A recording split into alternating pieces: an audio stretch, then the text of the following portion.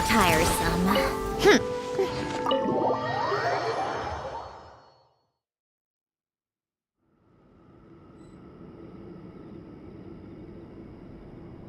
Come on, keep up.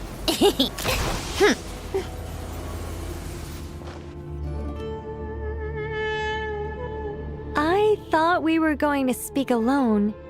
This is a lot more people than I was expecting. What's wrong with it? Even the doctors at Dar al-Shifa allow patients to be accompanied by family members. Well, if Kale doesn't mind her secret being revealed, I have no problem with it. Thanks for being so considerate, Miss Nicole. I don't know what secret you mean, but whatever it is, there's no need for me to hide it from my closest friends. Closest friends? It's so nice to hear that.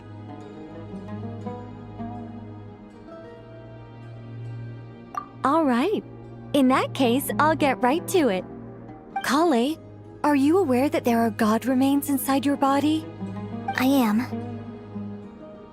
When I was young, I got sick with Elazar. Nothing could cure it. The Fatui convinced my mom and dad that they could help, and I was sent to an unfamiliar place. There were a lot of other kids just like me there. This creepy guy injected us with some strange medicine, which I heard contained god remains. I can still remember the pain like it was yesterday. But thanks to the friends who've stuck by me all this time, I've gradually been able to overcome those memories. Anyway, so you're saying that what happened to me has something to do with the god remains they injected me with? Yes. Those were the remains of Nabu Malikata, the goddess of flowers. What? Huh. Fascinating. You don't seem surprised like the rest of us. Why? The possibility crossed my mind when Kale recited the Goddess of Flowers song and calmed the djinn. You made Paimon jump! What are you doing here, Lilupar? I was merely passing through when I heard the name of the Goddess of Flowers. Be assured that I share your surprise. You, with the hat. Are you certain? I sense no trace of the Lord of Flowers within her. Well, it is a very small fragment. Unless special methods are used to manifest its power, even her closest acquaintances would find it near impossible to detect. After the goddess passed away, her remains were scattered across the desert. King Deshret gathered all the pieces he could find and buried them in the eternal oasis. But some fragments remained unaccounted for. Eventually, the Fatui must have found a way to track some of them down. Presumably for use in some experiment. It's not an uncommon occurrence. You're more shaken than I thought. In one sense, you've been extraordinarily lucky.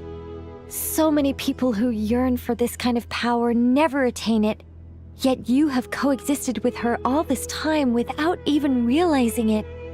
I don't know what to say. I'm glad that I could help everyone with this power, really. But knowing that a fragment of the Goddess of Flowers is inside my body is... it's a strange feeling. Well, people value their autonomy very highly. Even a well-intentioned intruder can shake one's sense of self. I understand how you feel, Kale. But once you get used to it, you'll find it's nothing to be concerned about. Huh. I guess you, of all people, have a good reason to speak on this. 2 good reasons, in fact. Incidentally, 3 is the maximum number of Hermanubis' Ba fragments that I could bear. Let me guess. Because 2's company but 3's a crowd? Thanks for helping to explain the joke, Tainari. Not my intention. Goddess preserve me. I should take my leave. This boy in his wolf's head hat speaks much too differently from the Hermanubis I remember.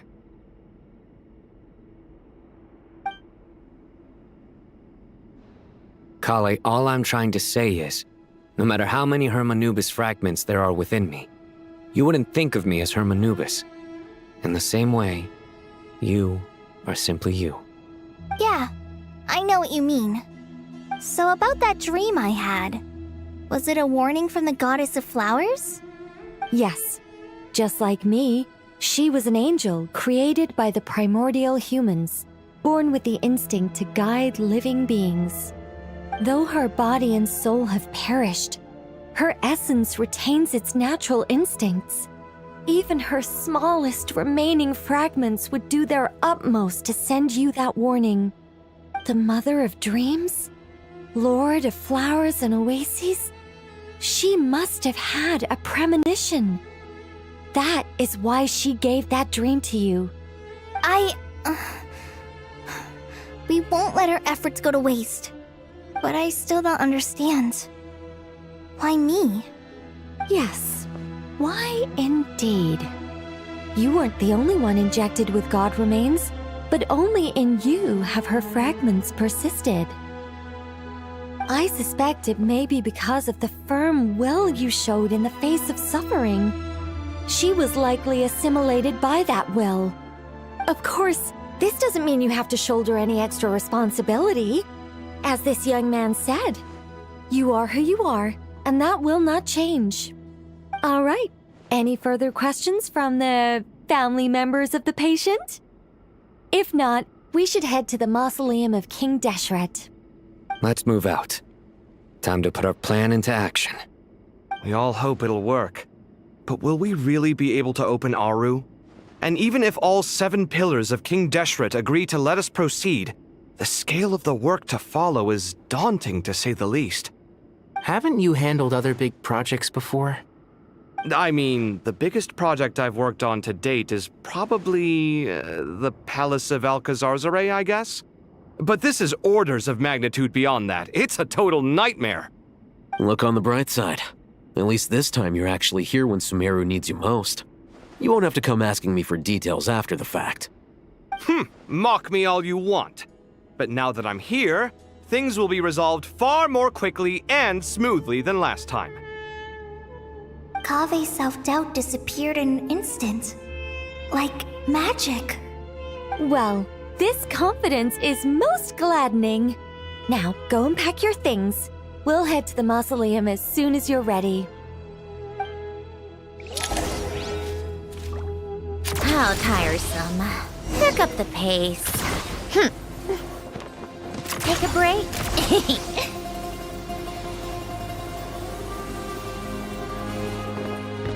How tired. Oh, Miss Nicole. I heard you're a very talented sculptor. Is that true? Oh, I don't know. I wouldn't want to blow my own trumpet.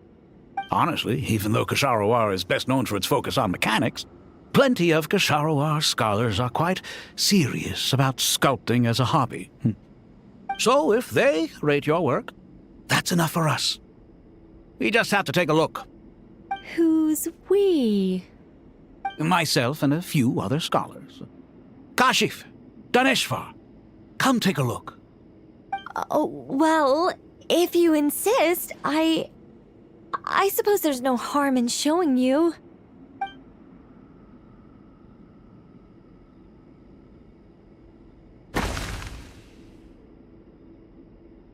Whoa! Where did that come from? Look at the level of detail. It's so lifelike. The squirrel descends from the heavens like a champion, and the earth trembles beneath its feet. What do you think? Striking, isn't it? Kave? Kave, come here for a sec. Oh, and Madam Faruzan, didn't you used to study in our darshan? Come take a look. All right, but hang on a moment. I have to finish reviewing this proposal first. You called? What is it, youngster? This squirrel statue. Isn't it cute? Oh, a squirrel. I wouldn't say cute per se. The realism is what stands out to me. Were you trying to carve a statue of a hero, young lady? Oh, a hero? I suppose so. Actually, I didn't really have a specific theme in mind. I just started working on it, and this is how it turned out. I see.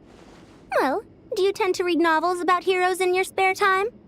As a matter of fact, I do quite enjoy those.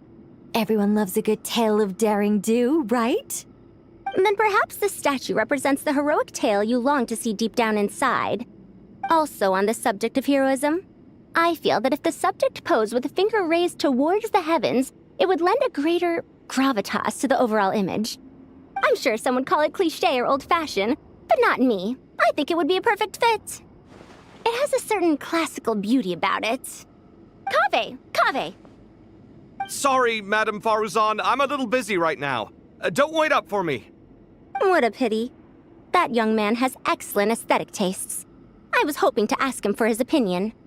What a genius idea! Why didn't I think of that? Classical beauty is a great direction to explore. That's it. Once I get back, I'm going to sculpt a heroic squirrel pointing its finger towards the sky. Precisely. A declaration of victory. You understand my vision. Then place the two statues face to face. Yes! That's exactly what I was thinking. It'll be a masterpiece, Miss... I'm sorry, I didn't catch your name. Just call me Nicole. Madame Faruzan? Was it? What? Oh, no. That wouldn't be right. Why ever not? Madam is a state of mind cultivated from within. Anyone may call me Madam if they so desire. My dear Miss Nicole, once we make it through these trying times, should we have the pleasure of meeting again, I shall look forward to seeing your new work. In this day of age, it's rare to find people with an appreciation for classical aesthetics. Meeting you was truly a pleasant surprise. Honestly, I feel the same way. It's been a long time since I met anyone interested in this style of statue. Clearly, they don't call you Madam for nothing. Also, I have to say, you're a very good judge of character. Because when I think about it, I really am someone who likes stories about heroes. That must be why I've quietly kept watch over generation after generation of them. Sorry, keeping watch over heroes? What exactly do you do for a living? Oh, never mind that. Let's not tell Madame Faruzan about Miss Nicole's true identity for now. Good idea. Let's limit the conversation to aesthetics.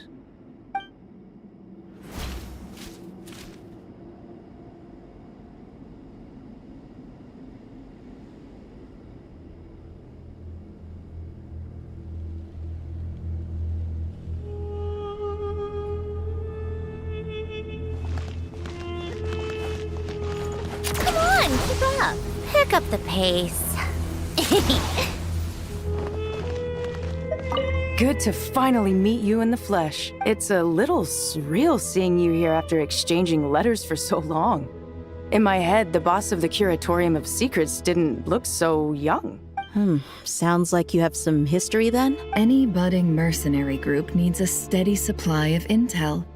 They, in turn, can prove an exceptional source of the same. The Curatorium of Secrets is happy to cooperate with friends from all over the world. If you're interested, you'd be very welcome to join our network too, Miss Dia. Can't say no to a solid partnership, especially out here in the desert. Having intel can mean the difference between life and death.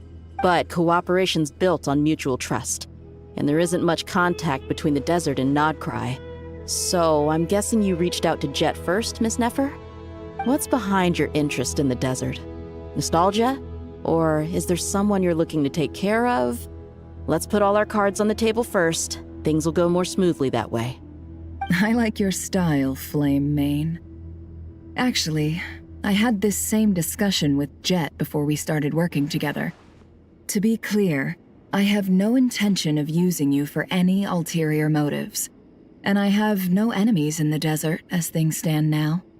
Were that to change, I wouldn't drag outsiders into a conflict that doesn't concern them. There's no point in doing certain things if you don't do them yourself. Wouldn't you agree? Well said. Taking responsibility for one's own affairs is the way of the desert folk. Huh. It's like you're one of us. You sure that's a compliment? Absolutely. I'll take it. Perhaps we can discuss our cooperation in more detail now? Sure. I love working with no-nonsense people. And you certainly fit that description. I look forward to a fruitful partnership. As do I.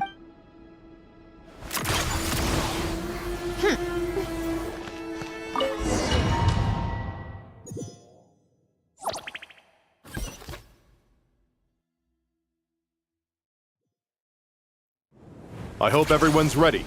We'll be arriving at our destination very shortly.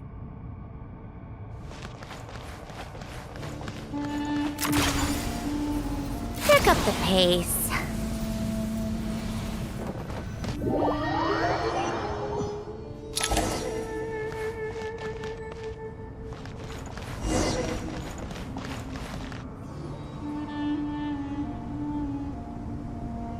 Why, we've not seen so many visitors ever, really.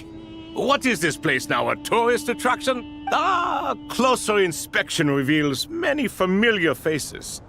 To what do we dusty old fellows owe the honor?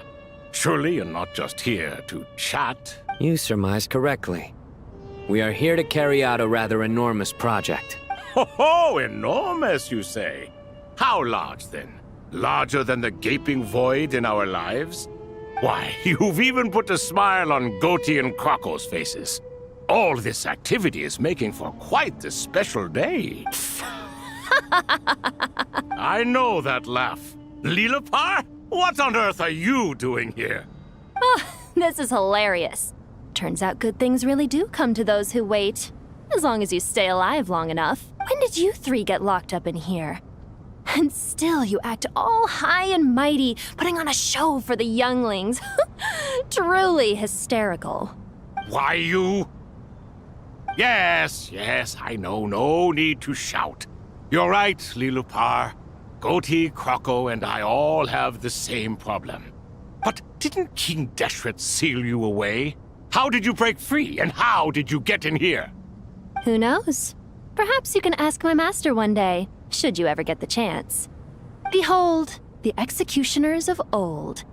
Some have turned into fragments residing in human bodies, and others are imprisoned eternally, leaving not a single shard behind. It's almost tragic, watching lowly prisoners like you act all self-important.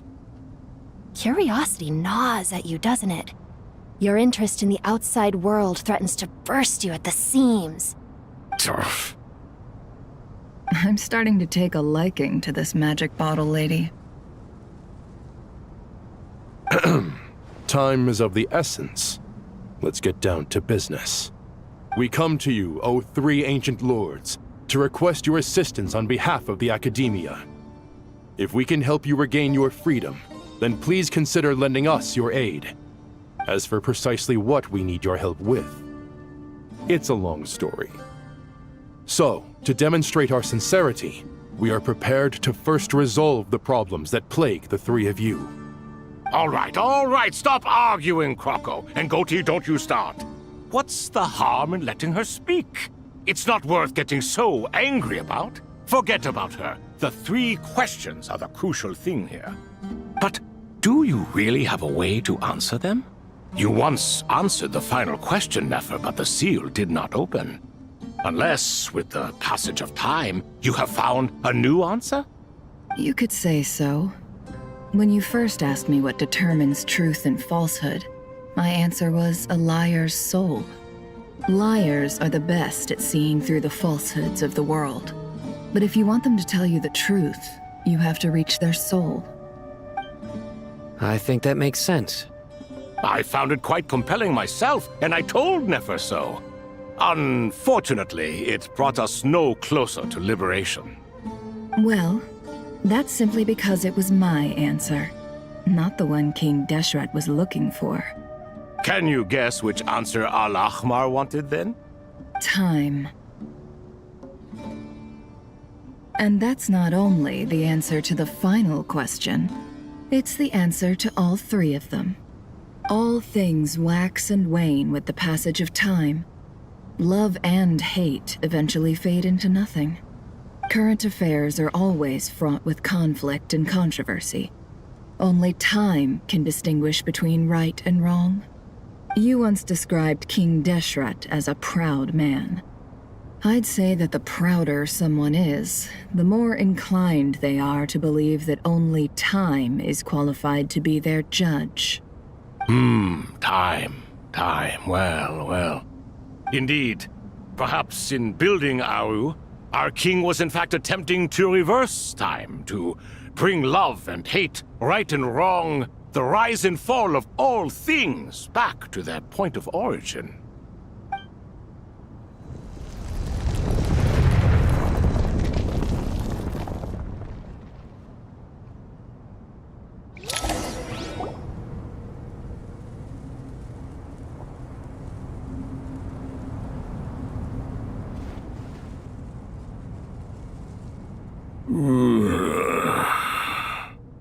This is the most eventful day I have experienced in a long time. You have my sincere gratitude. Are those 3 of the 7 pillars? Turns out the statues were quite faithful to the source. You 3 seem to be in good spirits. Prison can help a person grow and learn to cherish what they have. Nevertheless, after everything you've done for me, I sincerely hope you never have to experience it for yourself. Hello, Nefer. It's good to see you, Thoth, the Ibis King. Nice. Definitely puts my mind at ease, seeing you two getting along so well. Should we maybe introduce ourselves, or... Sure. I'm Sethos, the current leader of the Temple of Silence. This is General Mahamatra Sino, and this is the former Spantamad sage, Cyrus. But I'm guessing none of that means a whole lot to you. Everything is equally new to us, in truth. We've been gone from this mortal world for longer than you can imagine. Let's hold off on the introductions for now. We can always ask Nefer about you later. It'll give me something to talk about with my chosen disciple. You're like a helpless parrot. Gods and people of yore are not necessarily welcome in today's world. Self-awareness is one of my finest qualities. I thought I ought to share its fruits with you two. Is that so?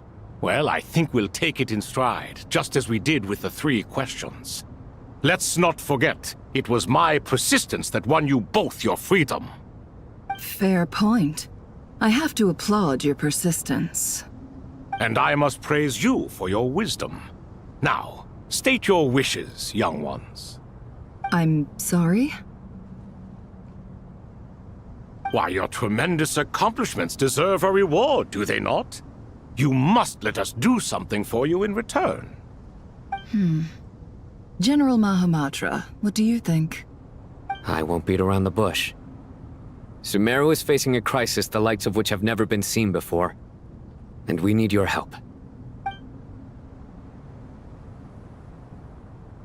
Every calamity throughout the ages has been connected to us in one way or another, whether we were its cause or consequence.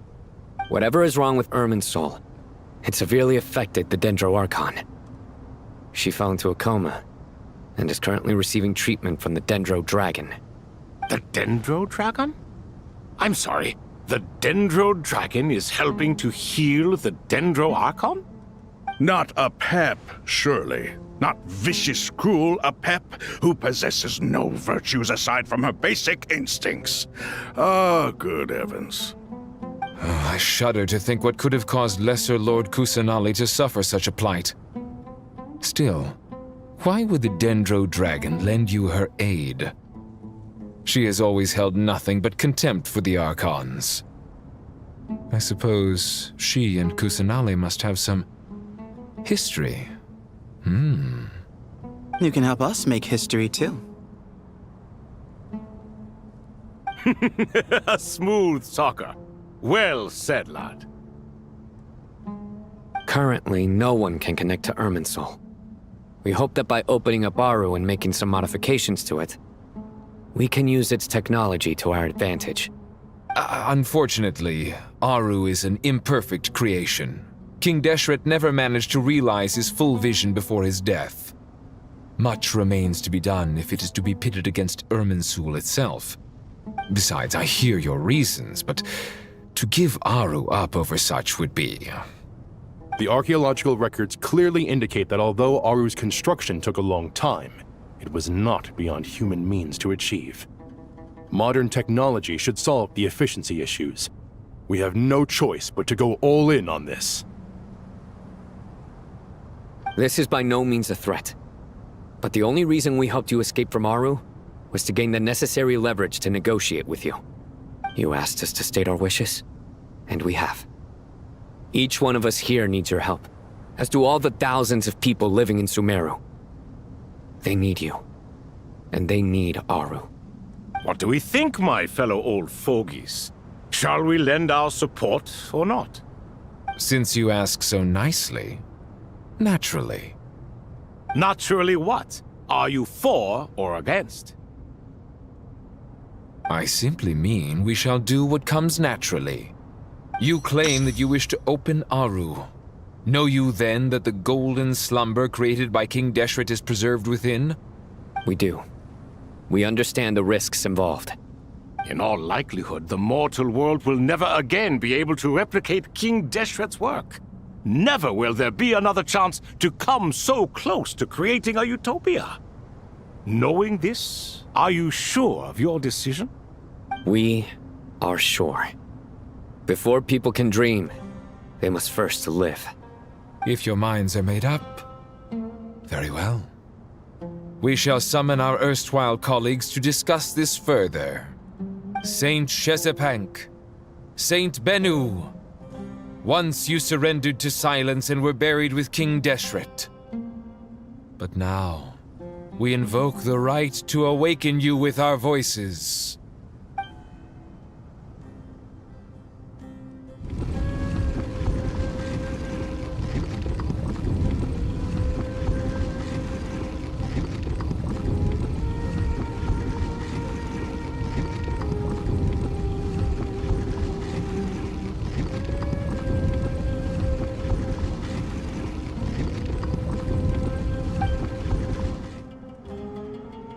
Saint Bennu, responding to your call. 3 kings detected. Initiating autonomous will. Saint Shezbank, responding to your call. 3 kings detected. Initiating autonomous will. Ah, Lord Herreshoff. What a long time it has been. I trust you are keeping well. Then your trust in my well-being has long outlived your physical body. You have always opened with that same phrase, in life, death, and now even beyond. Al-Akmar is long gone. What is the reason for this meeting? You're awake? Good. We are voting on whether to give the people of present-day Sumeru access to Aru and permit them to perform technological renovations. You have the right to support or oppose the motion. Aru is the pride of Al-Ahmar. Opening Aru requires the unanimous consent of the 7 pillars. I hope you have a convincing reason to present to us. Sumeru is currently in the midst of a major calamity. Let us not forget that while Al-Ahmar was a stern ruler, he was also a teacher of wisdom. A god without his people shall cease to exist, and King Deshret's greatest wish was to provide protection for his people. Let us then honor our God King's wishes as we consider our decision. I do not mean to mock these proceedings, but what is the point of a unanimous vote when we know that the last of the 7 pillars, the Dendro Dragon Apep, will never communicate with us? This will no doubt surprise your mechanical mind, and I have no intention of trying to persuade you it is true. But Apep is, in fact, healing the Dendro Archon as we speak. Huh? Can someone attest to this? Do we have any proof?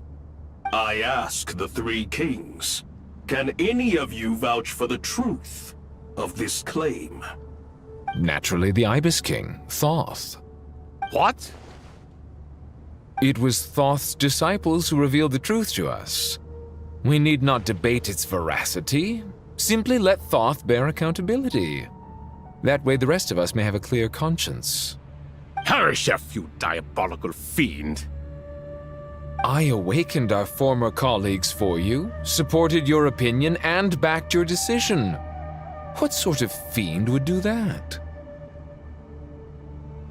I miss the days when Hermanubis was still around.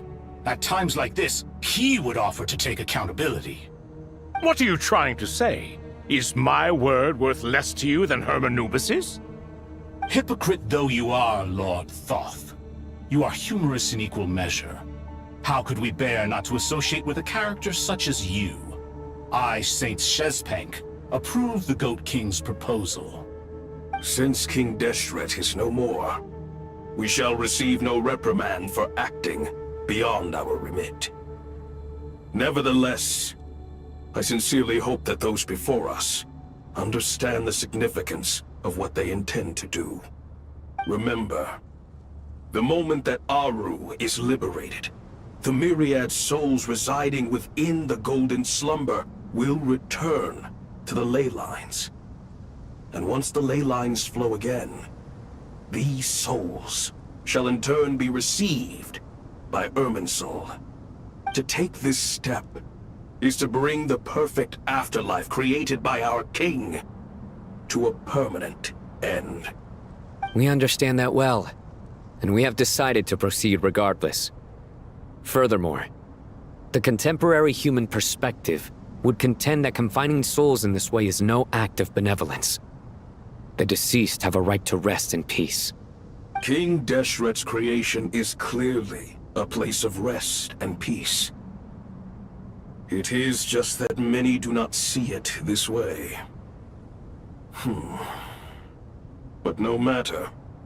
Saint Binu approves. Hermanubis' representative and the Dendro Dragon Apep made their choice ahead of time, while the Goat King, Ibis King, and Crocodile King have also granted permission to liberate Aru.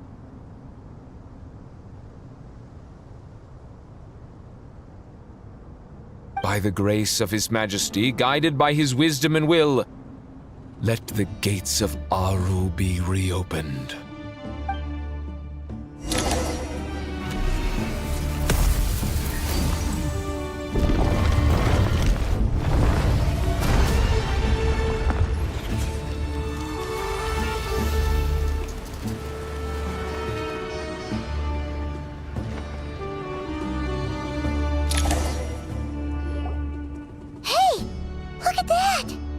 What's this? Are we under attack? No. Wait, it's...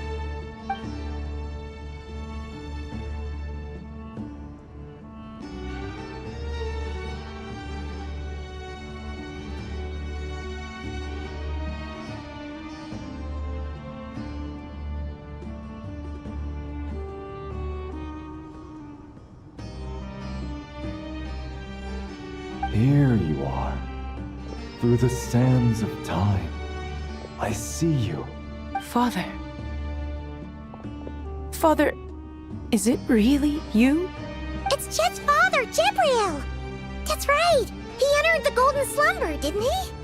I smell blood and sand on you. You've grown, strong as a wild beast, and without shedding a tear.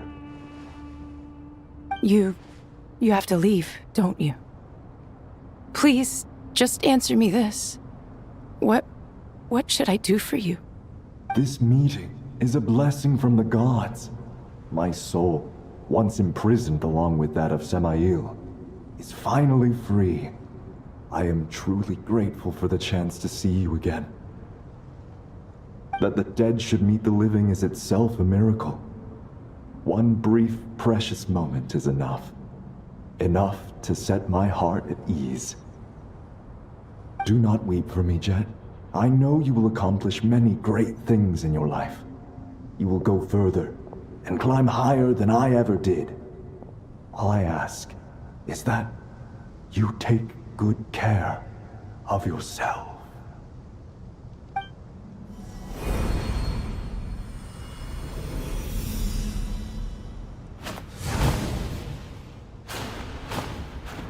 Father! Father! Father. Hey, Jet. Do you want something to eat? Maybe it'll help you feel better. I'm fine. Thanks, Paimon. It was just a little sudden. The chance to see my father again meant the world to me.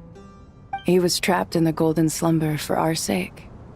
And now, after all this time, he can finally rest in peace. I'm glad. It's a huge relief. You've grown strong, Jet. More than enough to fend for yourself. Yeah. I'll leave the memory where it belongs. My family, the good times and the bad. Goodbye, Father.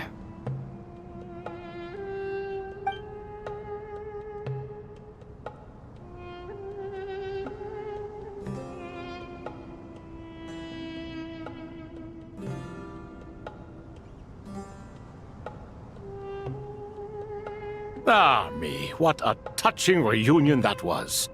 It seems we did a good deed today. We three retainers, once imprisoned for our iniquity, are surely the least qualified to judge whether this deed is good or bad. Either way, Aru is open. Now you have your opportunity, and with it, whatever trouble may ensue. Although Aru was created by a god, human craftsmanship was nevertheless required to build the gate that connects it to this world. Perhaps the relationship between gods and humanity follows a similar principle. As for your proposed renovations, we cannot determine which functions to keep or discard.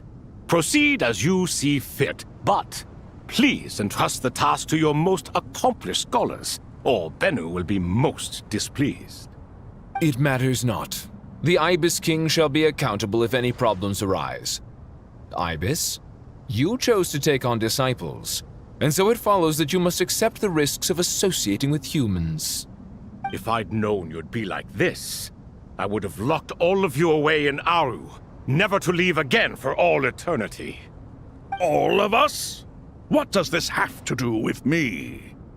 Vilify me no further. Scholars, since you have liberated Aru, allow me to present you with a gift. Using Aru's power, we shall install a defense mechanism at our king's mausoleum. You must be guarded even against Irminsul itself. This shall afford you some convenience. Unseen and unheard. From this moment forth, none may by sight or hearing perceive anything said or done within the mausoleum. Amazing. And all this is achieved just with the power of Aru? With technology from the heavens, the possibilities are endless. Just because King Deshret did not use it for this purpose does not mean that it cannot be done. So, marvel away. This is the reward you have earned. All right. Well, that resolves the issue of confidentiality. What about the technical side? Do we have the manpower? Why, yes. I've already contacted them. They'll be here soon.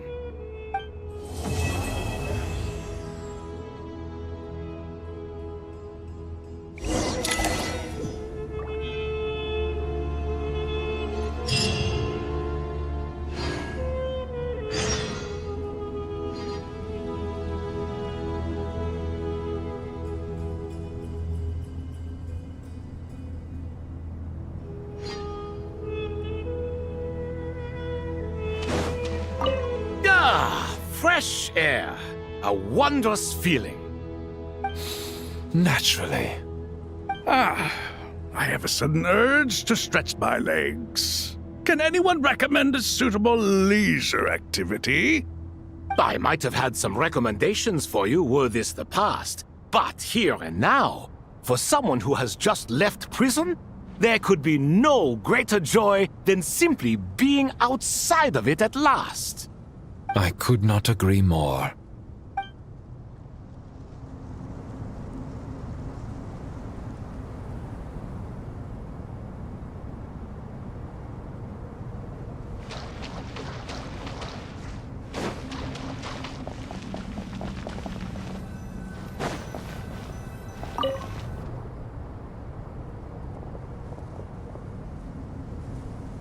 You must be the ones tasked by the Academia with renovating Aru? That's right. Good afternoon. I'm Kaveh, and these two are Termezi and Naisaburi. Hey, I'll hate them! Come and introduce yourself! We've met before. This is Thoth, the Ibis King, and everyone knows these two. Afternoon, gentlemen. I've only ever seen these two in murals! Ah, the paintings in the temple. They show us chatting, playing cards, playing chess. Precisely the activities we most enjoy, funnily enough. No, only you enjoy playing chess. We were just humoring you. I wouldn't go that far. Back to the matter at hand. A preliminary assessment by the Academia indicates that this project requires expertise in various disciplines, including the deciphering of ancient texts, mechanical engineering, the restoration of ancient ruins, and elemental theory. The most capable minds in their respective fields are here before you. If there are no objections, we'd like to begin our work. The artisans who built Aru for Al-Ahmar gave their very lives to create this splendid work. Follow their example by giving your utmost devotion to this project. I didn't know that. We'll do our best, of course, but we certainly won't be sacrificing our lives. Such brazen words. Humans these days are a far cry from their ancestors. What little respect you show for King Deshret. No, that's not what he meant. Please, don't mind him. He shares your sentiments, just not your, penchant for hyperbole. Assuming that's what you were going for? I just think it's important to manage expectations. Forgive my lack of courtesy, but we simply can't sacrifice our lives to the gods on completion of the project like people in the legends of old. Here's a first draft of the project proposal for your perusal. Please let us know if you have any requests. Normally, I'd have made it look a lot more visually appealing, but we were really pressed for time on this occasion. I hope you'll forgive me if it's a little rough around the edges. Naturally. If my fellow ministers deem this meager display of respect sufficient, I suppose I can consider agreeing to their proposal. Why are you so preoccupied with the ostentatious displays of respect to Al-Ahmar? We should be trying to make things easy for them. You never know. We might have to rely on these young people to look after us in our old age. Exactly. This is Aru's mainframe. Be reminded to use it with great caution. We certainly will. Thank you for your assistance. You may attempt to lay out punishment should you so desire, though I'm afraid it would be futile. You and I both know that certain components of Aru can only be operated by humans. King Deshret always believed in humanity. Still, the reason that Aru's modules are designed that way is not so much because he trusted them, but more because he was wary of you. Is that true? No wonder human artisans helped to build Aru then. He actually required human assistance to create his greatest work. Naturally. Have you noticed that the Goat King keeps giving superficial responses? It's like he's just going through the motions and leaving the real debate to his colleagues. He understands the art of perfunctory speech. That's what earned him his position as the Minister of Ministers. It seems the rumors about King Deshret being a poor judge of character are baseless after all. Excuse me for being blunt, but it sounds suspiciously like you're putting yourself on a pedestal and mocking me. You're mistaken. And while there's nothing strictly wrong with making every conversation about yourself, it's not exactly a positive tendency either. You? Whatever. I knew it'd be like this working with you.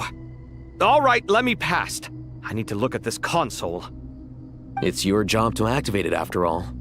Let's begin. Everyone, please proceed with the external checks and preparations as per the procedures outlined in the engineering plan.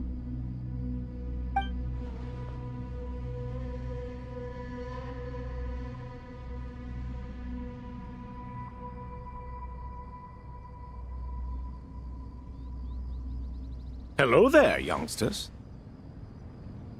Whoa, the Ibis King came to life.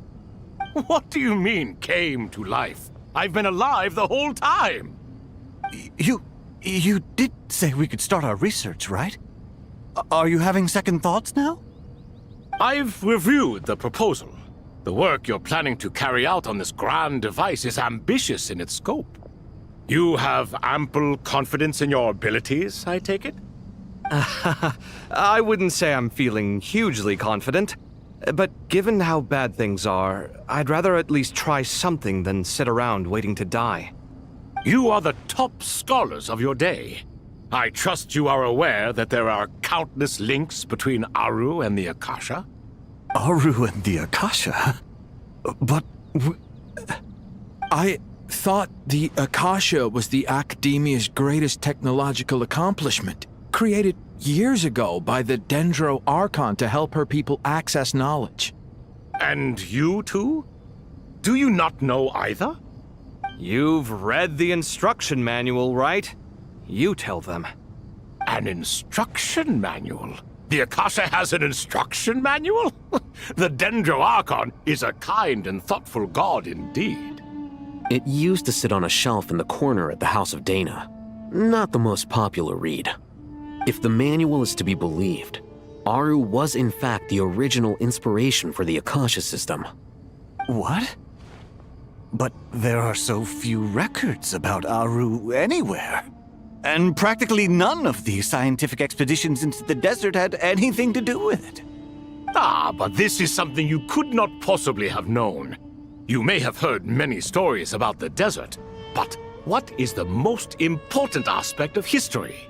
Consider this a quiz. Anyone from Vahumana present?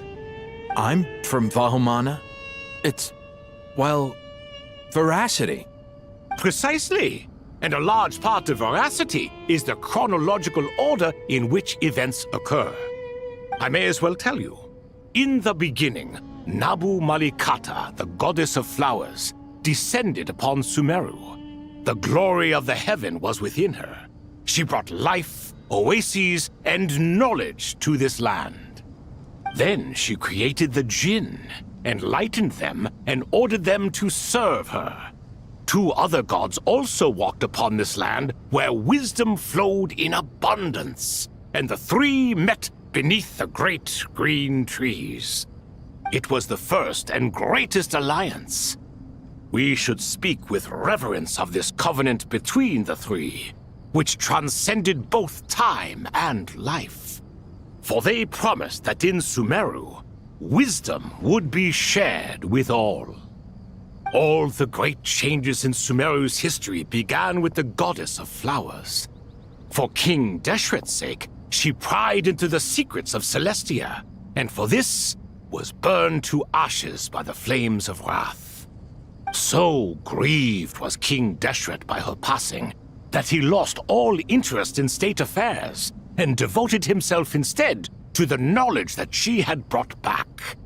It was after learning of the technology from that floating island in the sky that he first conceived of Aru. And so, the Akasha was inspired by Aru, while the basis for Aru itself came from Celestia's technology. Well, if the 2 share a common technological origin, then connecting one system to the other is an entirely feasible idea. Unbelievable. Have you no reverence at all for celestial technology? No, I do, but there's no time for that.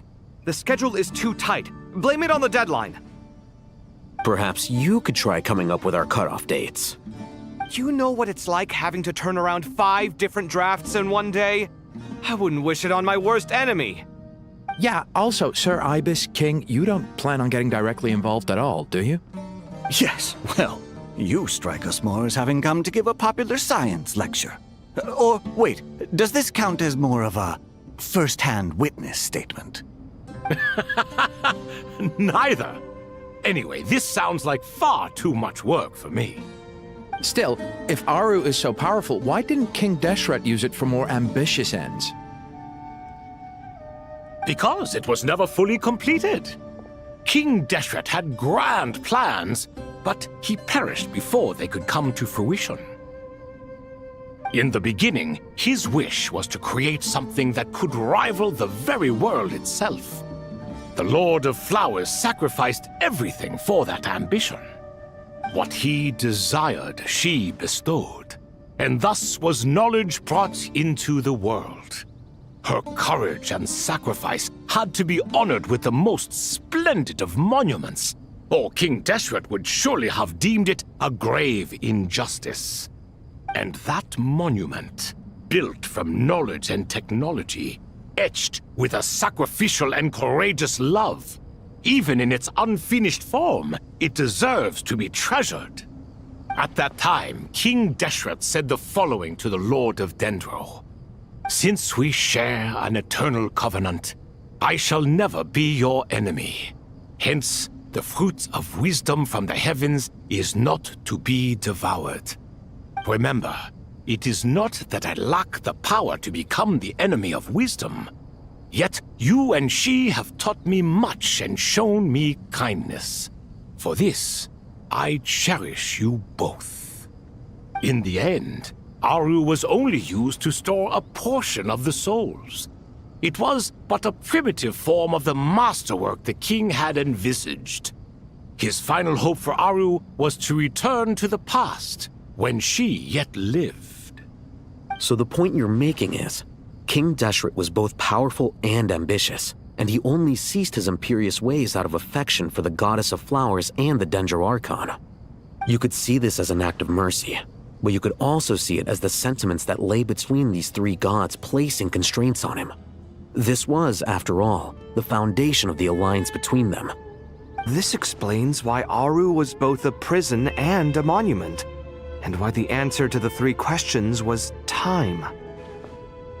You have to be careful who you get involved with, or you invite all manner of misfortune. This is as true for gods as it is for humans. Love is the same. It is both a prison and a monument. All right, let us pause the story here for now. Seeing as you've been so diligent, I'll offer a little help. Who's in charge again? Is it you two? Ah, yes, me and him. Now then, close your eyes. Wisdom hides in the space between the tangible and the intangible. It is to convey the incommunicable through the simplest of mediums. By the power of King Deshret, I shall grant you a glimpse into the unseen secrets that lie at the threshold of existence.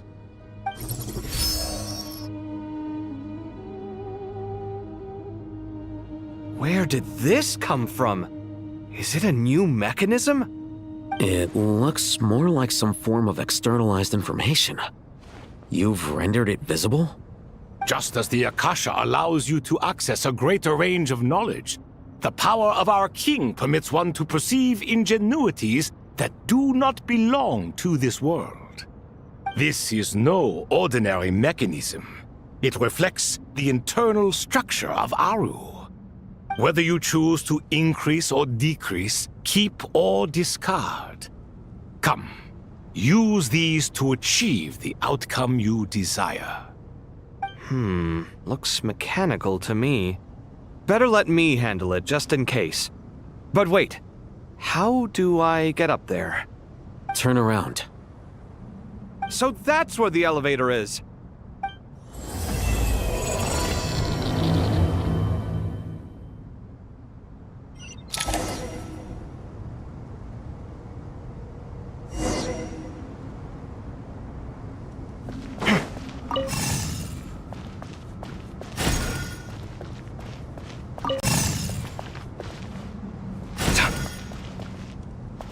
Come at me!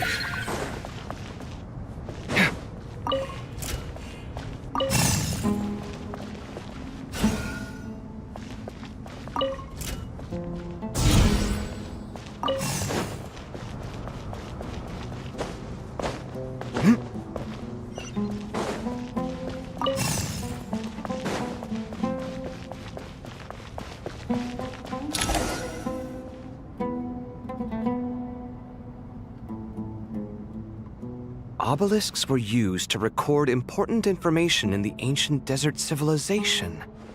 Hey, Al-Haytham, there's some writing here I'll need you to decipher. I've sent it to your screen. Do you see it? Got it. It's a little blurry, but I should manage. Take a look and tell me what it says. Oh, and I'll send any other similar text directly to you from now on. Let's start with this one. It's a variant of an older script. Herein lie verses written for the Yellow Sands. Looks like cultural information from the age of King Deshret.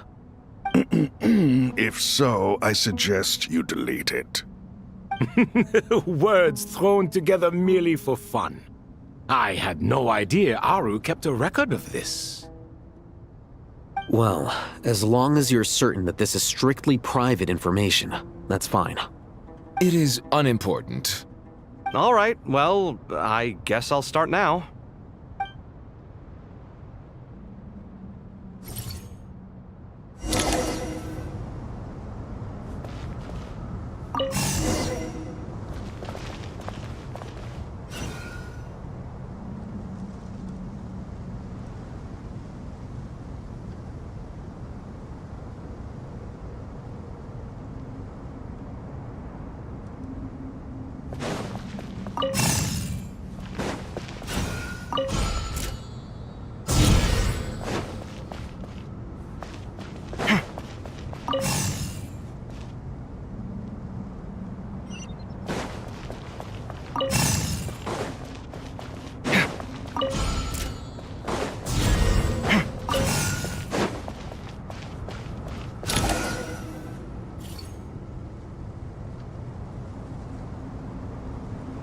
Found some more. Sending them over to you now. These are all reports about the Gurabad conflict. Can we delete them? I'd say so. Most of this information has already been archived anyway. What if there are details in there that Vahumana missed? What are we supposed to do if they come after us in the future? They'll just have to live with it. If we don't resolve these issues now, there won't even be an academia in the future, let alone a Vahumana Darshan. Yeah, you're right. Okay, done. There's some other similar monuments nearby. I'll check them out.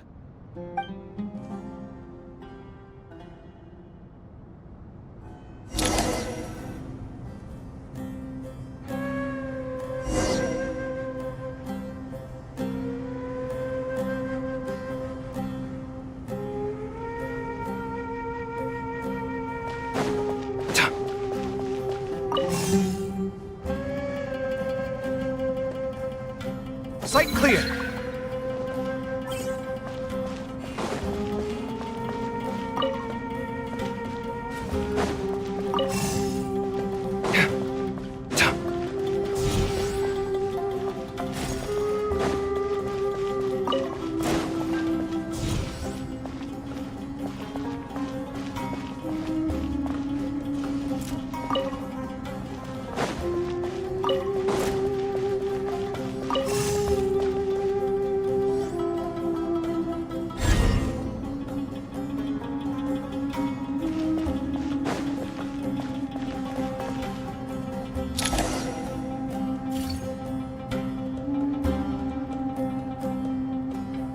Another monument. Hold on.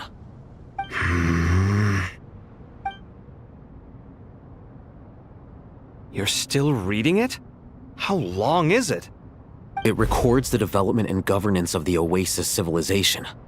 Most of it concerns the Jinn, but it also contains records left by the artisans who built Aru. Is it important? Some of it. There was no way for me to read the whole thing in its entirety, so I had to rely on my intuition to pick the parts worth keeping. What about the artisans' records? What do they mention? They're speculations, mostly. For instance, they were wondering how to protect themselves if King Deshret decided to silence them after the construction of Aru was complete. Sounds like pure mythology to me. Surely that kind of thing didn't really happen. The records do emphasize that this was merely their conjecture based on various myths. Still, The artisans did leave details of their plans to survive, including blueprints for their escape route. Even that got recorded? Okay, well, I'll make a copy of this first before I delete it. Is that truly necessary? You won't be needing those. No, the blueprints are important. I want to keep them as a memento.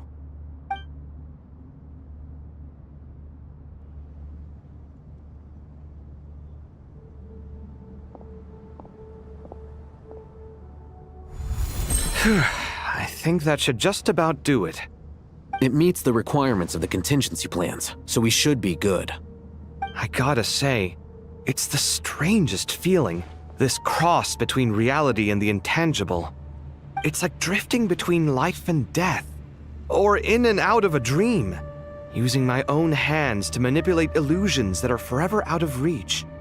Chasing dreams in the most literal sense. Definitely a novel experience. What happens if my spirit just floats away? That won't happen. Anyway, I wouldn't celebrate just yet if I were you. There's likely to be a phase 2 of this project. All right. I'd better keep my wits about me then.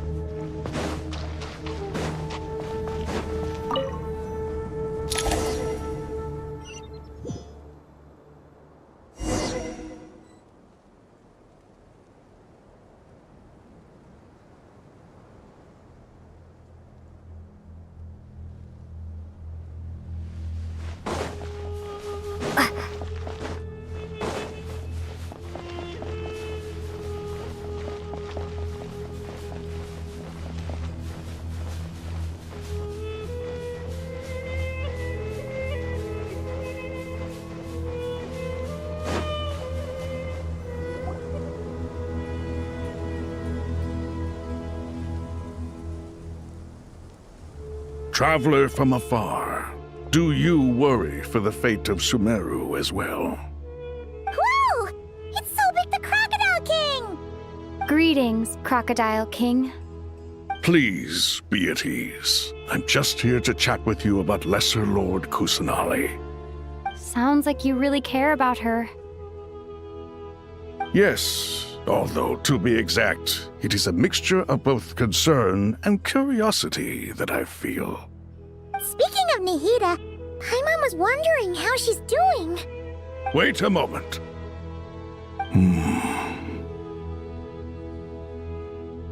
What is it? I tried calling out to Apep, but there was no response. This can only mean that she is focusing all her energy on taking care of Lesser Lord Kusanali. All the gods who served King Deshret seemed super surprised to hear that Apep agreed to help Nihida. Guessing she made a bad impression on you or something. Are you aware of the history between her and our king?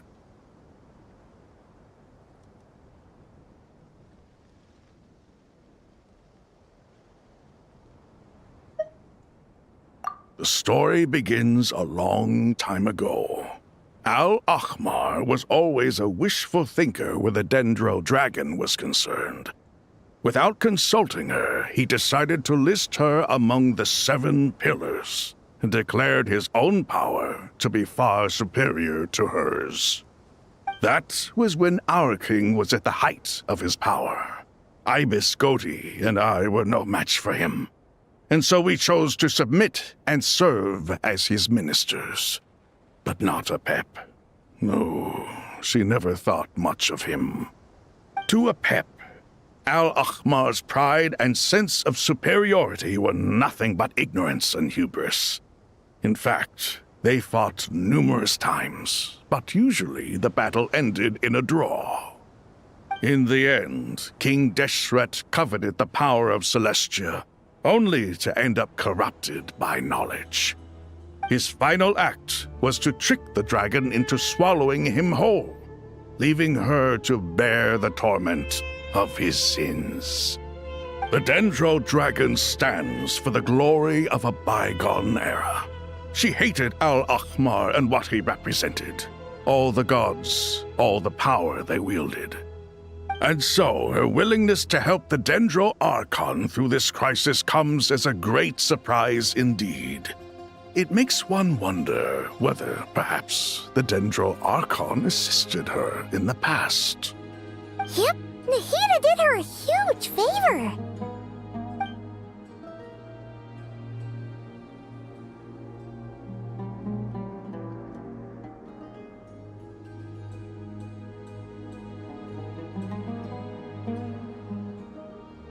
So Lesser Lord Kusanali put an end to the Dendro Dragon's many long years of torment. As much as she loathes the Seven, Apep knows kindness when she sees it. No wonder she was willing to make an exception.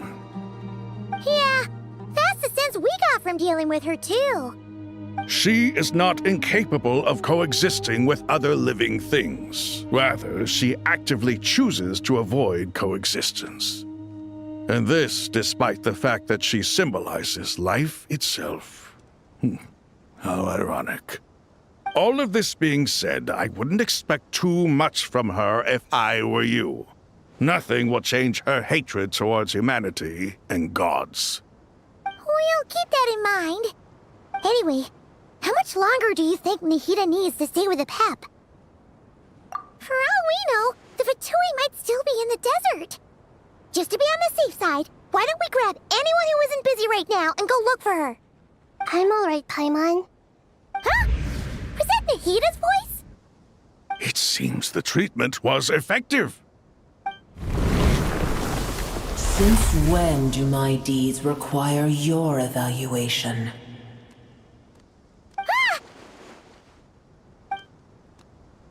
Here will do just fine. I had no intention of taking you any further. One ought not expect greater generosity than they have earned. You always hide your kindness away like an oasis within a sandstorm. Only those who make it through the swirling winds can know just how beautiful that oasis is, and how much hope it brings. You dare appraise my being? No, I'm expressing my gratitude. I want to thank you for sharing your precious life force with me.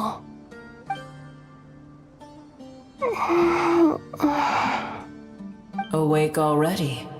You are more resilient than I thought. Pep. I feel much better.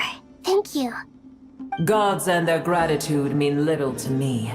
I would rather you give me your assurance that the situation with Irminsul and Sumeru's ley lines will be competently managed. If I suffer any ill effects from the ley lines, you, as the god of this land, will be held responsible.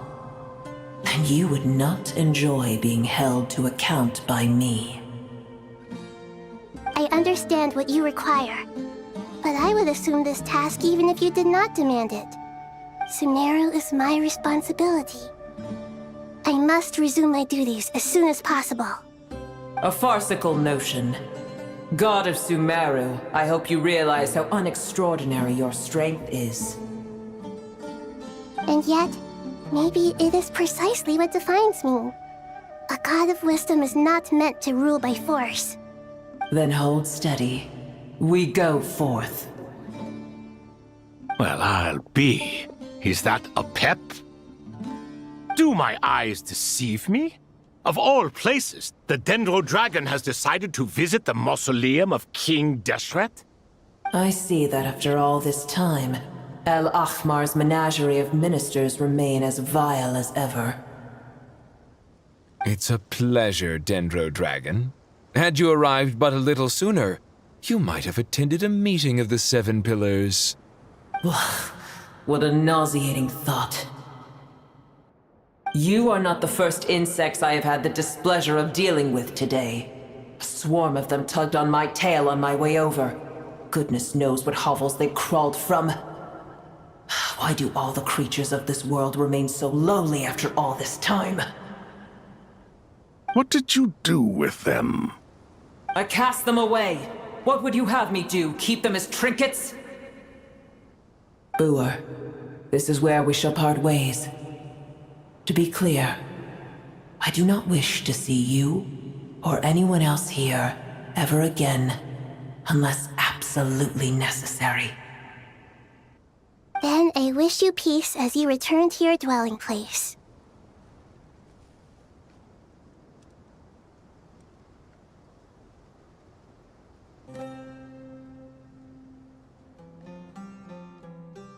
It matters not to me.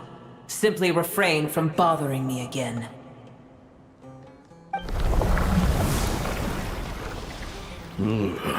A force to be reckoned with. At times like this, I feel glad that she has no interest in any of this. Hold on, just hold on, okay? We're almost there. We made it. Huh? Wait, that voice! It's...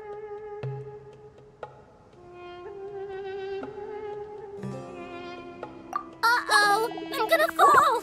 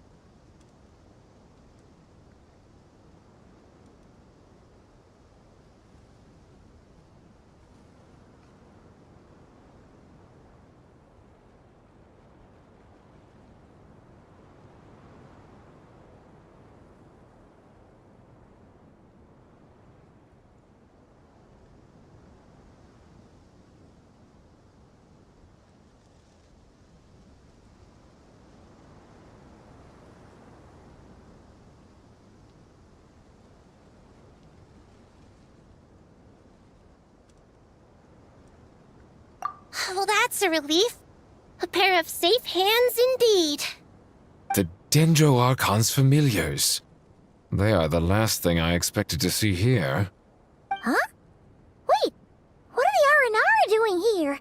Don't you guys hate the desert? Obviously I was worried about the Dendro Archon. I've been supporting them with my Pari powers the whole way here. Oh, you seem pretty nervous. Is it because there are too many people around? Not just people. It's all these non-human beings, too. It's hard on them. I can't believe you made such a long and dangerous journey just for my sake. I appreciate your support so much. Thank you all. I'll have to ask everyone to wait while I help our new arrival settle in. Once I'm done, I'll gather everyone to discuss our next steps. Traveler, Paimon, shall we find a place for our friends to stay? Awesome! Let's go! Well, first I have some questions.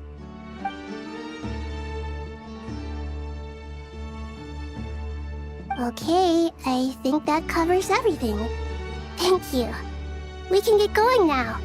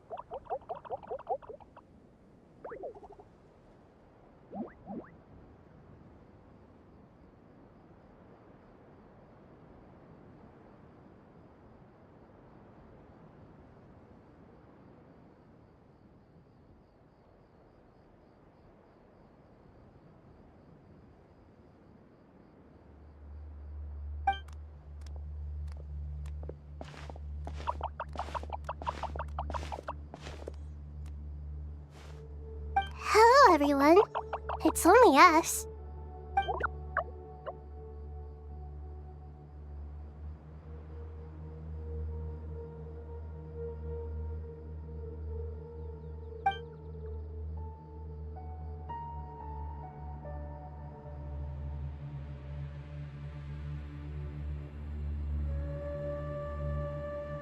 It must be very tough for you coming all the way out here, especially since you don't like the Voluka. Is everyone back in Vanarana doing well?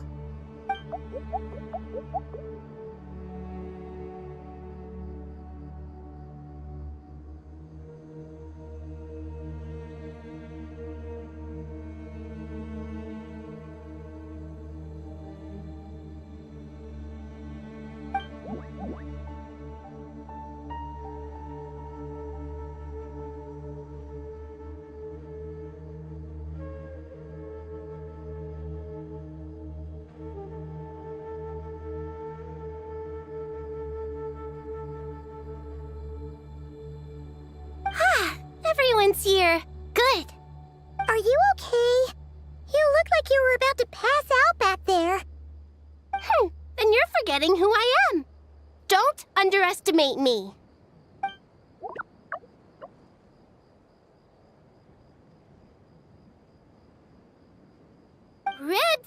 Oh, excuse me! Are you comparing me to Paimon?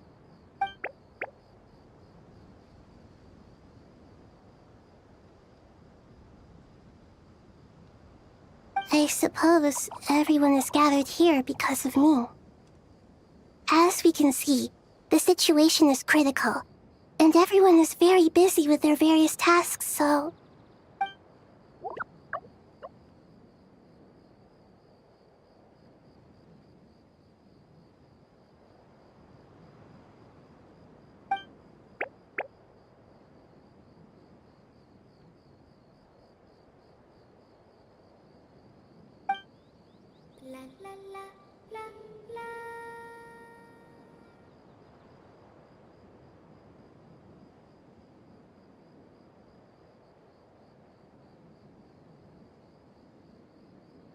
I can't thank you enough. Right now, we're focused on restructuring Aru, processing excess information, and helping restore everyone's confidence. I'm sure you'll find it all very straightforward. I can help too! Just let me know where I'm needed.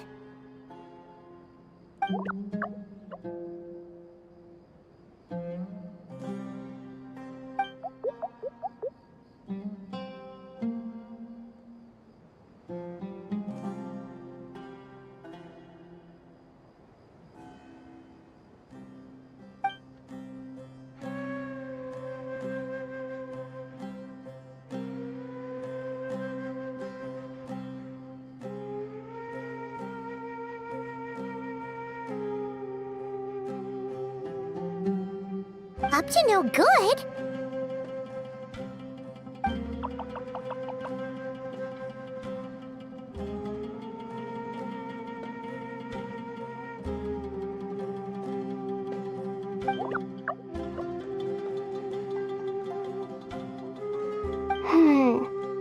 That definitely sounds suspicious. Traveler, Paimon, I have other work to attend to here that needs to take priority. Could I trouble you to investigate the situation Arabalika spoke of? No problem. Leave it to us. Thank you. I'm counting on you.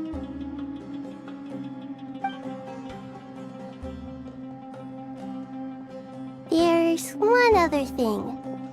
If you are to work alongside the people of Sumeru, you will need to make yourselves visible to them. Is that acceptable to everyone?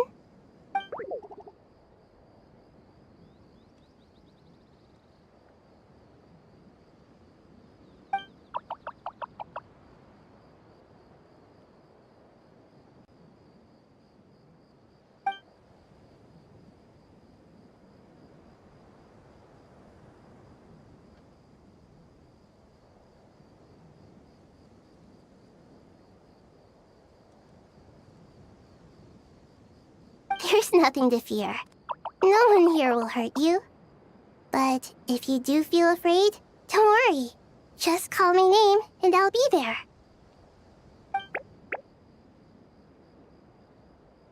Very well.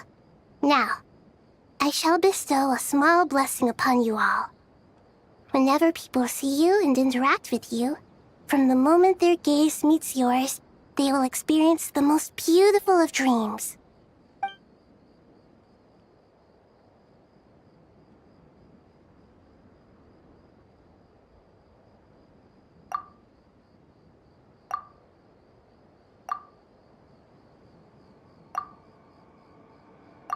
Do not fear. We will face it together. This too shall pass.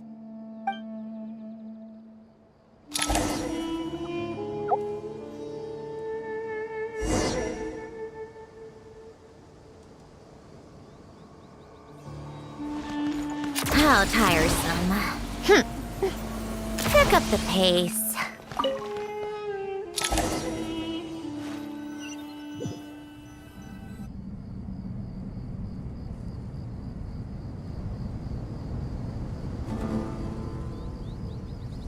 Everyone's here. Wonderful. Dendro Archon, you're back. Are you recovering all right? You mustn't push yourself too hard. I'm doing very well. Thank you for your concern.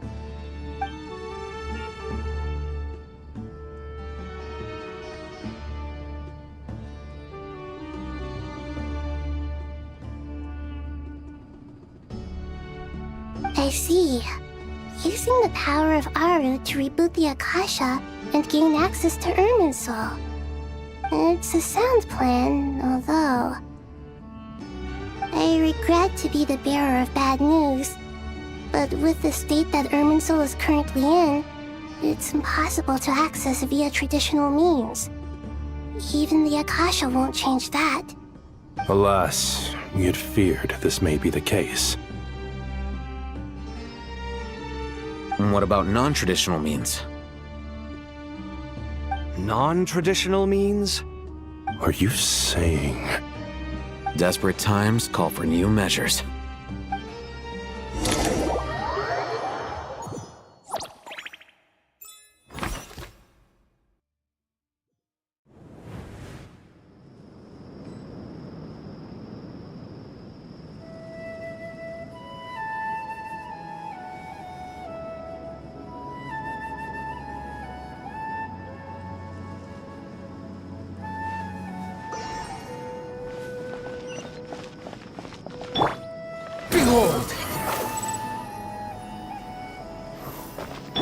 Can't hide the truth.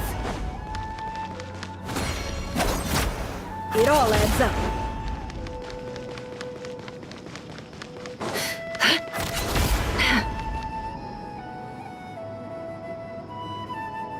Hey! We're here! Ah, it's you. Is there a situation?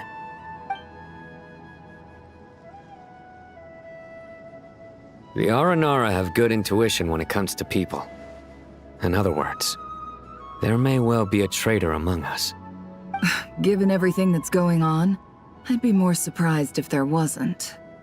Miss Nefer, as a professional intelligence broker, I trust you have a solution? Not one that I'm willing to volunteer. What's in it for me? Let's say I'll treat this as a pilot project aimed at expanding your intelligence operations. Whatever business you're in, an avenue to demonstrate your abilities could never hurt. I like the sound of that. Glad we're on the same page. Given that you rarely set foot in Sumeru, practically no one at Caravan Rebot knows who you are. I take it you've read the files on everyone in the area? Yes. I also skimmed the list of evacuees, and am more or less up to date on where everyone stands. Any initial suspects? Limiting the scopes to males whose recent activity could be viewed as suspicious. I've identified 3 names. The Aranara saw 2 people talking, but currently we only have 1 suspect. The other person was probably just a messenger, and in all likelihood has already left Caravan Rebot. Everyone is heading for the desert per the evacuation order. Anyone willing to turn back at this stage is almost certainly with the Fatui. There's no way it was a spur-of-the-moment decision to act at a time like this. This spy must have been planted long ago. We need to smoke him out from wherever he's hiding. Sounds like you have the beginnings of a plan.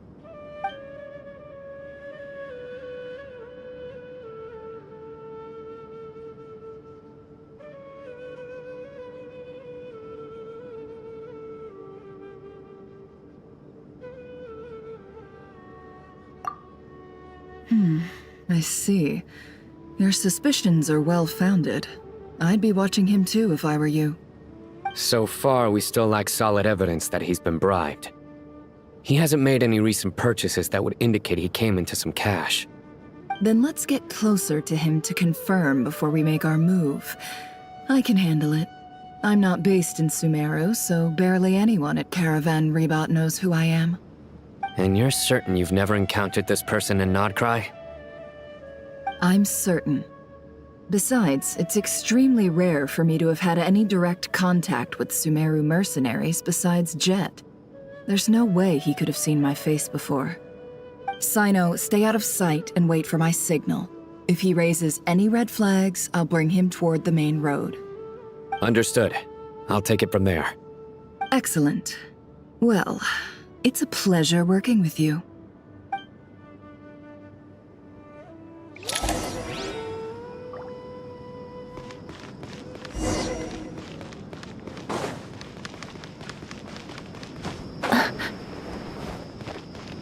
Can't hide the truth.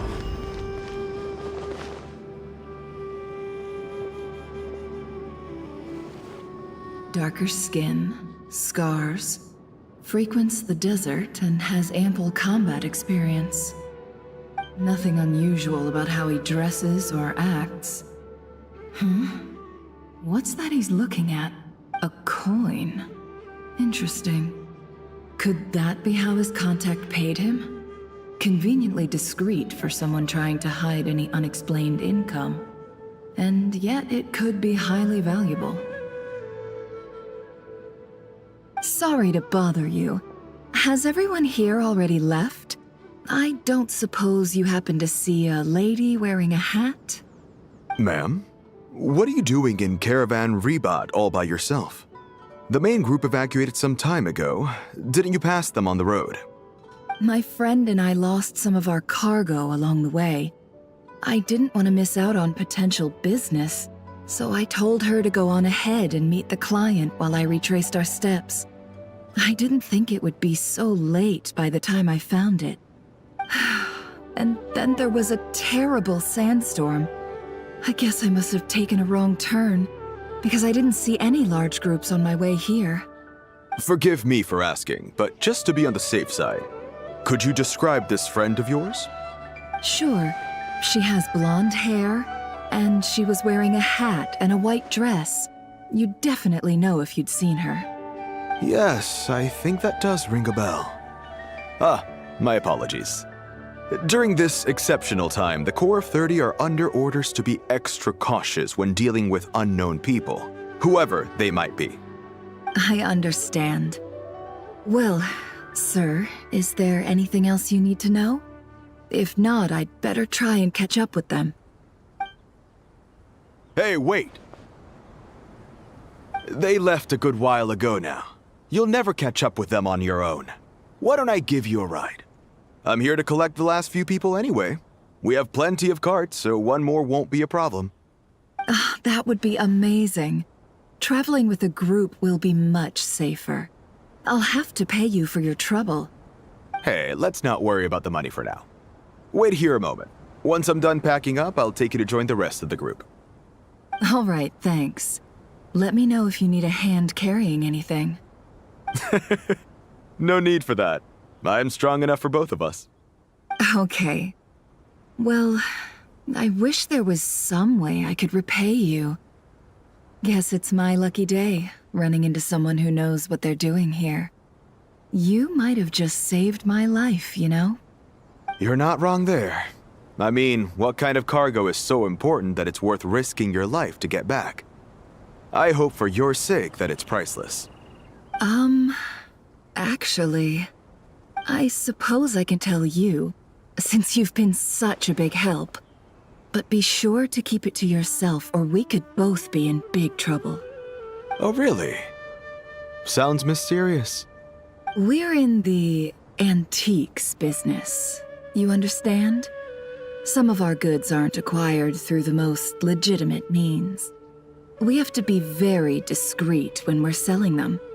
That's why I had to go looking for the missing cargo alone. Ah, no wonder. Well, ma'am, in that case, it turns out that maybe there is something you could do for me. I'm all ears. But to be clear, our commission isn't cheap. Think carefully before you ask. We don't want to ruin our relationship before we even hit the road. I'm sure that won't be a problem. My issue is, I have something that's a little difficult to sell on as well. Take a look at this.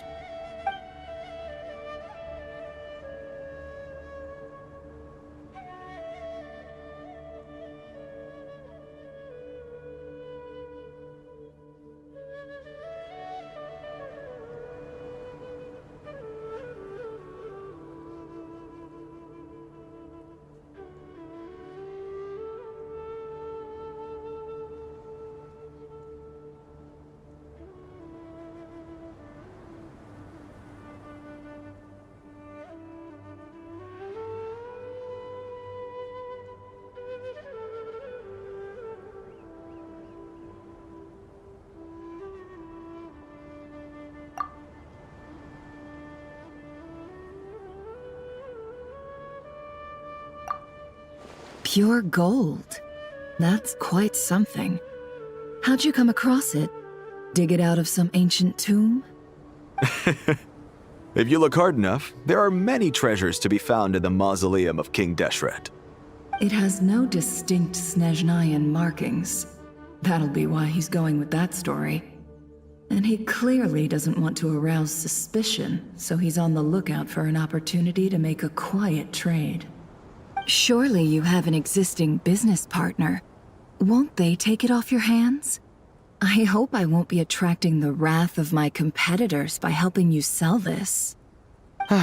The shop I used to work with is having cash flow issues at the moment after losing some money.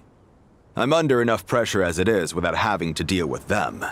On the off chance anything went wrong, I'd never get my money back. I understand. Gold is the last thing that traders with cash flow problems want to see. Well, in that case, I think we can work something out. As it happens, I'm just about done packing. Shall we make a move? Sure. Let's walk and talk. This evacuation was a huge operation. They needed a few people to stay behind and tie up loose ends. And I ended up being one of them. You're lucky you ran into us in time. I certainly am. I don't know how this happened. One thing led to another, and look how it ended up. I just hope our client doesn't get spooked and cancel their order. Fingers crossed. But either way, life goes on, and we all have to make a living somehow.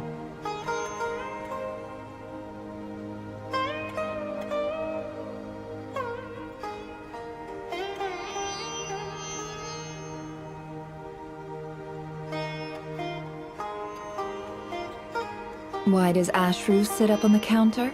To welcome our clients, of course. A kitty's gotta earn his kibble somehow. It all adds up. No more lies.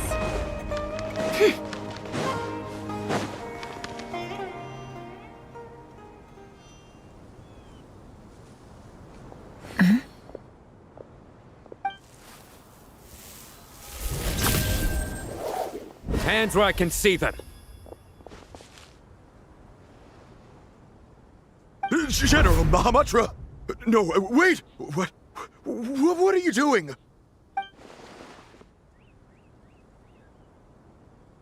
This is the coin? Good.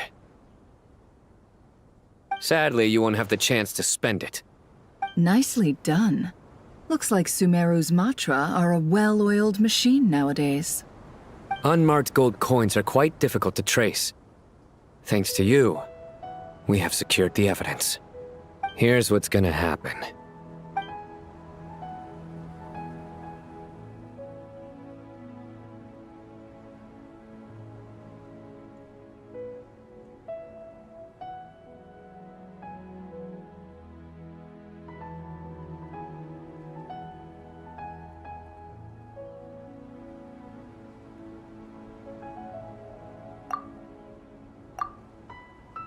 Southeast from here, leeward side of the hill. That's where he's meeting his contact. Great work. Candace tells me your interrogation skills are highly effective. Hers are quickly catching up. She's improved a lot in recent years. Looks like it's over to you for the next step. Because I'm quickest on my feet? Because you know how to trail a target. Plus, it'll be easier to monitor their activity from the air. Fine. I'll be quick. One more thing. The Traveler just brought a message from the Dendro Archon. Once you're done with this, we're to meet up at the mausoleum of King Deshret. Got it. Will do. Are you sure you'll be okay on your own? Gee, I don't know. Maybe you should come with me. Okay. Then Paimon's coming with you. Really? You do know this is a stealth operation, right? Meaning, you have to be quiet? Paimon? Are you sure about this? Well, Paimon at least wants to give it a shot. Like everyone says, if you never try, you'll never know. Besides, being the best guide into that has to count for something. This should be a piece of cake. Fine. Join me if you want. But be warned, if anything goes wrong, I'll have to gag you and shove you into a bush. No need! Paimon will be super careful. Promise! Good. Then what are we waiting for? Let's go. Ah! Coming! Coming!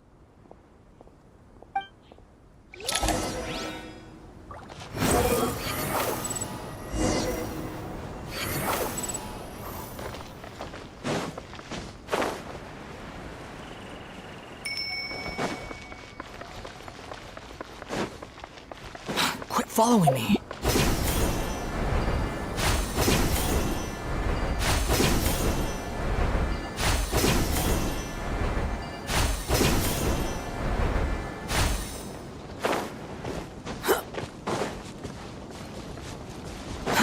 Too slow. That guy! Wait up! Hey, slow down, will ya? We're here. Now we wait. Okay, yeah, cool. Cool. What's on your mind, Paimon? Huh? Nothing? I thought all you cared about besides being a guide was food and sleep. Why the sudden urge to go on a dangerous mission? What's that supposed to mean? Paimon's been on plenty of dangerous missions before. But never on your own. You hardly ever leave the Traveler's side. Just saying, I'm kind of at loose ends right now. So if you did want to share, I suppose I'd have to listen. If not, suit yourself. Makes no difference to me. That guy? Do you think Paimon is useless? What?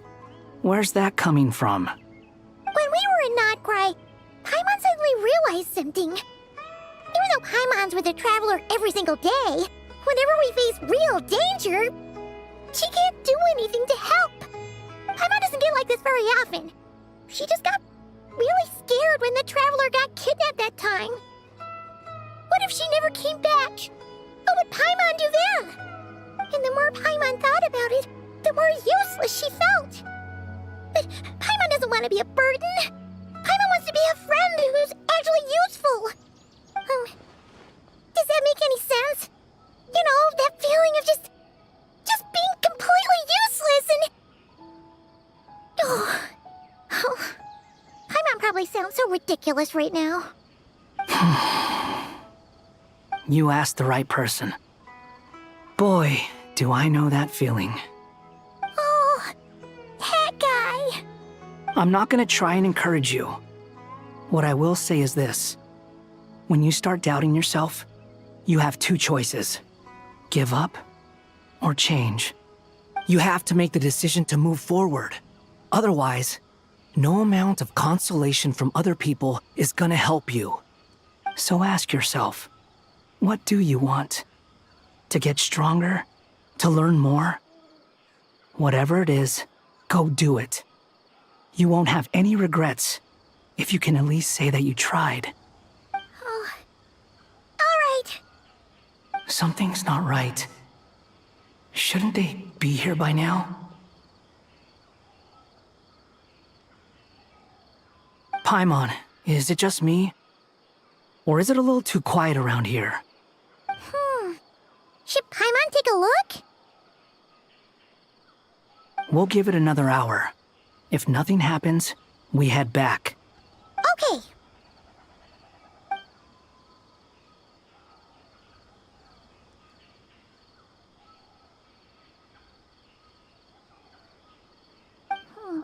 How strange. We've been here for ages. Where the heck are they? Have we been stood up? What is it? Did you think of something? Something feels off about this whole situation, but I can't quite explain why. We know for sure that the guy Sinocot had something set up, yet somehow his contact is a no-show. So, either the handler got caught, or, more likely, they decided to cut our guy loose. How would they know to do that? Wouldn't they at least send someone here to check things out? That's the problem. They couldn't possibly know what's happening here. Unless... This feels all too familiar. Come on, let's head back.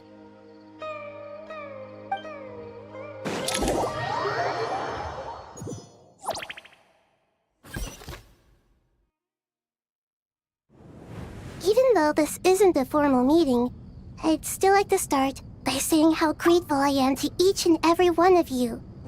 Thank you all for coming here and standing by our side.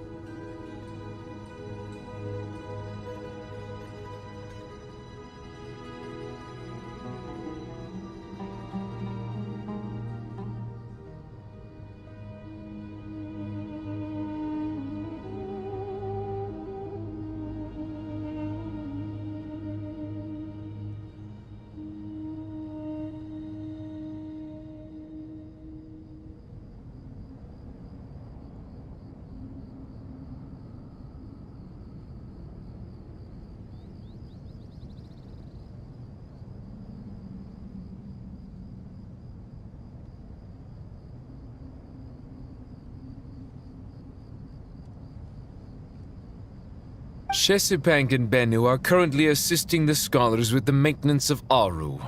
Please forgive their absence. As for Hermanubis, may he rest in peace. We remember him with great fondness. There have been times when I imagined what it might be like to meet you all. Now that it's really happening, I feel quite emotional. Time has taken many things away, but that which remains is all the more resilient. I must say, there is one thing that rather surprises me. You appear to be in good spirits, Lesser Lord Kusanali. But even so, I can sense that the life force given to you by the Dendral Dragon has far from fully resolved the problem of your vitality. Oh no! So even a Pep's power didn't work? Don't worry, Paimon. It worked very well indeed. The issue is how closely I am tied to Irminsul. Until the problem with it is resolved, there is no way I can fully recover. Sumeru has undergone tremendous changes during your absence. When gods pass away, inevitably, people's faith in them grows weaker. You must have sensed it already. Your power is not what it once was. Regrettably, this is true. I too have grown weaker due to the effects of Irminsul. Right now, we're all in quite a sorry state. Then what do you suggest? We take all the help we can get. Sumeru is our shared home. You and I, gods and humans alike. We must unite all our strength in this moment. Though Al-Ahmar is no longer with us, the alliance between the three gods remains in force.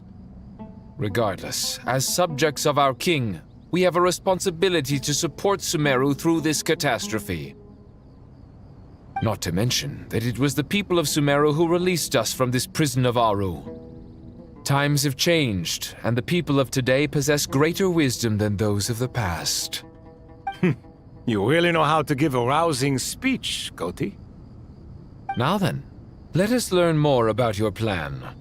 The brightest minds of the Sumeru Academia are busy opening and renovating Aru. They claim it has something to do with Irminsul? Correct. Irminsul has existed in Tevat since the very beginning. But during the Age of the Dragons, it did not possess the significance it holds today. After the heavenly principles arrived, the power of the Light Realm was divided into elemental energy, and Irminsul was refashioned as a device that records and preserves all information. Since then, everything in this world has been inextricably linked to it. As the Dendro Archon, I have a duty to protect Irminsul. To Sumeru, it is both a national treasure and undeniably a major threat. Tevat has seen many upheavals in the last few years. The most recent of these was a major crisis in Krai, which forced Sumeru to be even more vigilant than usual. I made sure to monitor all the pathways through which an outsider could potentially transmit themselves into Irminsul. But despite my efforts, a major problem still arose within. I still believe that someone has actively invaded Irminsul. But rather than taking any of the pathways I referred to, the intruder chose instead to utilize the most direct route, and the only one that cannot be protected against, by entering Irminsul through death. I see what you mean. You cannot simply stop all deceased souls from returning to the ley lines because of a potential invasion that could occur at any time. That's right. As important as it is to guard against external threats, I couldn't allow myself to stop the souls of the departed from finding peace. Please, understand how difficult this predicament was for the Dendro Archon. Defense has never been an easy task. After Irminsul was invaded, my authority was quickly restricted. Soon after that, the tree began denying access to any connections. I'm sure you feel responsible, but you are not to blame. No one can predict every possible disaster.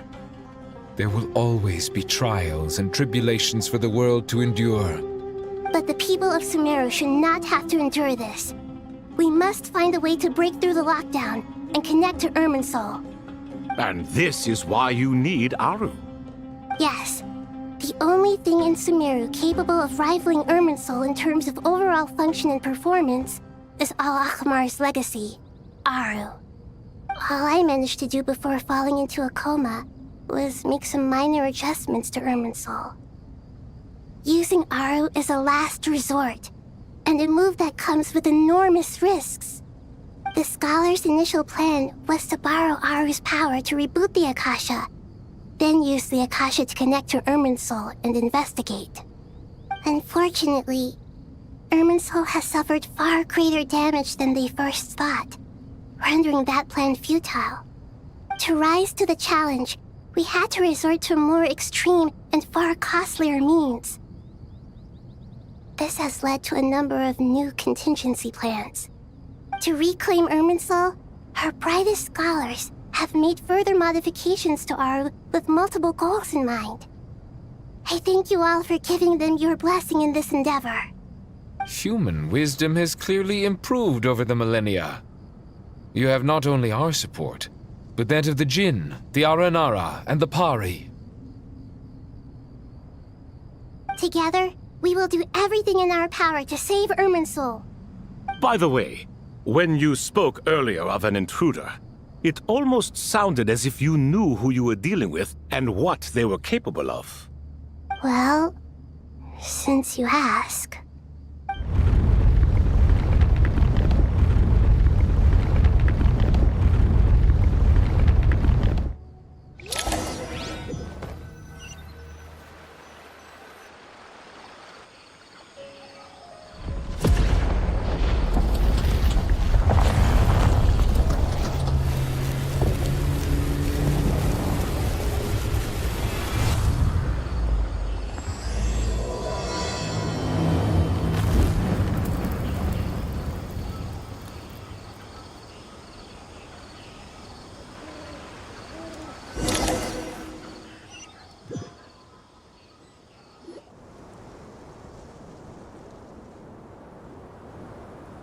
Master Tainari!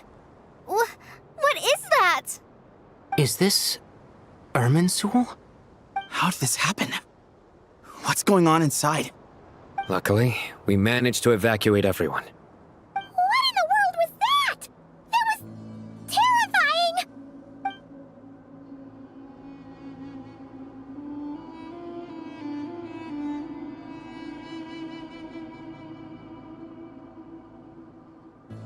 Oh my. I understand now, Dendro Archon. You make yourself quite clear indeed.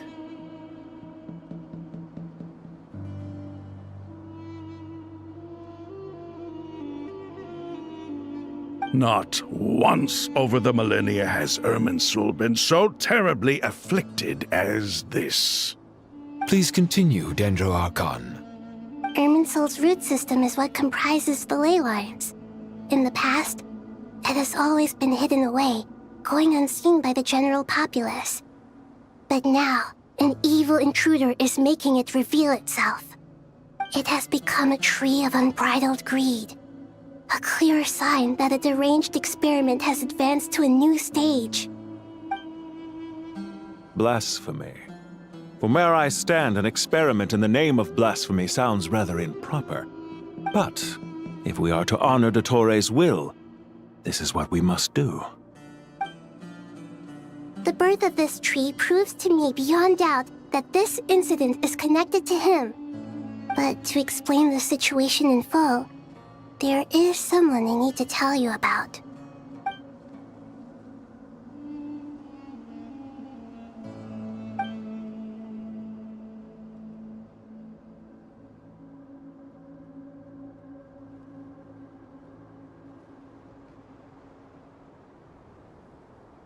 Zandik.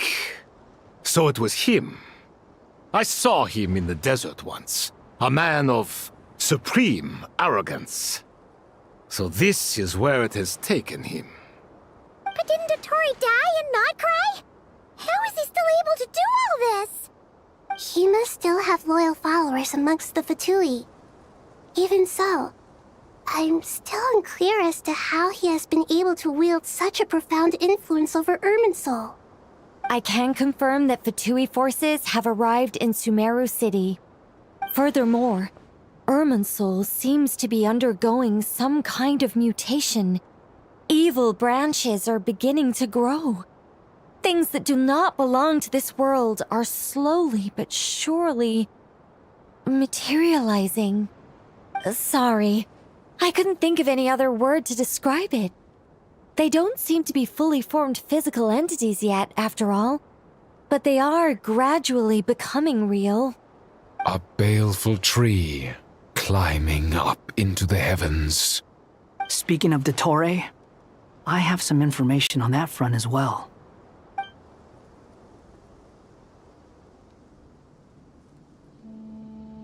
I didn't think it was wise to state this out in the open.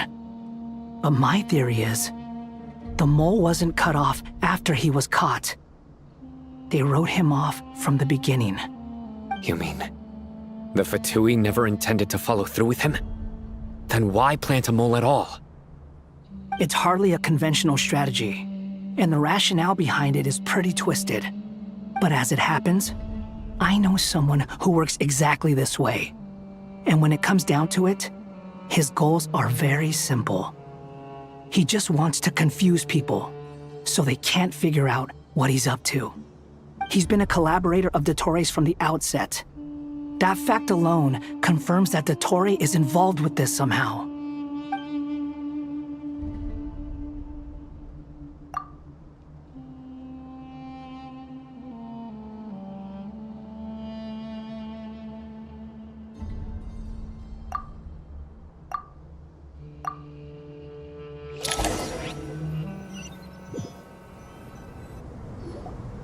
There is still much to be done.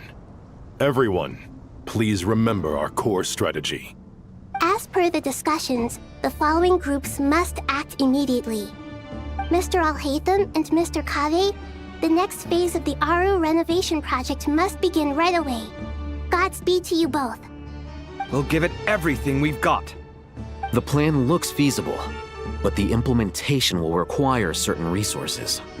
General Mahamatra Sino and his team will help to procure the materials required for modifying the terminal. No problem. I've already spoken with Sethos and Hat Guy, and they've agreed to assist me. This kind of thing is best left to the fleet-footed, right, Hat Guy? If it's efficiency you're after, we're the right people for the job. Following up on the elemental energy amplifier we discussed, Ms. Dory, I assume you're the one most familiar with the status of this project. Aside from the Dendro Archon, of course. Yep, that's right. Leave it to Lord Sangamabe. Got it. Well, I'd like Madame Farazan, Kale, and Nicole to support Dory on the technical side. You can count on us. Will do. Rest assured, I'll take good care of Kale. Dia, Candace, and Nefer, you'll be in charge of negotiating between the various parties. I trust you remember our goal. You bet. We can handle it. Good. I believe that covers everything. Tainari will provide ad hoc support as needed, if that's okay. Poor Tainari. Must be tough being Nephis' student. Getting bossed around all day, every day. Hey, don't try and drive a wedge between us, you old rascal. All it says to me is that Master Nephis has faith in everyone's abilities.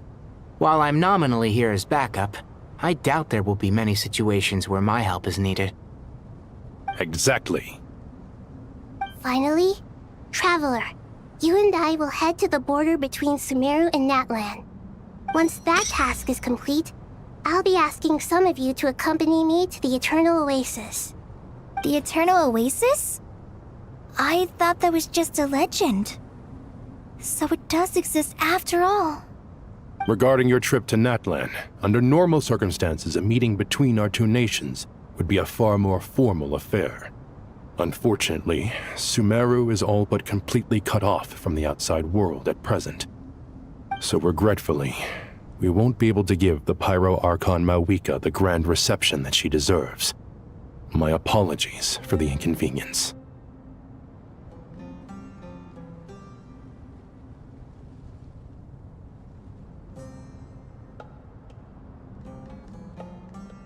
No point putting too much pressure on yourselves.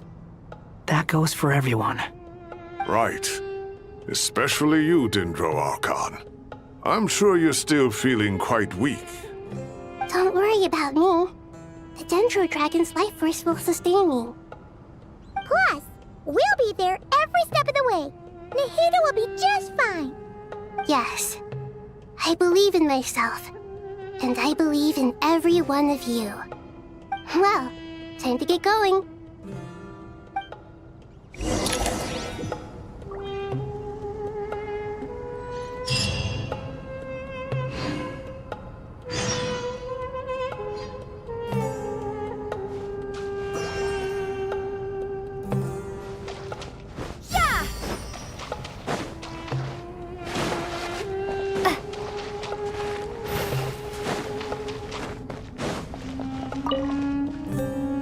To what extent we can implement the final plan depends on how successfully the Akasha can be modified and configured.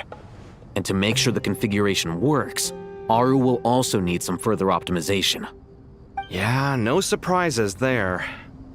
Once we roll this out, any Sumeru citizens who already have Akasha terminals can simply continue to use their existing devices. This still leaves us with a significant equipment shortage, though.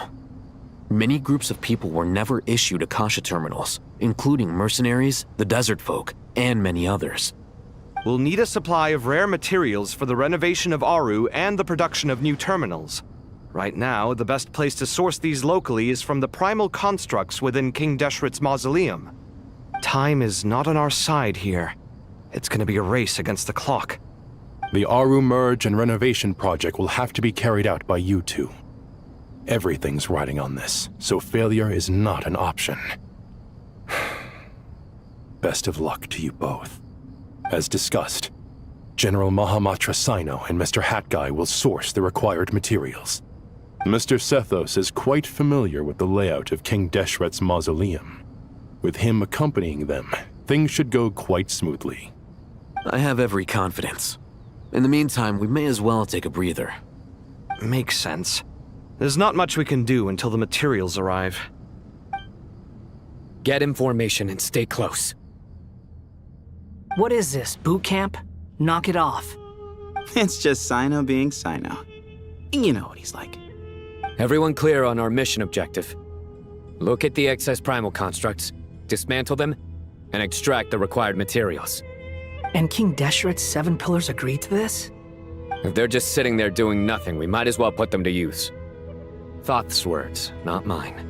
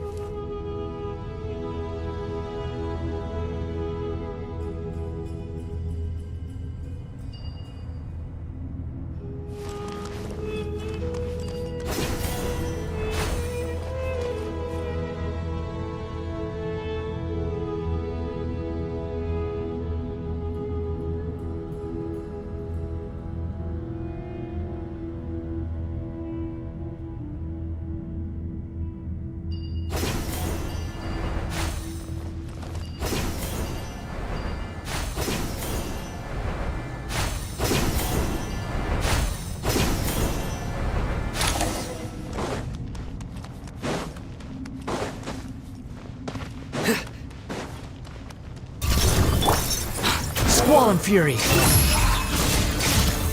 Way ahead of you! Out! Surrender! Through me, justice is served! Guilty! You stand condemned! The wind rises. You dare to gaze upon me, that's far enough! Excuse me? Behold!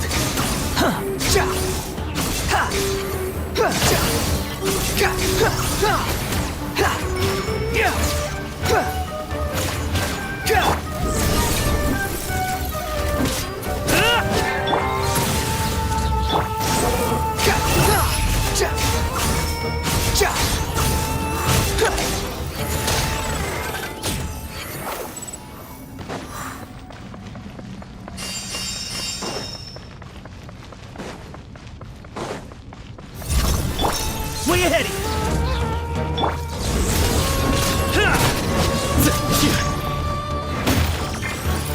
Move or be moved! Excuse me? Futile! Your sins weigh upon your soul!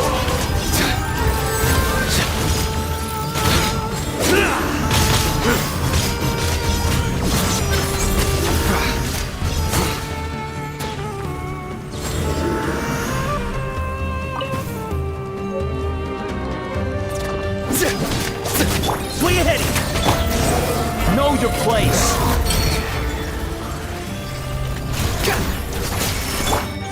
Give some space! Surrender! Squall and fury!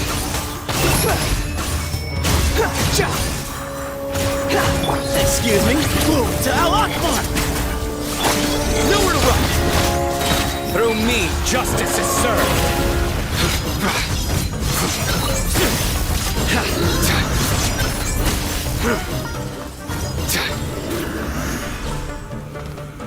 Guilty!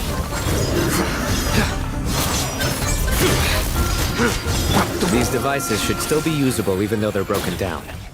Let's take them back for the others to review.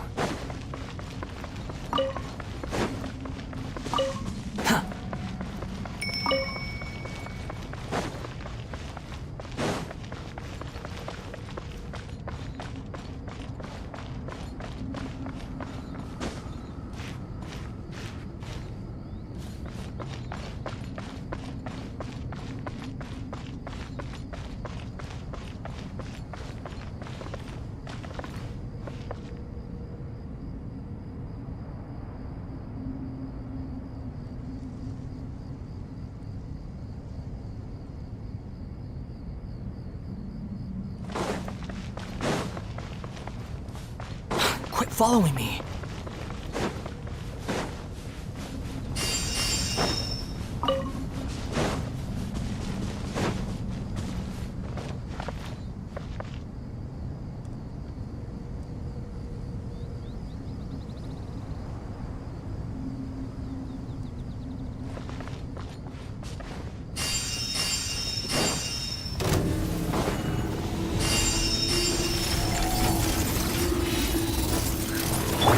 Space! Squall and fury! You dare to gaze upon me?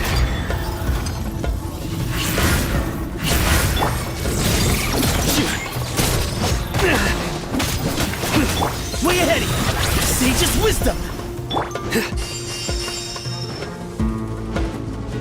Futile!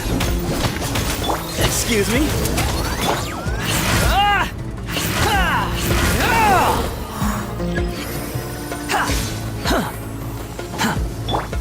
Surrender!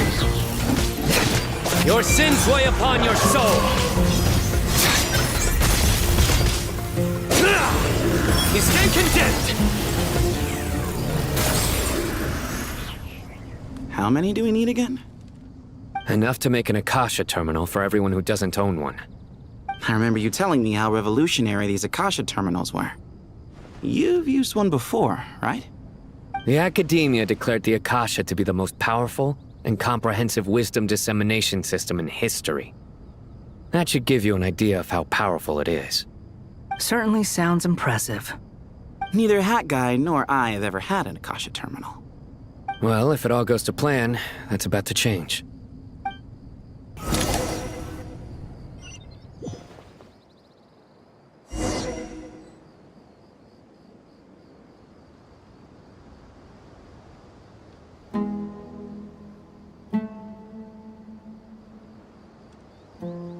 Huh? Ta-da! No! Fine.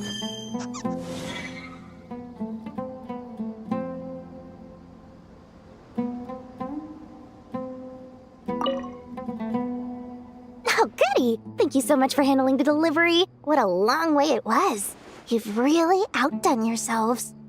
I'm well aware what a bumpy, dangerous journey it must have been.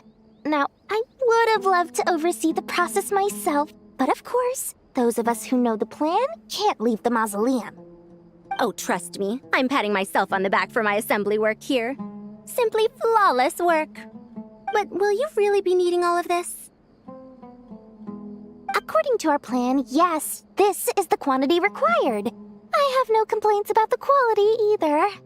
Only the price. So expensive. I heard you covered a lot of the funding out of your own pocket. Oh, that's an exaggeration. The academia provided most of the funds. I just offered a small token of my goodwill. Of course, the real tragedy is how little profit I'm making on this.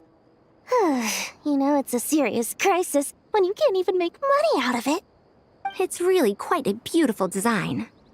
And I'm intrigued by how such a diminutive device is able to output the power of the Light Realm. Did you attend the lecture on Light Realm energy, Madame Farzan? I don't believe I saw you there. Of course I attended. I was just a little late, so I had to listen to the whole thing from outside the back door. Anyway, I have a perfectly good understanding of Light Realm, elemental and abyssal energy, as well as the relationship between the three. Good to know. Master told me in private that the conversion process between Light Realm energy and elemental energy involves highly classified knowledge that shouldn't be disseminated too widely. But even so, the scholars still shared said information. Well, you can't enforce a rule that everyone breaks. Is that the idea? At first, the Dendro Archon was reluctant to explain it in great depth for safety reasons. Later, she came to terms with it and simply informed my master that we would all have to face the question of survival together. To protect someone from such dangers means keeping them in the dark, but for someone to know and embody the wisdom within, they must understand its very essence. It's an information hazard. We're exposed to danger just by knowing the facts, and just like bait, it lures us in by offering us the solution to our problems. But if you're not careful, you'll end up pursuing it down a dark path. A tricky problem.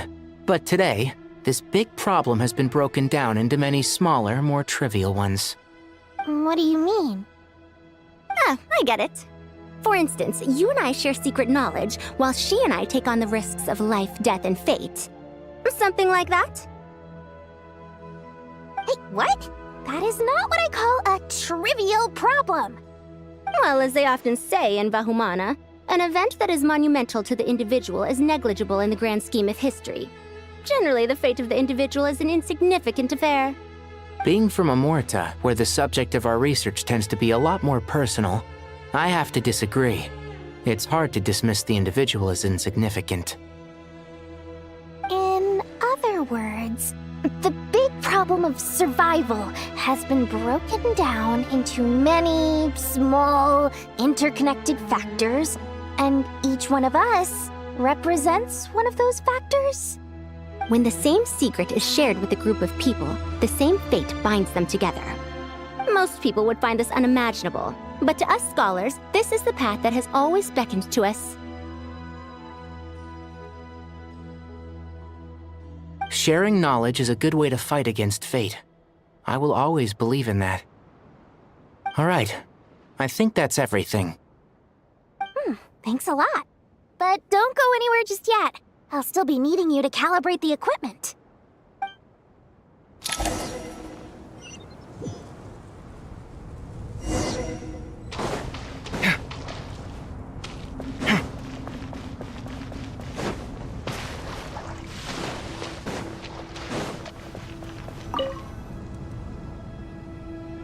Okay, the materials are ready. We can proceed with the next phase.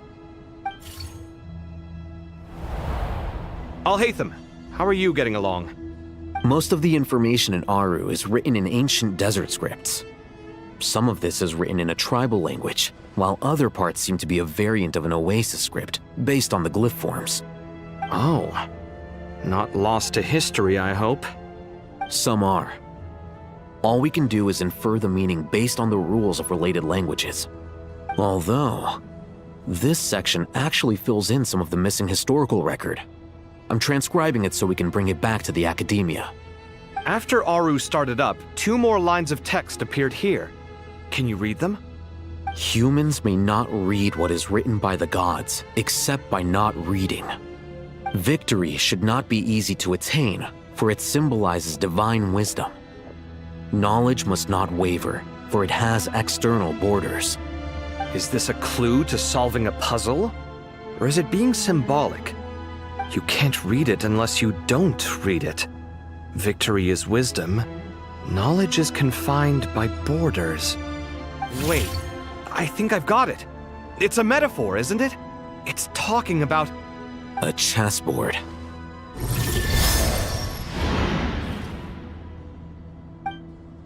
You were right. The youth of today are skilled at solving riddles. Have the secrets buried in the desert not been unearthed over the years all the same? Since Aru is a place reachable through wisdom, this day was bound to come sooner or later. Oh, I've always been against overly cryptic sentences. Don't you get tired of reading and writing all that? Ah, it's you 3. Just in time. We've been delving deep into Aru, and now this board has appeared. I've heard this was how you'd while away your free hours. You must be quite the experts by now in that case. It is true. King Deshret's chess games are some of the most well-loved of all his wonderful creations. If you have ever been to Safhe Shatranj, you may well be familiar with the chess pieces you see here. Is this chessboard supposed to be another visualization of the interior of Aru, then? Naturally. Visitors, everything is ready. Only by completing the challenge on the board in accordance with the rules will you be permitted to overwrite Aru. 1 second. It's not dangerous, is it? Dangerous? Why, yes, of course. I should be the one to go, then. Wait for me here. Sounds like the self-confidence of our present company has rubbed off on you. Don't be ridiculous. I'm your upperclassman, and that means I have to look out for you. I appreciate the sentiment, but a game of chess typically requires 2 players. Besides, I'm sure they won't let things get out of hand. Keeping things relatively safe is in your best interest too, isn't it? Fair enough. I mean, you guys are controlling the difficulty, so please don't go too hard on us, all right? Ah, but Bennu said he wanted to put some respect into these whippersnappers. All right. Thank you. Obviously, we'll still try to be careful. This doesn't seem like ordinary chess. Is the goal to defeat the opponent? No, you must enter the board and pass the trials we have placed there. Ready? Let's do it.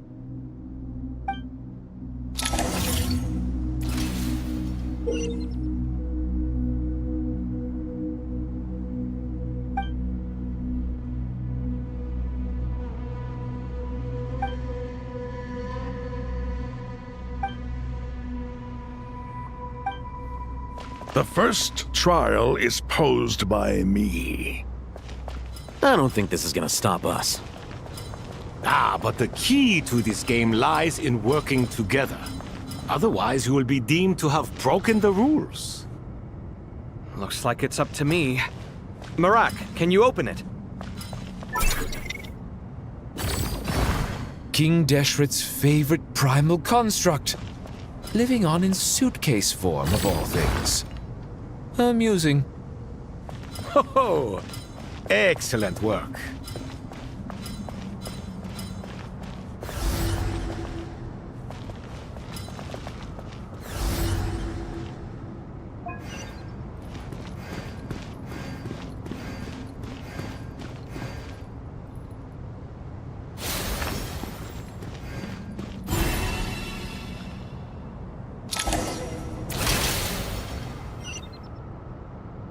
Now is the time for my trial. Now, don't be nervous. I'll make it nice and easy for you. Really? Thanks in advance. We appreciate it.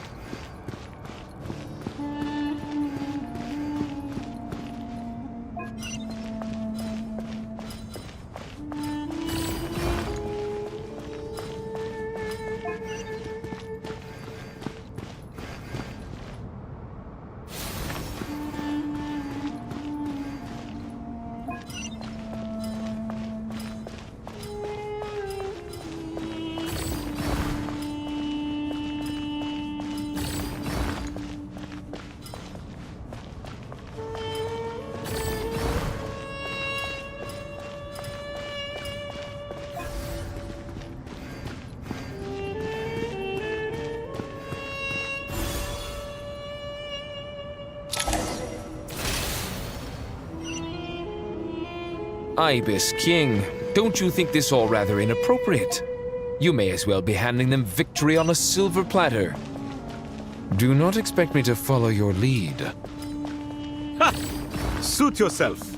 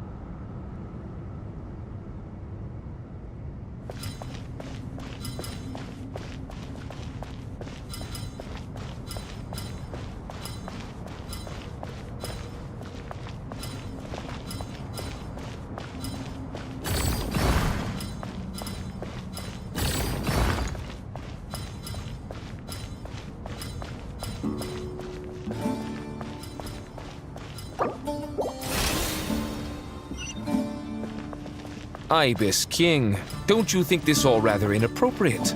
You may as well be handing them victory on a silver platter. Do not expect me to follow your lead. Ha! Suit yourself.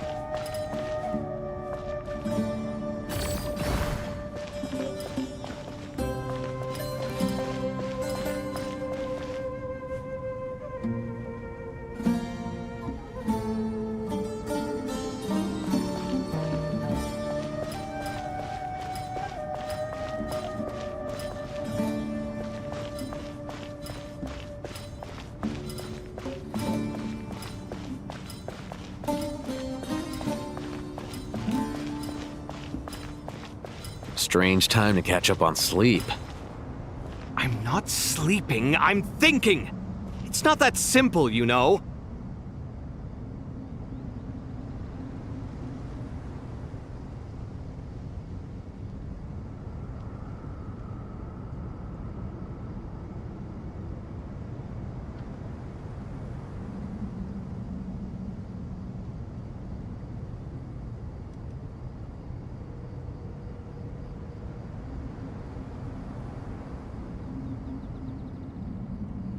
Strange time to catch up on sleep.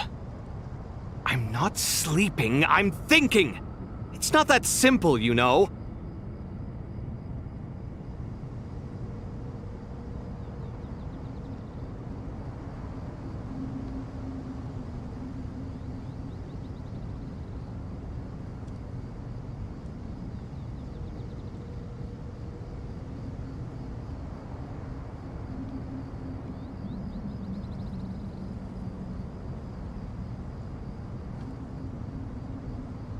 Strange time to catch up on sleep. I'm not sleeping, I'm thinking! It's not that simple, you know.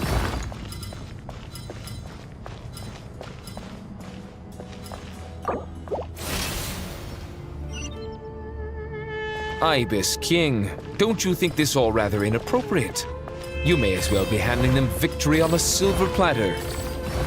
Do not expect me to follow your lead. Suit yourself.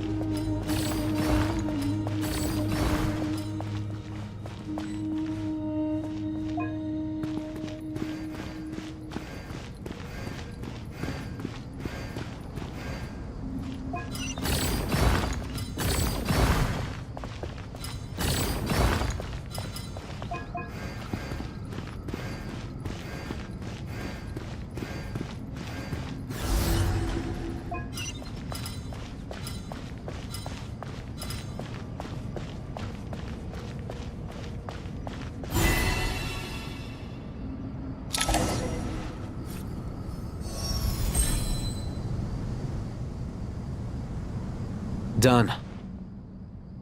Finally. It's over. But seriously, that was incredible. Standing on the chessboard felt completely different from standing on solid ground. And also... Oh, sorry. I'll save my thoughts for later. Thanks to the three of you for helping us out with this. Is it just me, or were you giving us quite a lot of guidance along the way? We made but a humble contribution. You lived up to our expectations. Bravo! Our aid was not given for naught. In addition to the existing functions, I'd like to ask you for another favor. Since Aru's interference shield can cover the entirety of the mausoleum, it should be possible to extend its range even further. Perhaps you can find a way. So, building upon the existing functions to... Ah! I'm with you! Imagine for a moment. What would the ideal outcome look like if this function were compatible with the devices? I agree. This is the best solution possible. Please, everyone, we beg you to help us. Me, oh my! Well, since you ask so very nicely, I suppose... Goti? Kroko? What do you say? Naturally.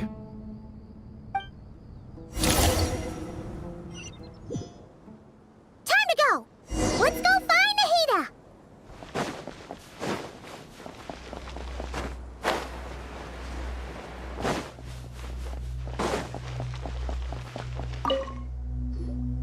There you are. Miss Nicole truly is an angel. She shows great wisdom in guiding others, and she has already sent word to Natlan on our behalf. She said that while the other members of the Hexen Circle are busy with important work, she is quite free, and she is more than willing to accompany the people of Sumeru for the entire journey. Oh, there's Nicole, all right. always super patient and loves to help everyone out. She's the best. She is. So kind and enthusiastic. Well, time for us to get going. Let's head out.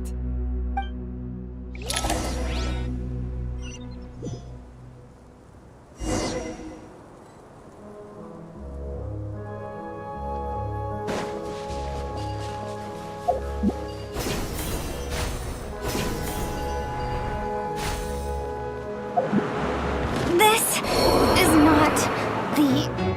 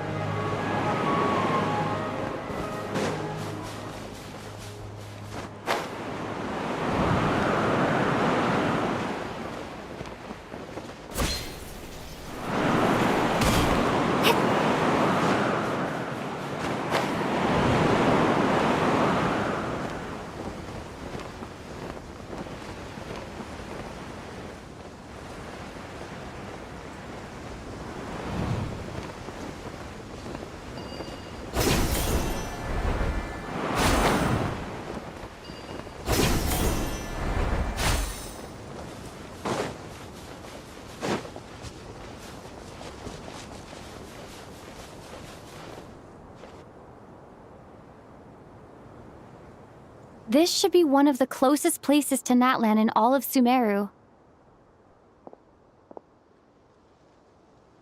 There's the barrier Nicole and Nefer mentioned. It completely cuts this nation off from the others. But why? Why separate you from the rest of the world now, specifically? And if I'm not mistaken, Irminsul was polluted once before, wasn't it?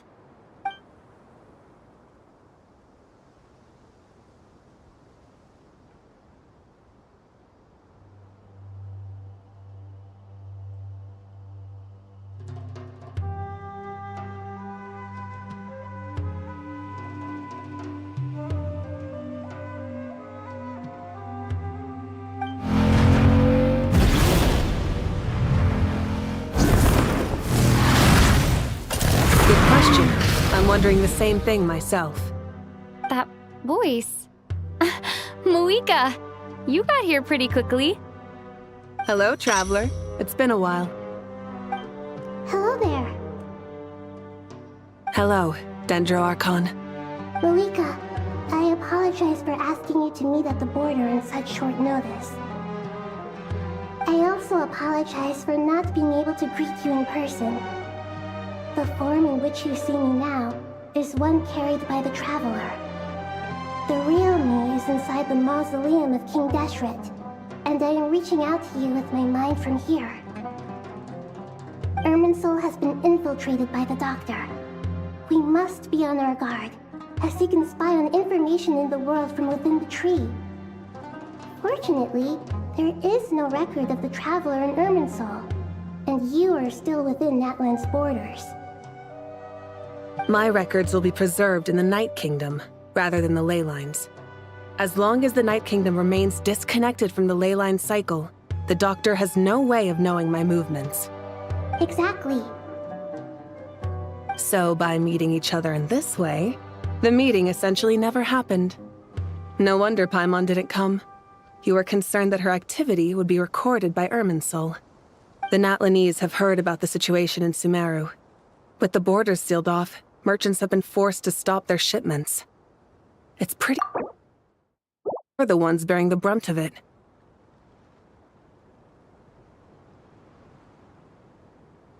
I I'd like to address the question you raised at the beginning. I can offer a brief explanation, although it will sound rather cruel. I don't reach this conclusion gladly, but Irminsul predates the heavenly principles. It existed long ago, when the dragons of Natlan were at the height of their power. So even when the people of Sumeru became ill because of pollution, it was not a critical issue from the perspective of Irminsul itself. As long as it continues to function normally, the barrier will not be activated. But this time, the Doctor's invasion has directly affected the tree. That is what caused the barrier to deploy. The heavenly principles established a rule that when Irminsul is plunged into grave danger, a portion of power will be reserved to isolate Sumeru. That way, even if Sumeru is destroyed, the outside world at least has some time to catch its breath. We'd certainly need it. The heavenly principles created almost everything that exists in Teyvat today. To them, preserving the existence of the world and its inhabitants takes priority over protecting Sumeru. Meaning, protecting Sumeru now falls to you. Yes. My own power may be limited, especially compared to yours. But that doesn't mean that we're just gonna sit around and wait for the end. If necessary, I will utilize any and every means at my disposal. Nicole of the Hexen Circle didn't say exactly what this meeting was about. But after hearing everything you've said so far, I think I can guess where this is going. That's right. Nahida and I discussed it at length. We both know how presumptuous this is, but... You need the Pyronosis, don't you? Yes, you guessed correctly. Originally, I only intended to borrow it, but the situation is far graver than I foresaw. So instead, what I ask of you is to please give the Pyronosis to Sumeru. Why do you sound so nervous? There's no need to be shy. Surely a gnosis is pretty important to a god. I guess, but it's not as if losing it would suddenly render us powerless. But I'm sure you don't need me to tell you that. With all the nations you've traveled to, and all the gods you've met, you must have realized that by now.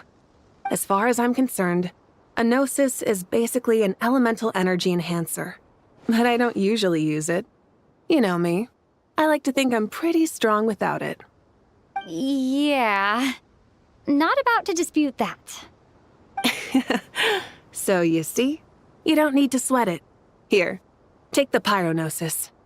Uh-huh? Just like that? Uh-huh. Just like that. To tell the truth, I've always toyed with the idea of giving it to someone who needs it more than I do. I know you accompanied Nahida here to try and increase the chance of success.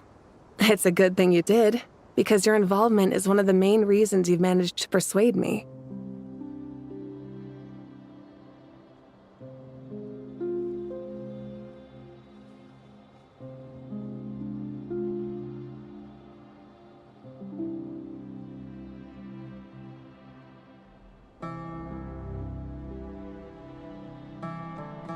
Are you sure about this? Handing over your gnosis just because of me?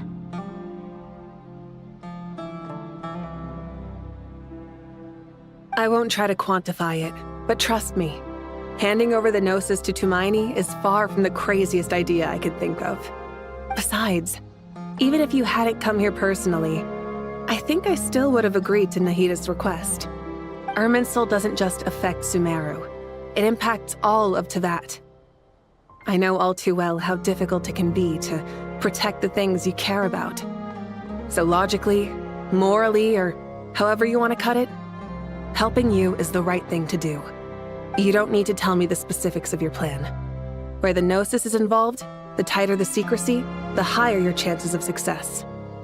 Malika, my heartfelt thanks go to you and the people of Naplan. Don't mention it.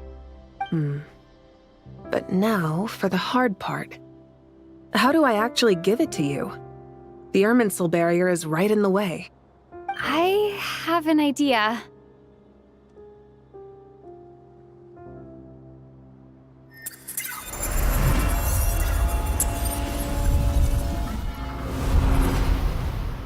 Just as I thought. Incredible. What did you do? Just made a lucky guess. This seems to happen quite a lot. Things that apply to everyone else don't seem to apply to me. I figured the same might be true here. Irminsul usually produces effects based on the records it holds. Since the Traveler is a descender, Irminsul contains no records of her, and thus has no way to impede her. Is that right? You really are full of surprises. Catch. Whoa! Thank you, Moika. Thank you for trusting us with something so important. All right. No need to get so formal. It's not like we're strangers. Besides, there's still one problem. You might be able to pass through the barrier, but I don't know about the Gnosis. Any other surprises for us, Traveler? Let me try something. I have the Pyrognosis in my hand. It feels strangely ordinary. Not particularly heavy. And yet, this tiny thing symbolizes the mighty authority of a god. I need to think hard about my memories of Pyro. My memories of journeying through Natlan. All those important experiences I've had. The Gnosis disappeared. Traveler, are you alright? I'm fine. The Pyrognosis disappeared into my body, just like phlogiston. Maybe it resonates with you because you've mastered the power of phlogiston.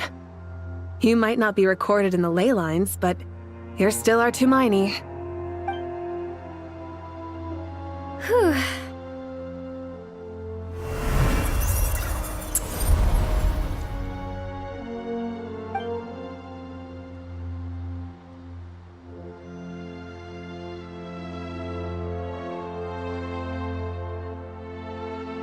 Please allow me to express my gratitude once again, Malika. Pleasure. Well, I've given you all the help I can. The rest is up to you. Good luck. We won't let you down. Yeah, we aren't about to lose.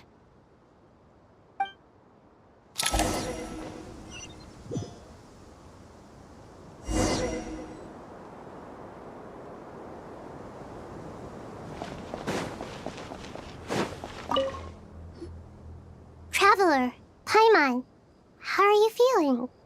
Paimon's a teensy bit nervous, but only a teeny tiny bit. Seems like she's gotten way braver over the last few years, huh? Of course. After all the adventures you've had with the Traveler, I'm sure you've gained a lot of experience and grown as a person. I'm doing all right. What about you, Nahida? How are you holding up? With the negative effects of Irminsul, I'm a bit like a piece of fruit that's been burrowed into by hungry insects and left to rot. I'd be lying if I said it was nothing. But please don't worry. We all know what we're getting into, and we've prepared as well as we can. I believe in everyone. I believe in you. And I believe in myself. Stoking the fire inside oneself is certainly one way to live, but knowing when to rely on one's companions is also a form of great wisdom. I've been quietly learning little things from everyone, like plucking tufts of fur from a sumpter beast. Me too. With the constant traveling, I'm always learning and growing. That's the journey of life. I think there's someone else here who would share that sentiment. Don't worry about what I think. I was just passing by and happened to overhear your conversation. What are you talking about, hat guy? This is the top floor. No one passes by the top floor. Says who? You can fly just like I can. I would have thought it makes sense to you of all people. I don't know why, but I feel a little more relaxed now. It shows that you feel comfortable laying down your burdens in our presence. It means that Sumeru is a place you can trust, where you know we have your back. And we feel exactly the same way around you. That's what it means to be friends.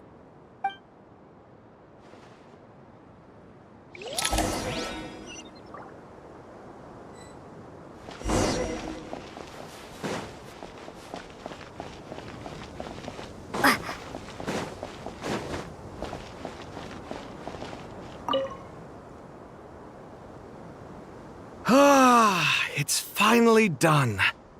Ugh, but I have a nagging feeling that there's something I've forgotten. Oh, there you are. Everything wrapped up on your end?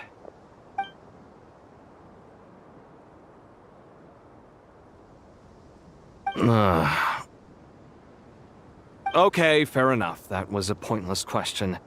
We were working in tandem, after all. You must really be exhausted.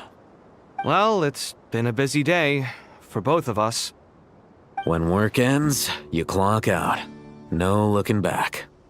Yeah, we're definitely due a break. Probably a little late to start drinking now, though. I'll stick with water. Here, this one's for you. Thanks. You want a bite to eat? I can grab us something. Or wait, I think there's a stove nearby. Let me take a look. Are you nervous? A little, yeah. Unlike you, it seems. How are you not feeling at all nervous? Because everything that happens next is beyond my individual control. I don't worry about things I cannot influence. What do you mean, cannot influence? You're the one who came up with half of the strategies we ended up using. There's only so much I can do. I was only doing my duty. Was it like this last time, too? You mean with Azar and his accomplices? Yes and no. The situation back then was easier to control, but we weren't as prepared as we are this time. So the enemy is stronger, but so are we. I still vividly remember the way you interrogated me in the library after the fact. Where were you when Sumeru needed you most? If your memory is so vivid, you might also recall that it was you who came looking for an argument. You're often the one who initiates these things, you know. I came for a conversation! I didn't know it was gonna turn into an argument! Anyway, at least I showed up this time.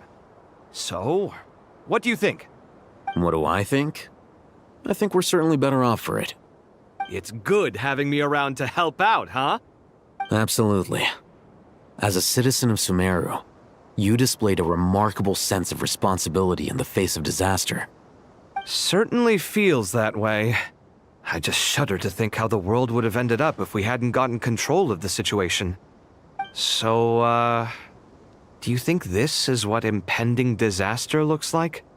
The sky is so clear, and there isn't a whiff of decay or destruction in the air. It's hard to imagine that the fall of humanity could happen on an ordinary day like this. Awful things happen all the time. Sometimes people can stop them, and sometimes they can't. What you and I have done is increase our chances of stopping this one. Lofty ideals may provide no defense at all against nihilism, but perhaps little decisions can. Oh, nothing. It's nothing. I hope everything works out tomorrow. It will.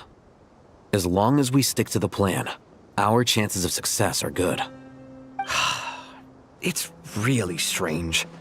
You're my junior, yet you always seem to act more like an upperclassman than I do. I think it's mostly a matter of temperament. walked right into that one, didn't I?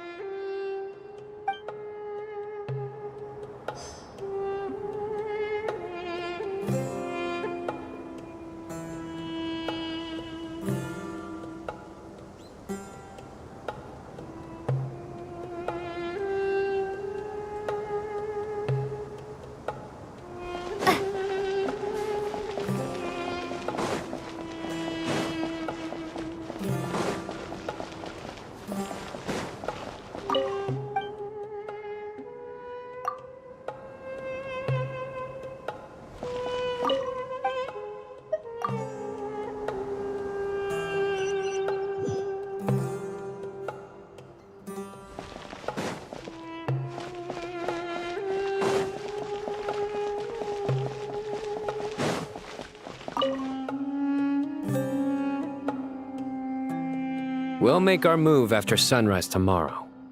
Good. Is everything ready? As much as possible. That'll be enough. Don't let the pressure get to you. We'll take things one step at a time. That's how we've always done it.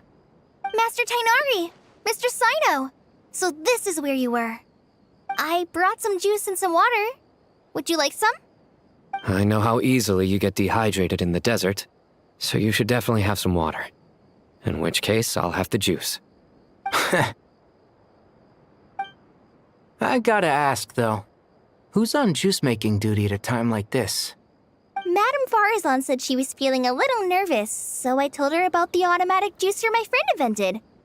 She took it right off me and started making carton after carton of juice. A juicer? Did Sucrose send that to you? Yeah, I hadn't had the chance to try it out before this incident occurred, but I couldn't bear to leave it behind in Gandharvaville. The juice is very sweet. I think so too. Kale, how are you feeling?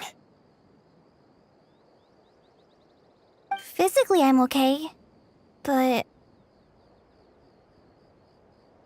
it just still feels strange to me. Why would a great power like this come to someone like me? I know the feeling well. That same question ran through my mind every day as a kid. At least now, you have someone who can relate to you. All the more reason that you should apply for Spontamod. Tainari fiercely opposes the idea, though. Those two things are completely unrelated. What are we all chatting about, Would anyone like any juice? Oh, you have some already. I had some earlier, ma'am. Maybe give the extra to someone else? Very well, very well. I shall be off then. There's this enormous power, and then there's little old you. You feel like there's no connection between the two. And that sense of dissonance is difficult to get used to. Yeah. But after all this time, I can't believe this stuff still gets to me sometimes. Makes me feel a little childish. Kale, just because we normally keep the conversation light doesn't mean we can't discuss deeper issues. I don't think it's childish at all. You were the victim of a terrible crime. It's normal to struggle with the fallout from it. You have absolutely nothing to be ashamed of. My professor once told me that no incident can be considered truly resolved until the victim says it's over. Your rage and your pain are completely justified. Thanks. Miss Nicole said that the same god remains which were once used to inflict so much pain upon me have now become a weapon with which I can protect everyone. It's like my own personal kind of evolution. Every innocent person who's been hurt needs time to realize that it wasn't their fault. I was the same. But it's all about to be over. Tomorrow, it ends for good. I don't know if you've noticed, but you rarely stumble over your words anymore, and your outlook has become much more positive. It's a big change from how you used to be. And since this isn't over, you can settle the matter on your own terms. It's time you seized back control. I believe in you. Yeah. Sumeru is my home.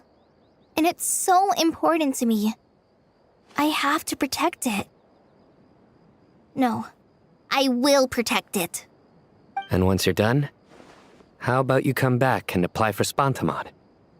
Stop it with the sales pitch, would you? Hey, excuse me. There are still 3 unclaimed cups of juice here. Why don't you take one each? Ugh, my arms are getting sore from carrying them around everywhere. Madame Farazan, why are you... Here, let me take them off your hands. Thank you, Madame Farazan. Drink up and enjoy my handiwork. I think I'm going to make something else now instead. Please, try to relax, Madame Farazan. Your nerves are starting to get the better of you. I know.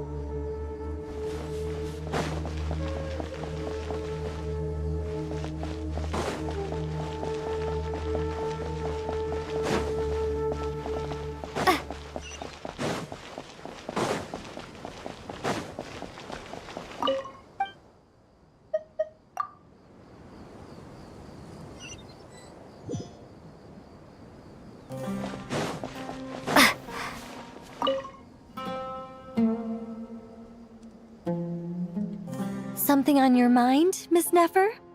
Nothing in particular. It's just... right now, the future feels strange and unfamiliar. But the future has not yet arrived.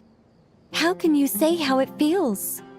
Some people know that there's an impending disaster.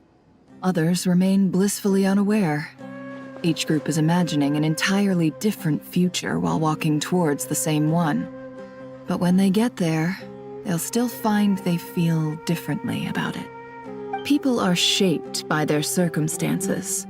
Different circumstances create people with different perspectives. I've always found the perspective of the Vahumana Darshan to be a particularly incisive one.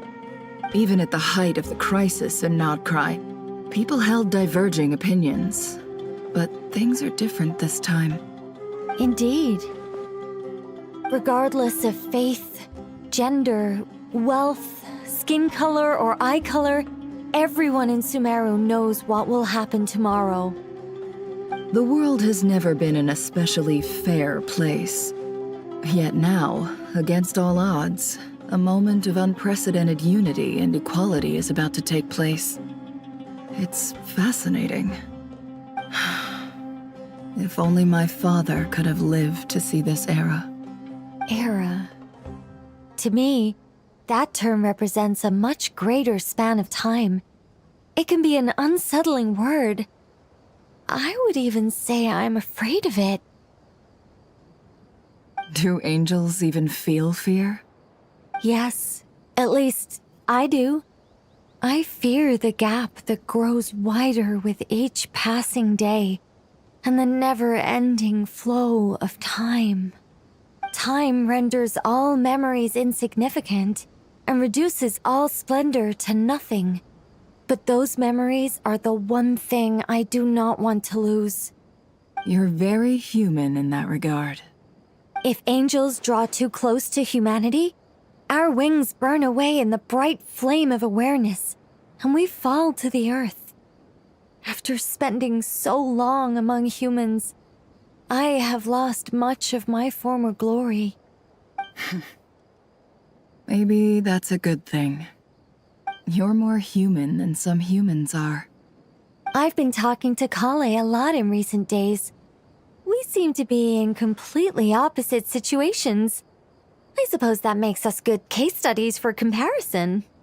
Case studies for who? Myself, I suppose. After comparing the two of us, I suddenly discovered that I desired more than before. It was a gentle, pleasant sensation.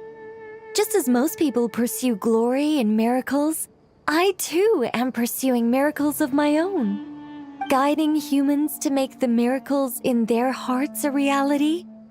That is my miracle. It doesn't sound so bad, does it?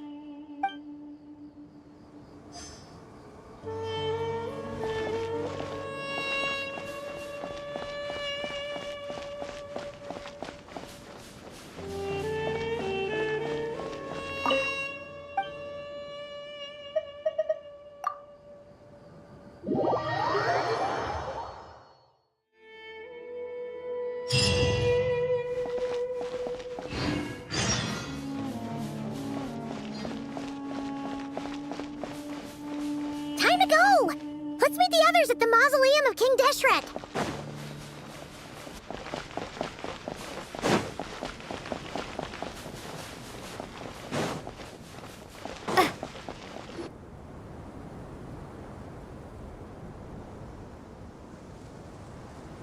I have not felt this way in a long time.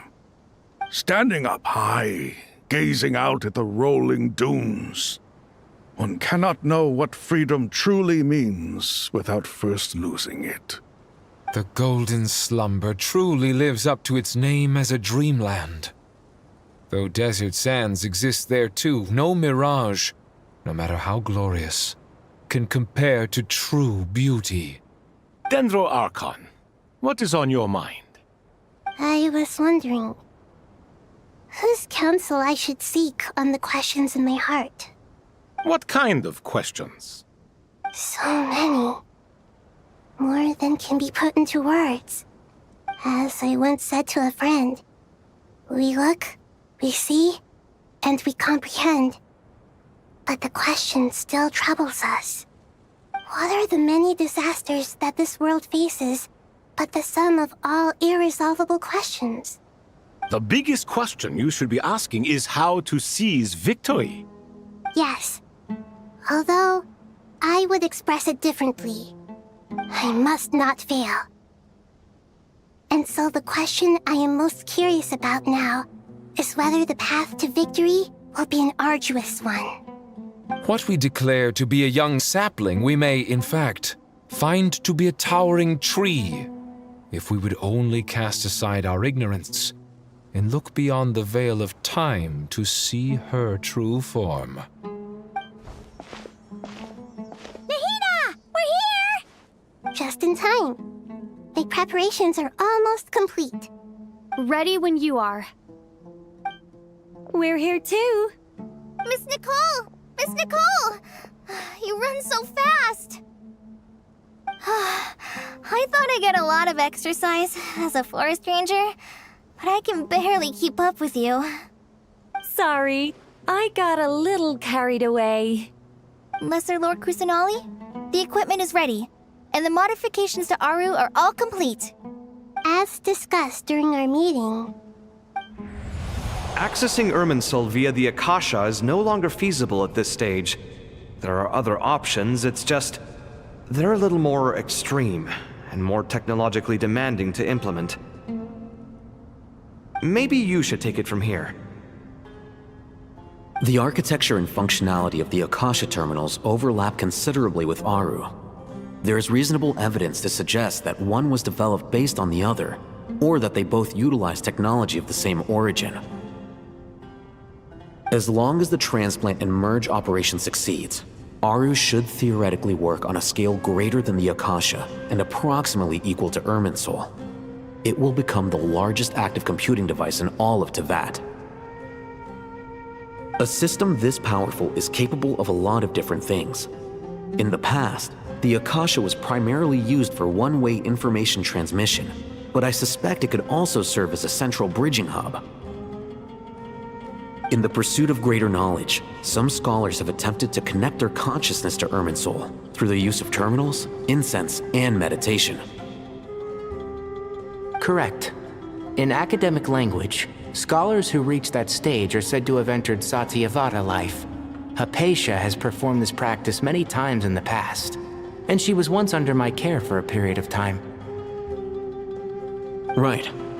And this at least proves that there is a zone within Irminsul that can be connected to. That's right. Providing wisdom to the people is one of the very reasons for Irminsul's existence. I think I understand where you're going. Please, continue. In that case, I'll skip to the conclusion then. We need to further modify Aru, merge it with the Akasha, manufacture terminals, and distribute them to every single person we can reach. Every person? Even the desert folk? Yes, everyone.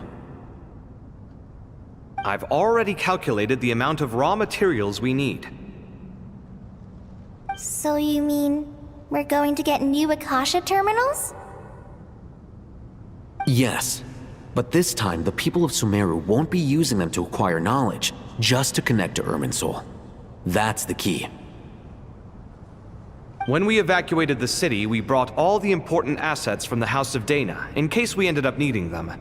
Fortunately, this included the Akasha system's main terminal. We've checked all the relevant records, and one thing is certain. Nothing like this has ever been done on this scale before, so... Everyone in Sumeru is part of the plan. Whoever controls the people controls the situation. Since this function of Irminsul was introduced, it has only ever been made available to scholars, who don't constitute a particularly large group of people. But by expanding the scale to include all the people of Sumeru, all the individual connections will stack up to create a significant load on the system. Under normal circumstances, Irminsul would be able to cope with the additional load. But with it already being under strain from other activities, its remaining capacity is limited. Thus, it might be possible to shut it down completely by overloading it.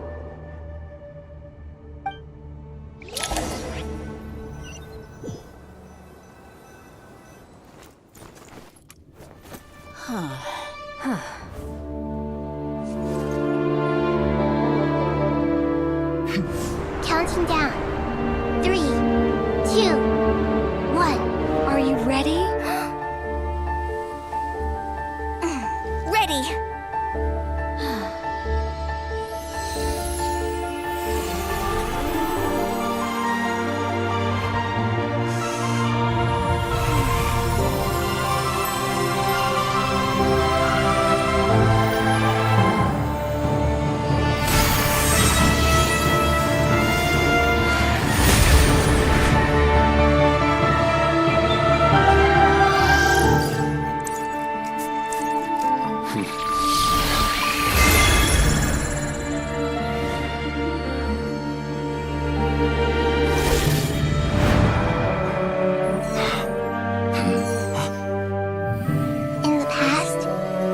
People sought knowledge, they turned to the Tree of Wisdom.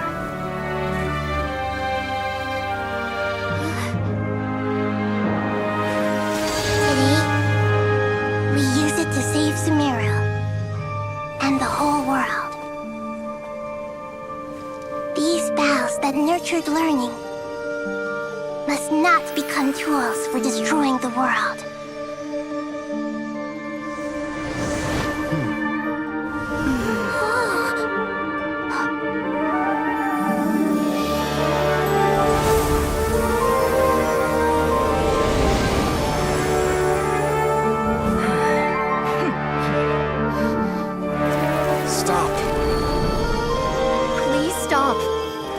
Transformation.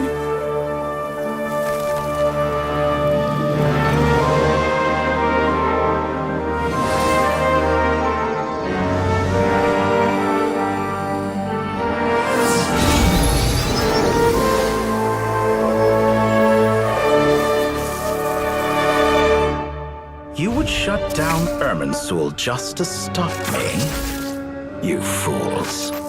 I have all the time in the world.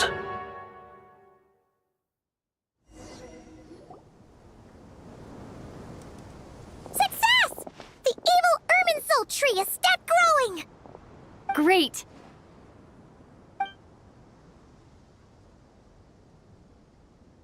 What a display of true courage! The courage to think and the courage to act!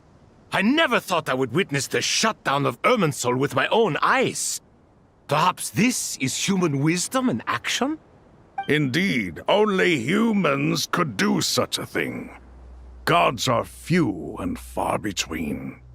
What was once created for spreading knowledge is now used for another purpose. A rather ingenious plan. I am grateful to you three for your help. Only thanks to you were we able to extend Aru's interference capabilities to cover all terminals. Now, nobody who wears a terminal will have their activity accurately tracked by Irminsul. No matter how many eyes Dottore possesses, he will not be able to see us clearly. Now for the next step. I will need the help of your supreme powers once again. How might we be of service, Lord of Dendro? I need to reach the Eternal Oasis immediately. Right now? In that case, Ibis King, would you agree that this is a fine opportunity to dust off our old tricks? Never. I assume you have that chess set with you? You mean the one you gave to me as a gift? Asking for it back, are you? How could I? You misjudge me. I just wanted to show you another way you can use it. Connect to Safei Shatranj.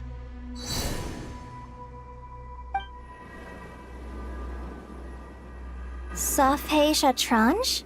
You mean that place in the desert?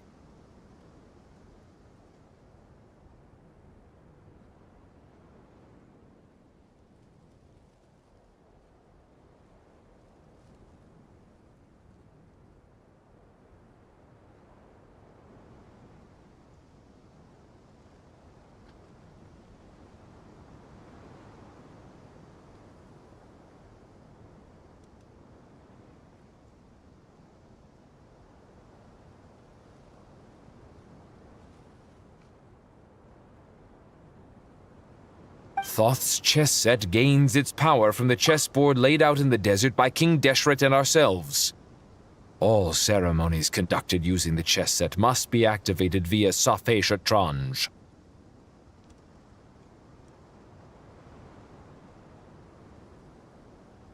In other words, the chess set is an extension of the chessboard. In the past, moving a chess piece was a sacred and momentous act.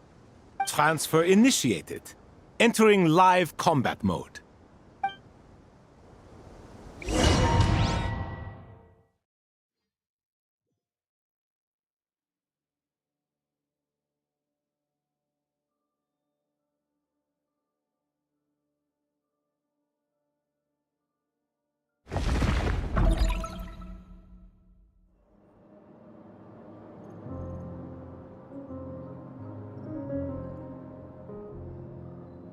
We haven't heard a single word from our spy in the desert. I'm afraid he might have been captured. Never mind. But we spent years turning him. And a lot of Mora. Nothing comes for free in this world, but the loss is not without its purpose. For a small price, we have wasted a precious amount of the limited time they have. Quite a bargain, if you ask me.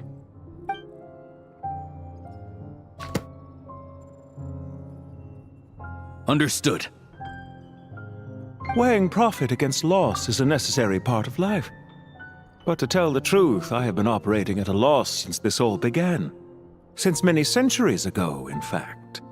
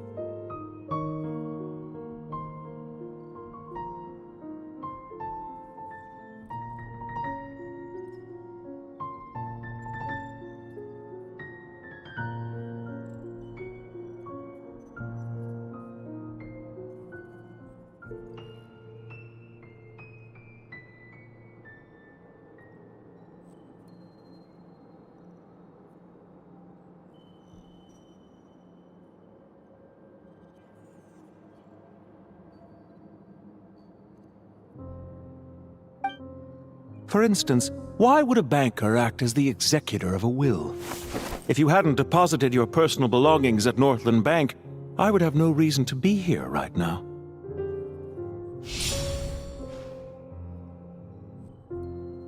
Dottore, I've placed your final data backup into the ley lines as per our contract.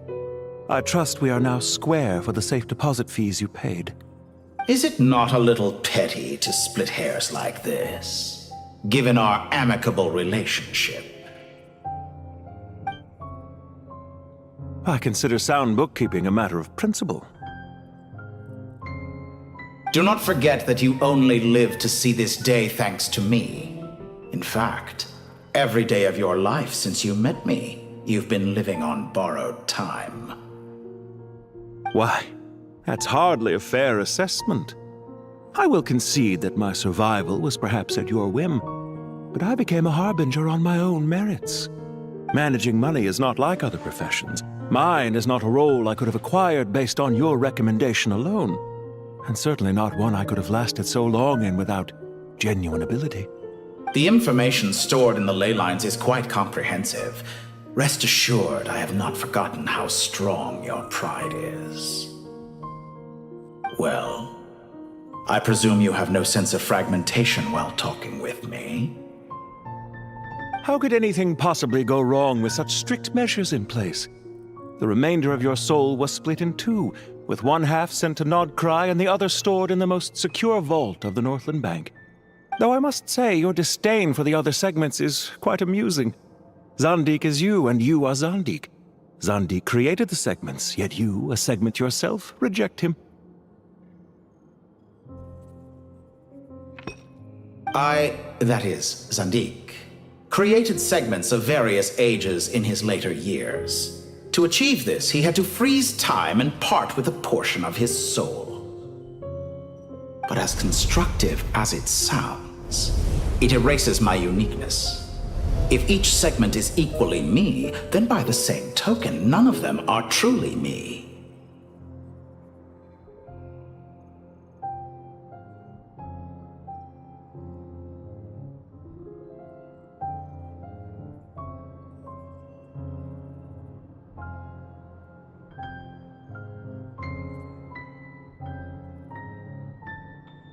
A soul living forever in the past inevitably holds different views than he did in his later years. The same thing that completes me also restricts me. You too might ask yourself which stage of your life you want to be preserved at. The day your business failed? Or the day you were framed by a gang and sold off to a medical lab as a test subject? We needn't dredge up the past. This undesirable plan was eventually scrapped. Lesser Lord Kusanali was quite right. I needed an opportunity to eliminate myself. And after that, I concluded that there was no more effective plan than directly splitting the soul. Once the soul is transferred out, you will find that creating a physical body is far simpler than creating a puppet. The other half of your soul suffered a crushing defeat in Nod Krai, you know. And yet in the process, I obtained the information I always wanted, did I not? Because now we finally know where the best testing ground truly lies. I once thought your ultimate goal was to ascend to godhood. But as it turns out, that was merely one of your experiments. Experiments take many forms. Most people are too eager for success, too fixated on the end goal. They forget that the experimental process itself is just as important. A suspiciously vacant seat, a new face. I trust you can put two and two together. The reason it doesn't exist is because someone tampered with the record. What can I say? After all your efforts, you really did uncover the world's secrets. So, is the new world you promised a lie? No, it never was. I am glad to be able to control Irmin's soul from within. Now I shall attempt to create a new world inside the existing one. Almost everyone faces the prospect of death. but not a single person has ever been able to experiment unrestrained in the afterlife through sheer force of will. I am the only one to have overcome this enormous challenge. Would I not be letting the world down if I didn't make the most of the opportunity to experiment? Clearly, the dividing of your soul did not affect the magnitude of your ego. Out of all the versions of you that have ever existed, this you is the most insane and the most radical. Is that why you chose to work with me? Which was it then? My insanity? Or my radicalism? Could I call myself a venture capitalist without a suitably ambitious plan to invest in? Yours happened to fit the bill quite perfectly. Well then, I must say, while I am surprised enough that you showed up at all, what surprises me more is that you chose to present yourself as my former subordinate, and not as the banker Pantalone. Why make things harder than they need to be? Exposing my true identity in a situation like this would only serve to destroy diplomatic relations between Snezhnaya and Sumeru. I daren't imagine the consequences. Showing up in the name of the original antagonist gives you the recognition you rightly deserve, while also being sensitive to Snezhnaya's predicament. It was an easy win. As for why I'm here, if you're suggesting that your credit is in the negative, I won't argue with that. Many people say that about you. I'd argue that a significant factor in your willingness to cooperate is the fact that you have but a few years of life left after my death. Living and dying together has a way of binding two parties together rather closely. Is it not true that a relationship should be judged by both the positive and negative returns it yields? So some of what I said actually made it into your head after all. It's true that I hope you don't die too soon, but don't you find that a strange thing for me to say? After all, you've already had quite a long life, especially for a human being. Let's not pretend that you're any more innocent than I am. Are we not the same in this regard? We both despise the existing laws of this world, and neither of us enjoy being under anyone else's control. Is it really so greedy to want the world to operate by a new set of rules? Of course not, my dear friend. And as I've said before, mutual interest is the foundation for the most reliable of relationships. You can attest to that. I just hope there never comes a day when I have to work too hard to prove that. Regrader, sir. People have been spotted approaching Sumeru City. How strange. Despite your access to Irminsol's data, it appears the soldiers noticed before you did. They must have found a workaround.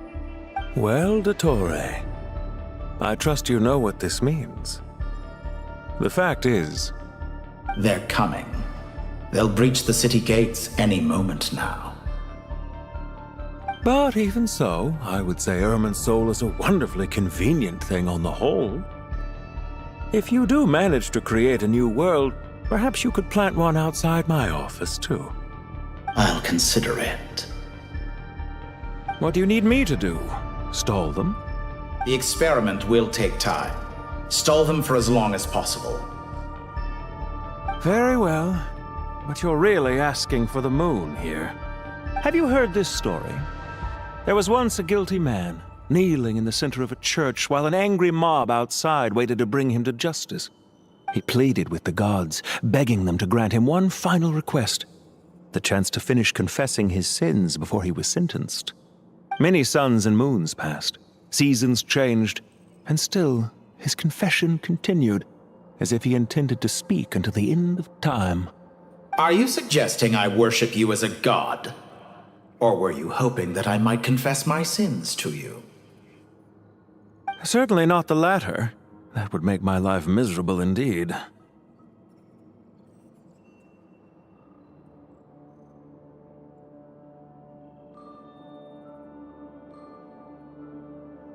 For someone who despises them so, you never seem to have any objections to me creating or becoming one.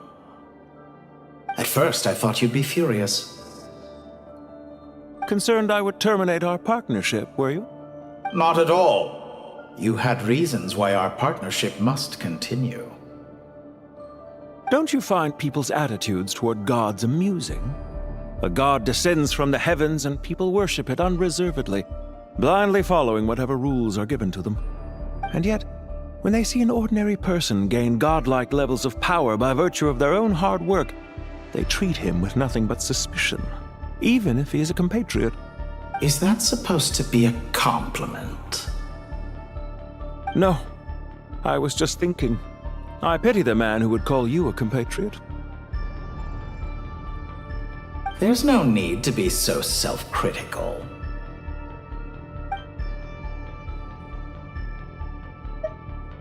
I know it's a little late in the day to be asking this, but how have you been keeping?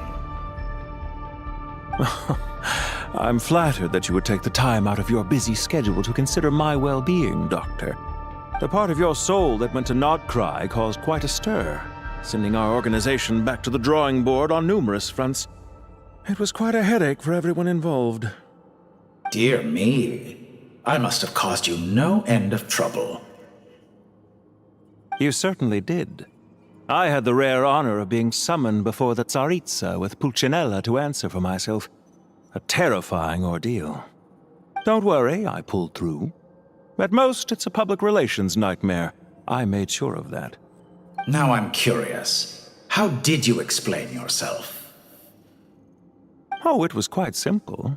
I just pinned the blame on someone who wasn't there to defend himself. I could hardly be expected to defy the demands of someone as insistent as the Second Harbinger, now could I? How you slander me. You know full well that I am perfectly amenable to reason. There's no question that you are partly to blame for the ruin of my reputation over the years.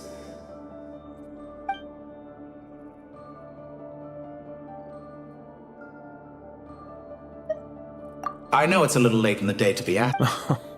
The part of your soul... Dear me. You certainly did. Don't worry, Now I'm curious. Oh, it was quite... I could hardly be... How you... There's no question. Do you have anything lined up for when this is all over? Hard to say. Field work always takes quite a toll on me, as you know. Once I'm back at Snezhnaya, I'll start with a well-earned cigarette. Why are you so eager to ruin your lungs after I went to the trouble of replacing them for you? If you have an issue with it, feel free to try to stop me.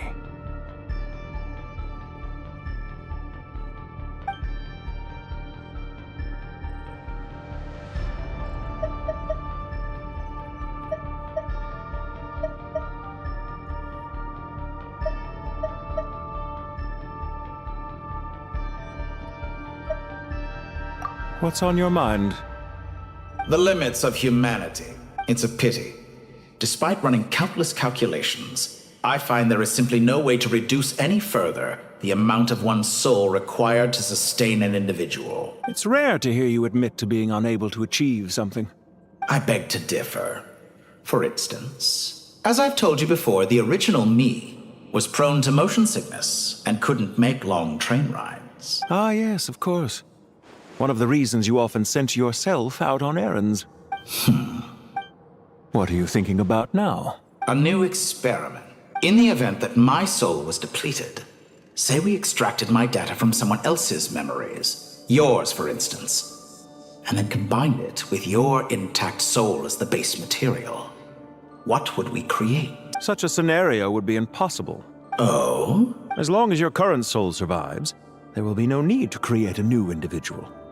Don't forget, you were the one who approved of the present situation wherein only one Dottore remains. And if you ceased to exist, who would be capable of performing this experiment? Since the day I met you, you've always excelled at talking your way out of a quandary. Isn't it a little too early to be saying goodbye? Not that I wish to keep you from your business, of course. Very well. Let's leave the conversation there for now.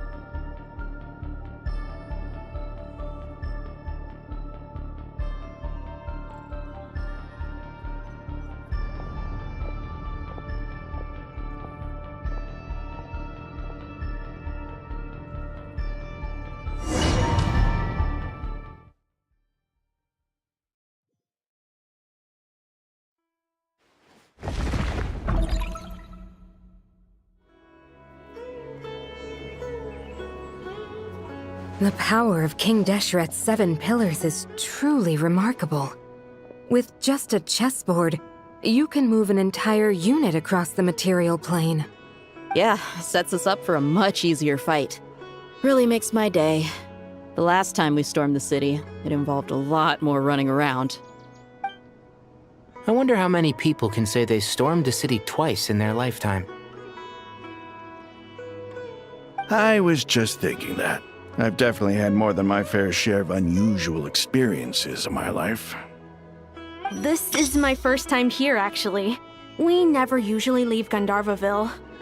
I hope this will be my last time. Does everyone have to chime in? Can't we just fight?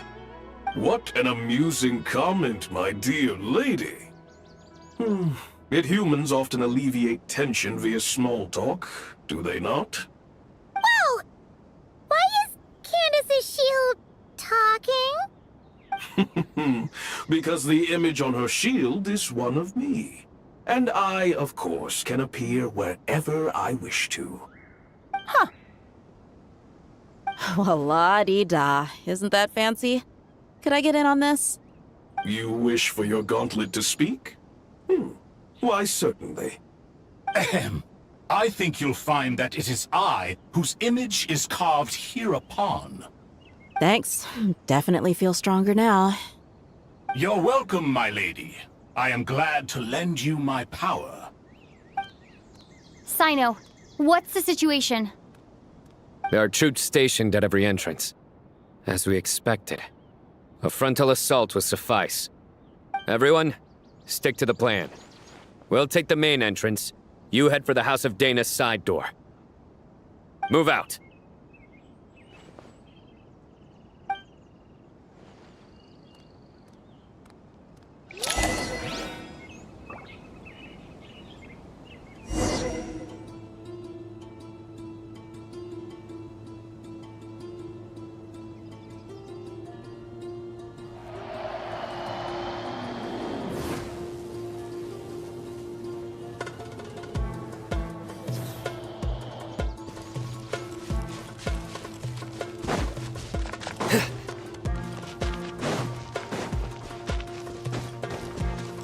Out of my way! Now it's your turn. Take this! Watch out! Get lost. Thank you, Jed. You gotta be more careful. If you're not ready to put your life on the line, you can't be certain of defeating your opponent. She's right. Keep your wits about you, Rana.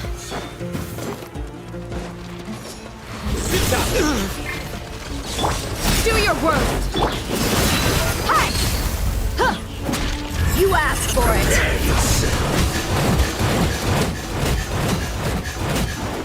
No. Cha! Hi! Kya! Please! Grant us your blessing! Nowhere to run!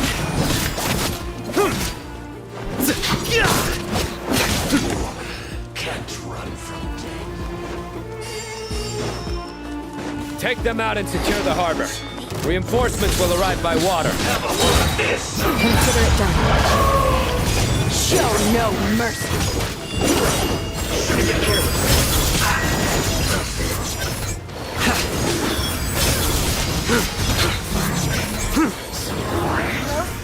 Your penance is due!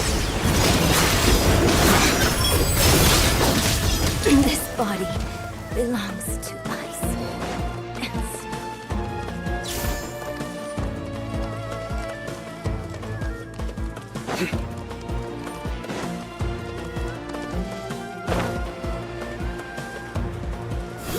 your dues. Ha! You're dead meat!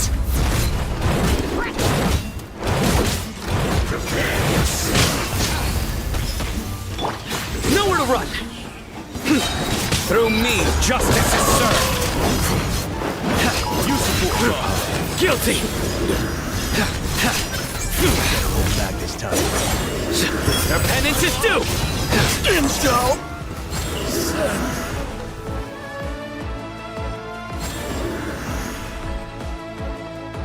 Waterway secured.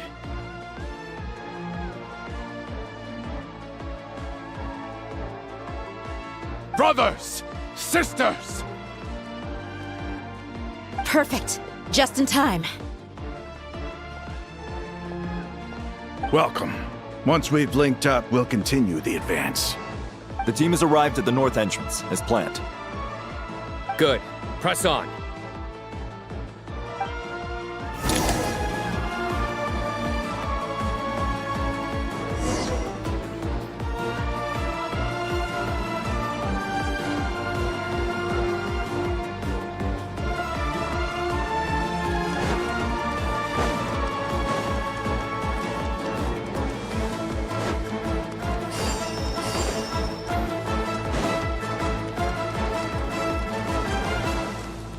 There you are, self-distracted. Hear my prayer.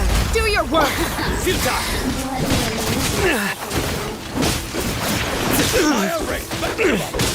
Come at me. Look alive. That's here. Gloves off.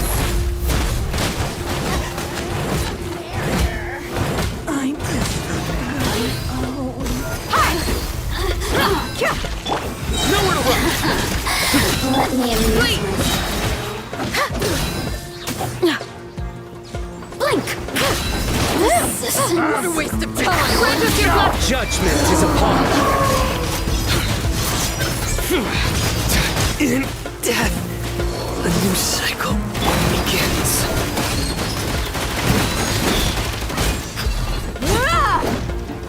Did it take too long? You're dead meat!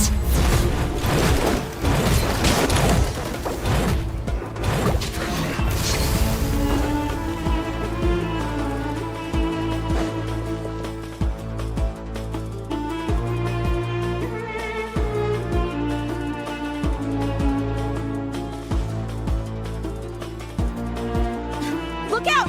It's an ambush! Finally. We need to hurry. Take the middle road now. Mahamacha Sino, area clear. Don't relax just yet. More Fatui approaching from the right.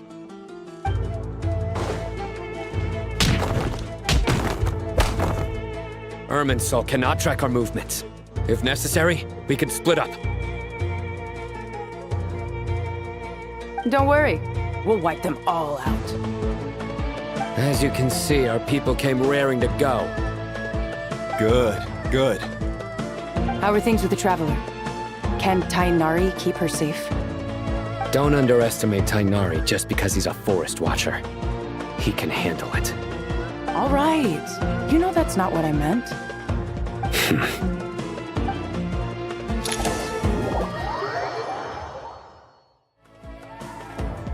Sino and the reinforcements have drawn the Fatui's fire away. It's our turn. By using a cluster leaf of cultivation, we can pass through certain terrain silently. Good luck with that. We'll just fly up there. Huh? Oh, yeah. I forgot she could fly. Ready? Ready.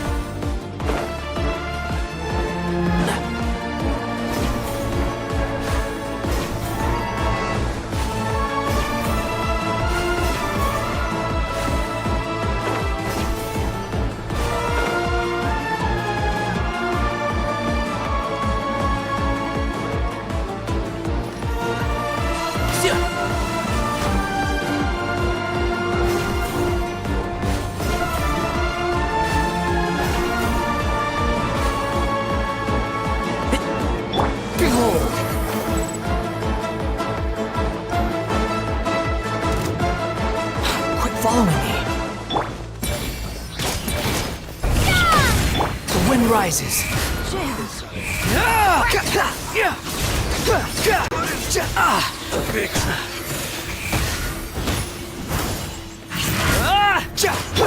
One with the force. So quiet.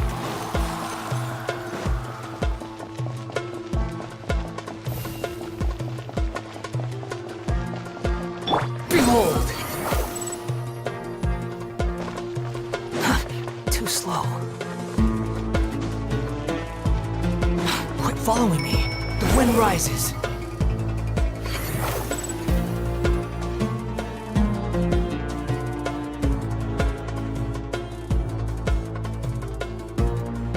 Fatui soldiers up ahead.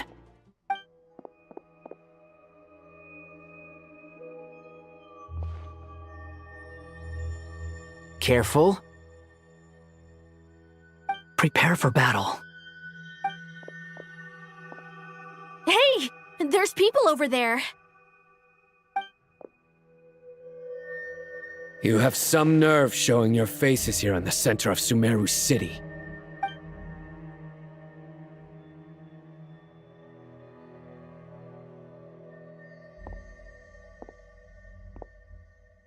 You're right on schedule. Well, this guy sure as heck isn't your average Fatui sergeant. They've stationed quite a few people nearby. It definitely looks like they were waiting for us. But something feels off. Everything about this guy feels too deliberate.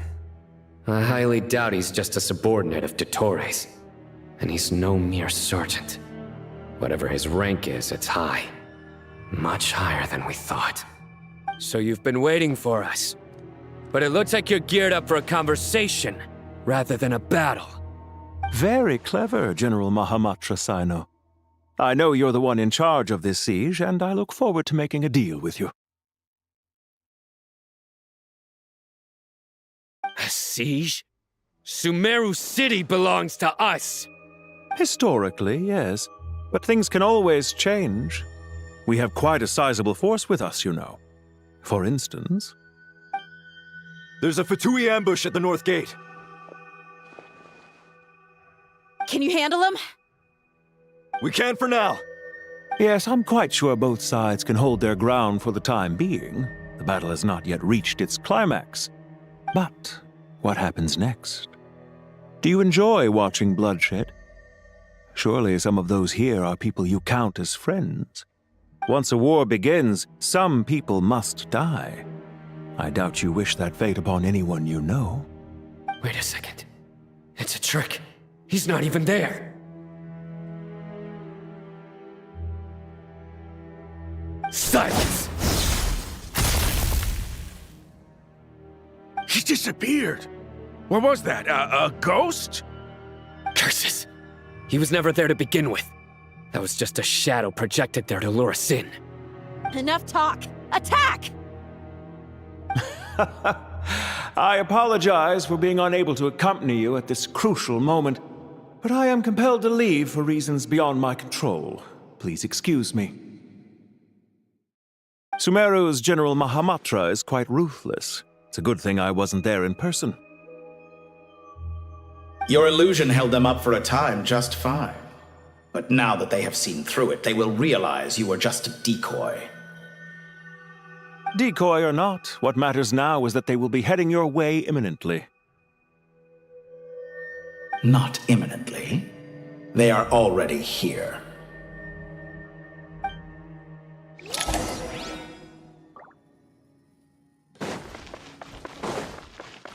Squall Fury!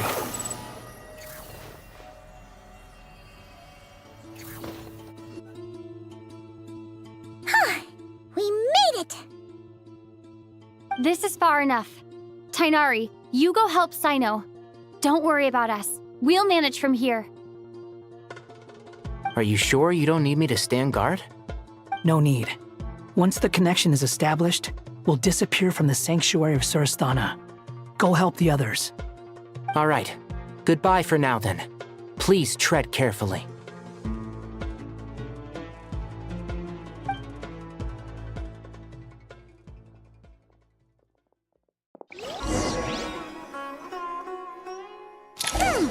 Now where's the interface Nahida mentioned? Come on, where's it hiding? Found it. It's over here.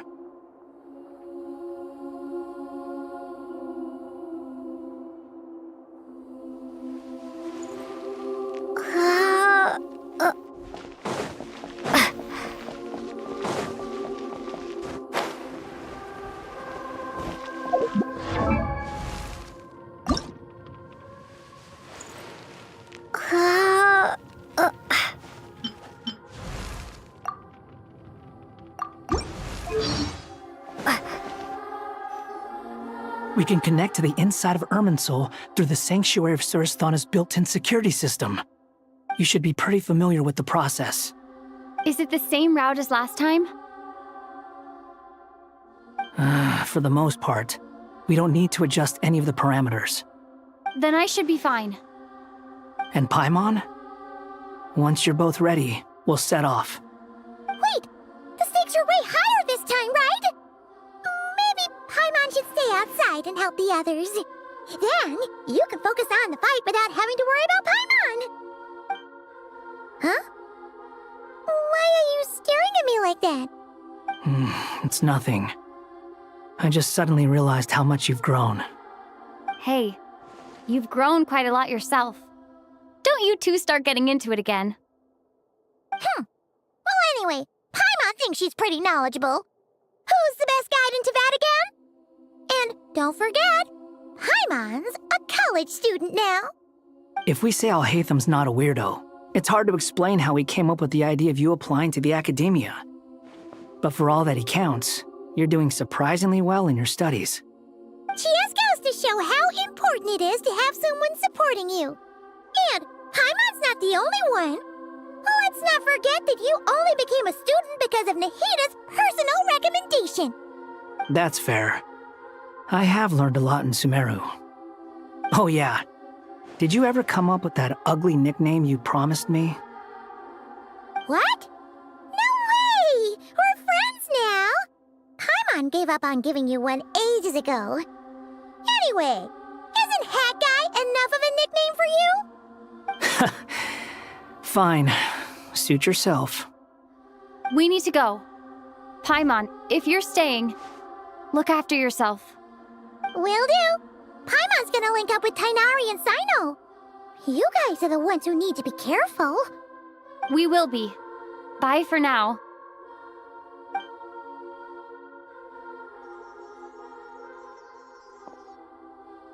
Initiating connection.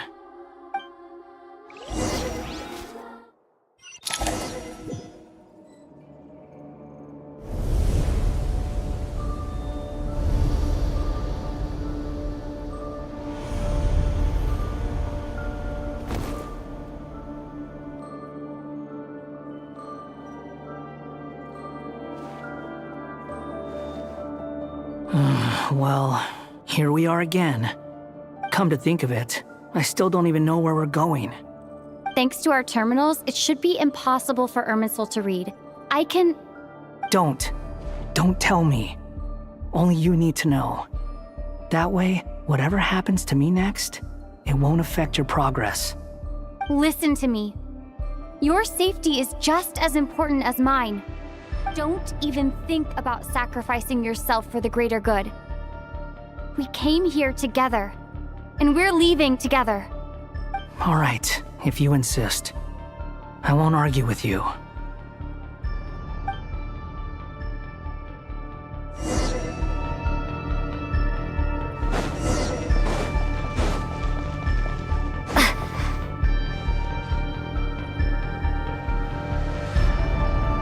This place looks so different from how I remember.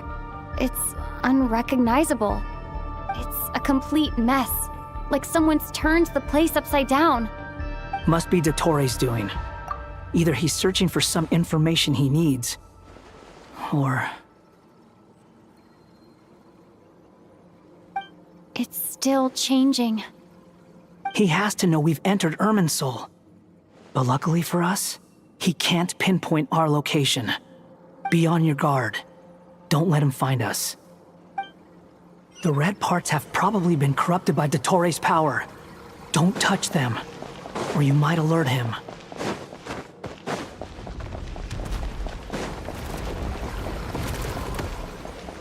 He's looking for us. Tread carefully. That wall could be a problem. Fortunately, it looks breakable. Give it a shot. Wind rises.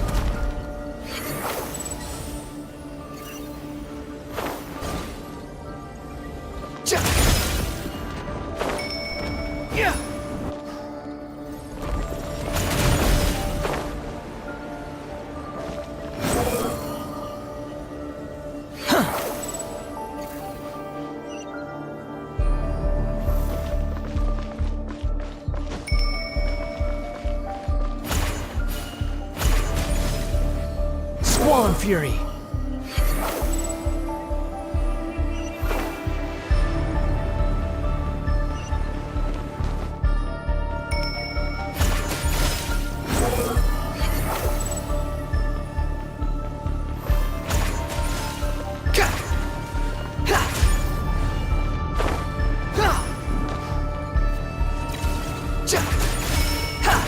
The wind rises.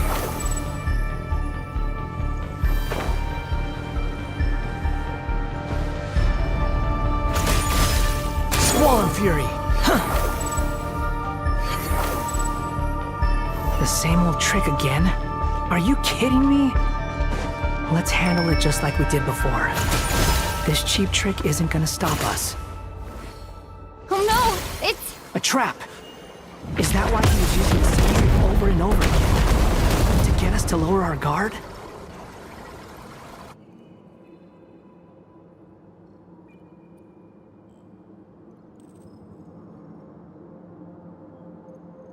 I'm trapped!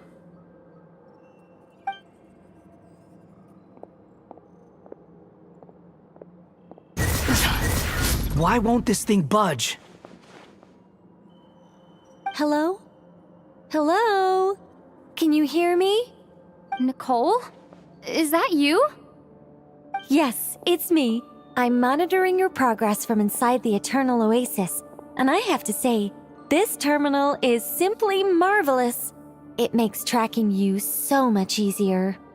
I couldn't see anything at first, but now that you two are inside, I can use your location with support from the terminals to get a partial view of the situation inside Irminsul. It's not the clearest image, but it's better than not being able to help at all. So, here I am. I can't intervene directly, but I can help to guide you out of the jam you're currently in. So please, just follow my lead. Dottore in his current form is a blight upon both Irminsul and the ley lines. Pay attention to your surroundings. There must be sources of his contamination nearby. The corrupted information is his means of manipulating the environment. You must destroy them.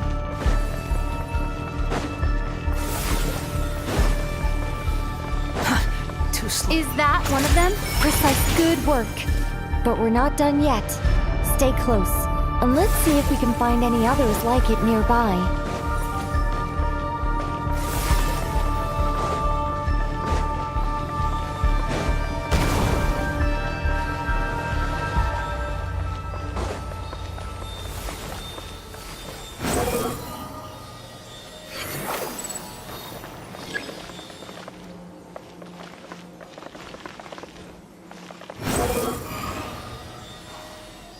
This must be another one.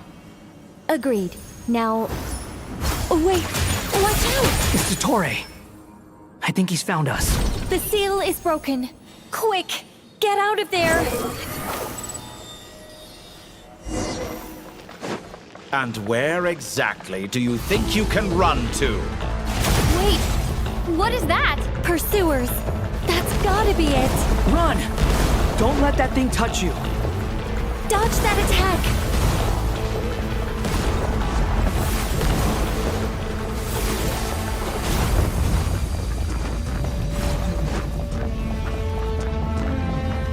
There's more than one path. Which way do we go? To the left. Trust me. Fleeing like vermin. What a pathetic sight. Hey! Watch yourselves. Stay focused. There's a cliff ahead. Jump! More of those corruption sources. Destroy them as you did before, and open the exit as quickly as possible. They're relentless. Is he trying to wear us down? You'll just have to destroy these too. I think the pursuit is over. Hard to say. Stay alert.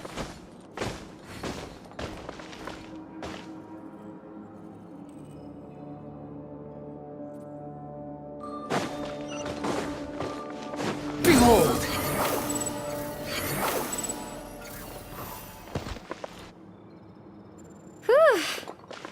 I think we've made it to relative safety. Phew, goodness. That was tough. You doing okay? I'll be fine. Don't worry. Take a short rest, and then... Nicole? Nicole! The connection's been cut. But that means... Look at you supporting one another. How very touching.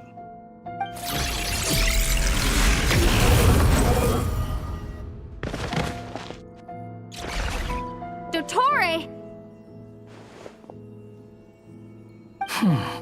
Took you long enough to find us. You're more useless than I thought. Oh, really? I think I deserve a little more credit for my methods than that.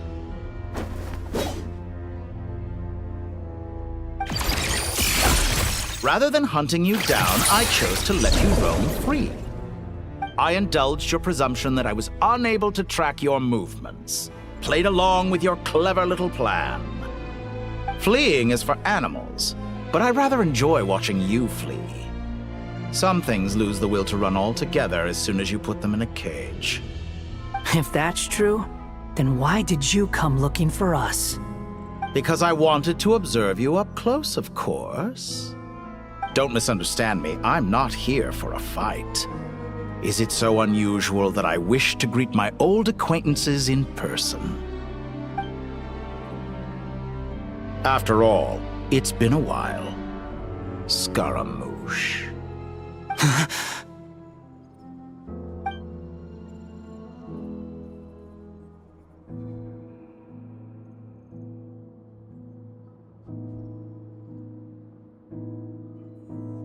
Why are you so afraid? I have done nothing unprecedented in discovering the truth. Nor did I go to any great lengths to uncover your story. You made a bold series of moves in deciding to erase yourself. And with the power of this great chronicling device called Ermin's Soul, you were able to achieve something quite remarkable. Once most people form an opinion about someone, it tends to imprison their mind. Yet you managed to erase every trace of your existence. A novel take on death indeed. However, this meant that you stood out to me all the more when I saw you in Krai. I didn't even have to go looking for you. Just the sight of you was enough for me to intuit the truth. For someone in my position, connecting the dots was a trivial affair. It would have been more surprising if I hadn't managed to piece it together. You seem very pleased with yourself for figuring it out. I'm sure you'd even be more delighted to learn the full extent of your crimes. That would hardly be necessary. Besides, isn't there something that concerns you more right now? Something that fills you with dread? Let me put your mind at ease. I have no intention whatsoever of restoring any of the records you deleted. For one thing, it would be exceptionally difficult. But more to the point, I doubt that the prospect of losing your current life is all that frightening to you. Because in your case, the cruelest twist of fate is that you'll never again have the chance to make up for any of your mistakes. Isn't it? Dottore?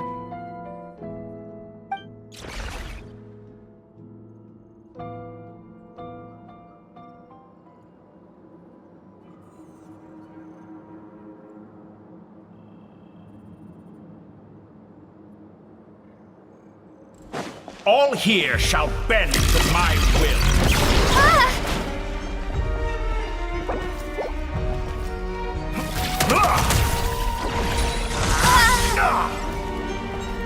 Time to ignite!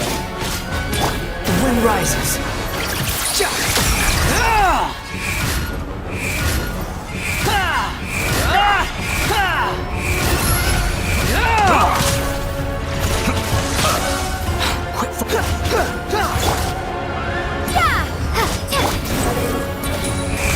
How amusing. You're dead. I'm afraid you'll need to do better than that to take me down.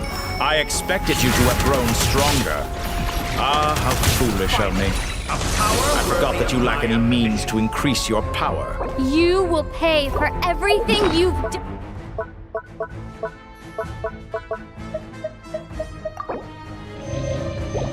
done. Oh, will I now?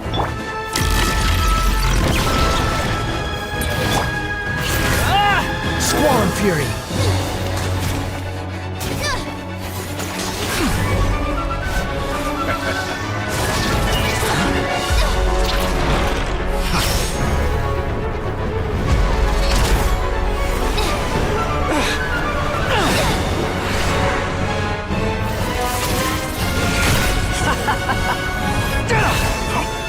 Does the prospect of death amuse you? I could ask you the same question! I'll distract Dottore. You focus on the mission. Got it.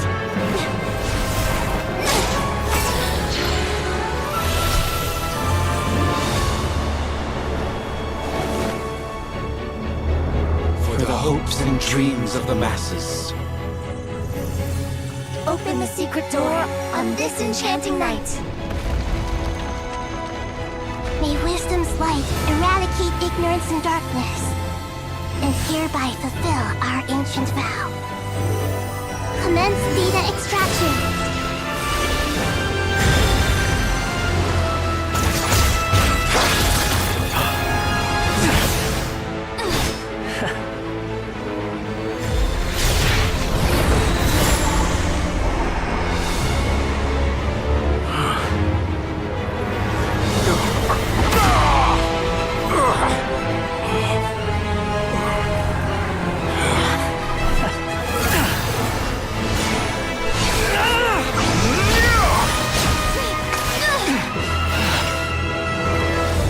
Cling to outdated ideals and stand in the way of progress. You will pay for interfering with the grandest experiment of all time.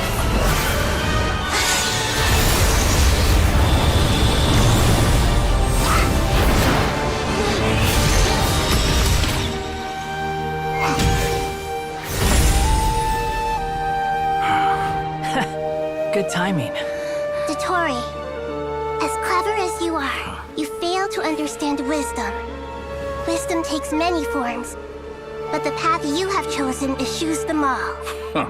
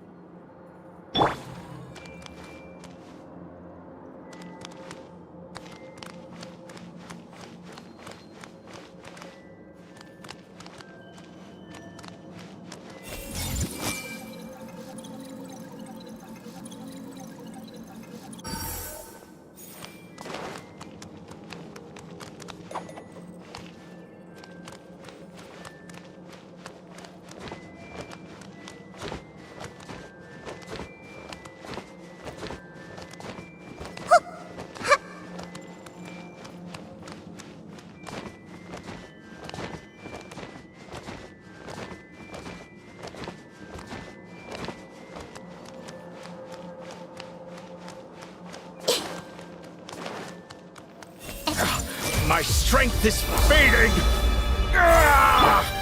Since you are within Ermi, sir, it stands to reason that any power you wield comes from it. You're extracting the information from Ermin's soul just to strip me of my power.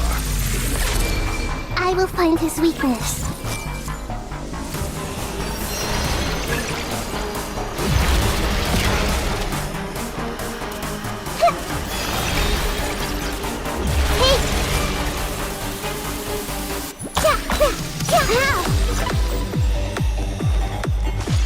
I admire your attempt to introduce a new variable. Nowhere near enough!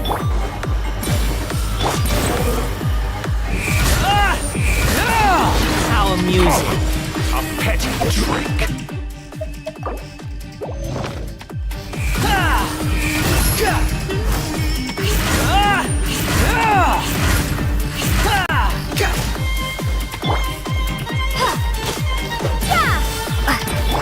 Everyone hold hands!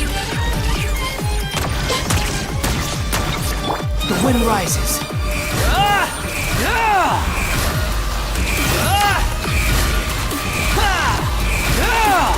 Let's try this! Muso no Hitotaki!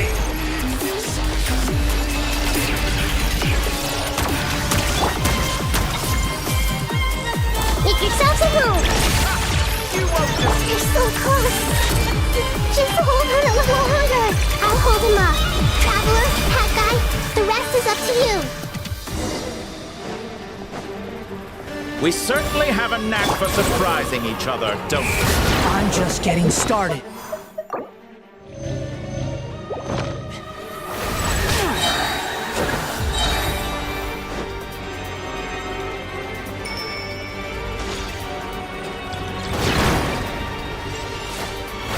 How amusing.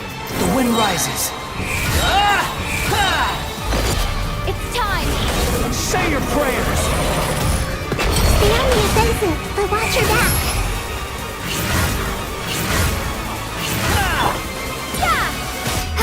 Squall and Fury.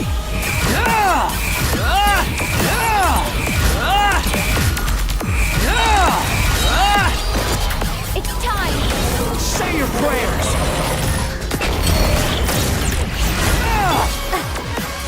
Muso no Hitotaki! The wind rises.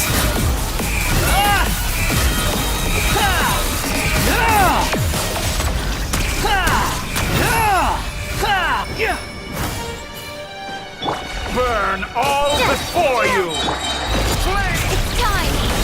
Say your prayers. Quit following me.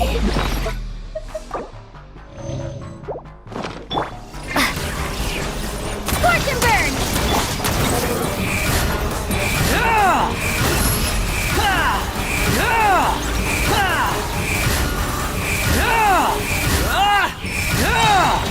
Let's try this! Muso no Hitotaki! Too slow. It's time! Say your prayers.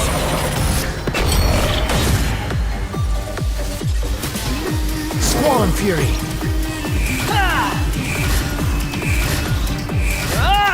Burn all before you! Blade of the primal flame!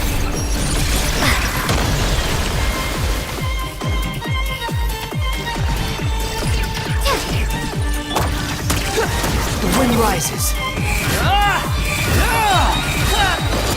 It's time! Say your prayers. Finally, time for you to die. Excited? Time for me to die? How could I have reached this place if death was something I feared? The last gasp struggle of a dying man is a pretty pathetic sight. And I know it when I see it. We shall see about that.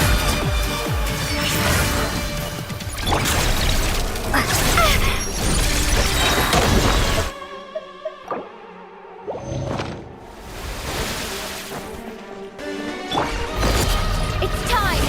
Say your prayers.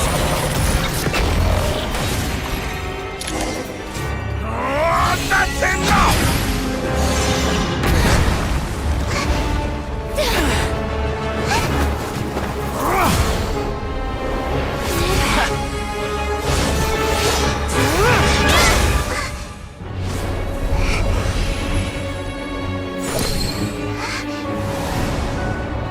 It's all yours. Do with it as you see fit.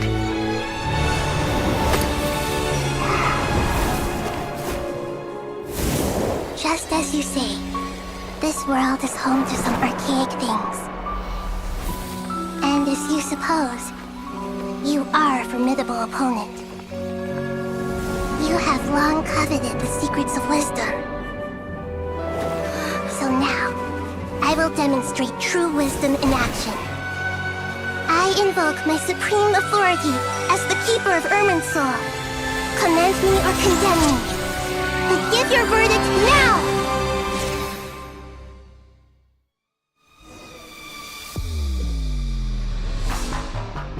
Blessed One of Wisdom, Mahakusaladhama, are you certain that you wish to exercise your authority to destroy Irminsul?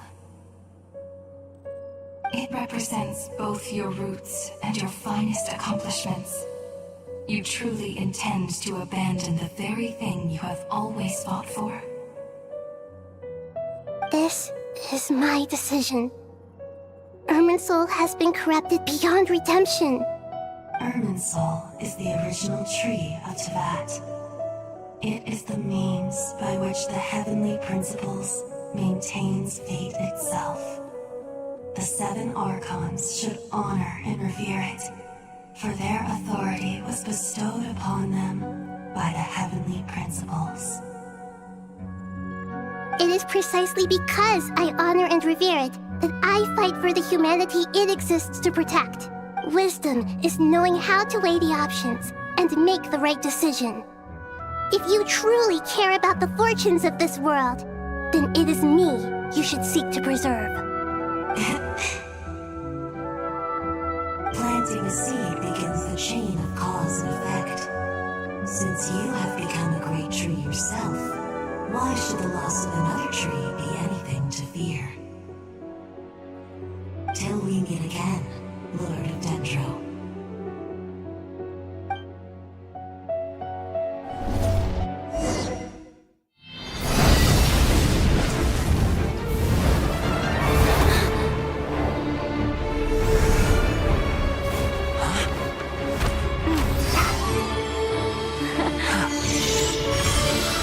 The first flame. The pure, cleansing fire.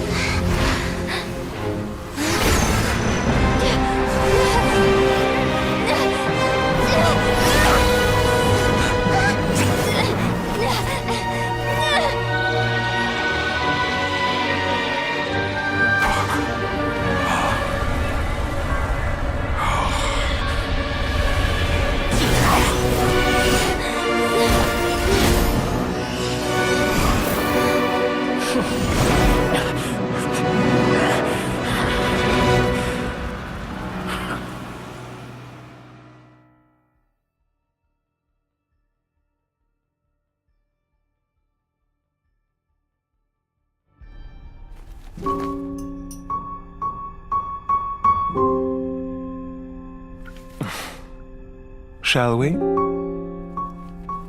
Where were we?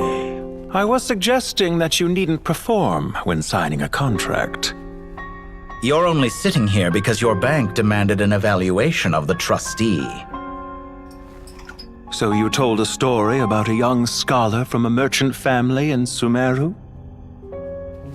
I told a compelling tale, didn't I? The post-expulsion story is far more captivating. The human experiments or the elixir of immortality? The part where you die. Ah, yes. My favorite part. The 35-year-old Segment thought of himself as Dottore, reserving the name Zandik for the original specimen. Of all the Segments, he was the most selfish. After his expulsion, Dottore searched for a new direction. He joined the Fatui, studied Elazar in great depth, secured resources. He was rather fortunate in his career. Zandik turned to Conrian technology and successfully created his segments. But this was not immortality. Even with backup segments, his body would still age. Still, thanks to Snezhnaya, Zandik found the ideal base for his experiments. Then a perfect partnership materialized at a crucial moment. The year that both parties realized they needed more time. Fortunately, Zandik succeeded. In a miraculous turn of events, he gained the extra time he needed. I seem to recall it differently. All right, it's true. No matter how much elixir he took, Zandik remained human and continued to age. Then, on the morning he turned 85... Help me up! Call for help! Surely he would be rescued, Zandik thought. But to his surprise, no one helped him. Zandik was too selfish for that. Don't forget, you're one of us. Yes, and we're all waiting. Waiting for me to die. Pantalone arrived for a meeting and happened to witness what followed. He found it unsettling. I never said that. But the Zandiks were unfazed.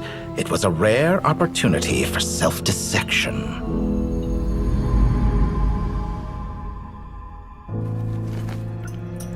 What does all that have to do with you depositing your data at Northland Bank? It has made me cherish my time in this world all the more. Fair enough. So you do have a sense of self-preservation.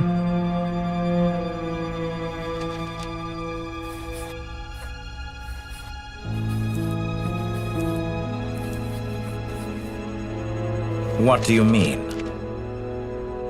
You're hardly normal, and you don't cherish life. You just don't want to admit defeat in the limited time you have. Even so, don't I deserve an interesting ending? I'm counting on it.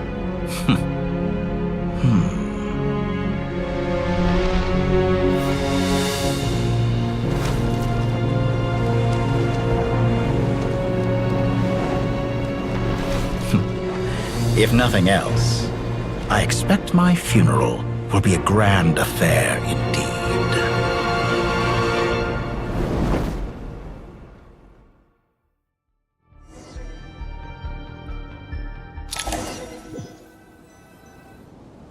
What a magnificent fire. In Snezhnaya, we light fires to ward off the cold. Fire, it seems, is antithetical to ideas such as cold, frozen, and unchanging. Perhaps it has always been that way. From the beginning, fire has been used to drive away wild beasts and warm the body and mind. You could say it's a form of treatment. One that cures the human heart of mortal fear. Mortal fear? Something you haven't been acquainted with in a long time, by the sounds of it. Whereas you, I'm sure, must know the feeling quite well indeed. I remember when we first discussed the elixir of immortality, you claimed that extending your lifespan was about buying more time. But was that really the truth? You fear the prospect of dying a wretched end in this world, don't you? Of course I do. I'm only human, after all. And while you may have forgotten it, you cannot deny that you too were once human, Dottore. I do not believe that there is no such fear in your heart.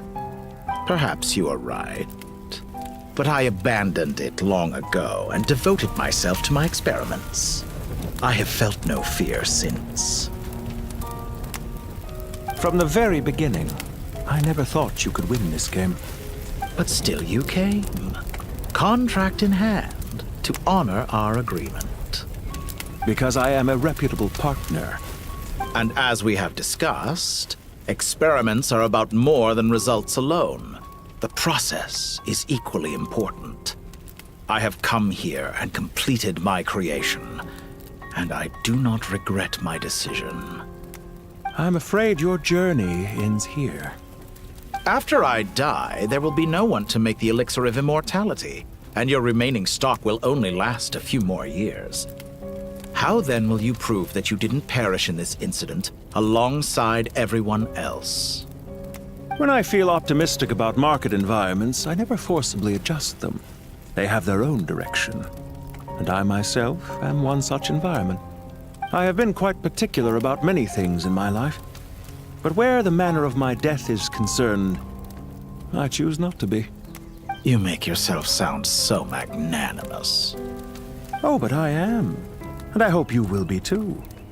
It may have been a long time since anyone told you this, Dottore, but I recognize that you are a truly rare talent. Ha! I can see it. The experiment in blasphemy that I've been performing all this time. It has been a long process, and I do not care about the results as much as people might imagine. If the very goal of your experiment was to explore infinite possibilities, then there was never any reason for it to end. Indeed. Yet now, the experiment has officially drawn to a close. What should I call you? Zondik? Or do you prefer Dottore? Suit yourself. Goodbye, Feofan. This time, that's what it truly is. And don't I know it? Goodbye, Zondik.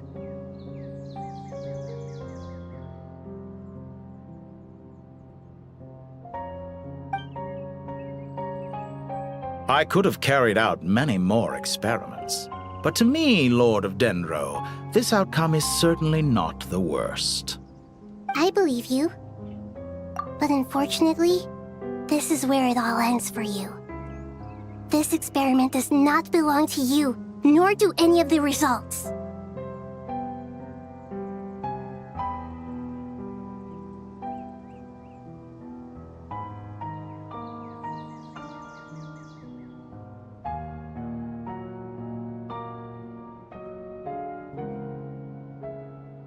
Experiment. It sounds like you're trying to outdo me in my own field. Wisdom is conveying information in terms that people can clearly understand. You know exactly what I mean. Indeed. I can see no further outcomes. Ha. You have a formidable mind, and you are braver than I thought. Setting fire to the very thing your survival depends on. Your previous threat was empty, but this time, it is real. When necessary, wisdom can be as fierce as an inferno. Some of the flames that incinerate you come from within yourself. Perhaps you are right. You see what lies at the bottom of the human heart, and that is your wisdom. Here is where your journey comes to an end. All that is yet unknown belongs to those of us who will carry on living. It seems I have unwittingly been your arch-enemy all along. But now, it's all over. I do not deny your intelligence. But what you refer to as experiments, I would never describe in those terms. They are events that take place in the real world, and they are so much more than mere data. Goodbye. We will never meet again.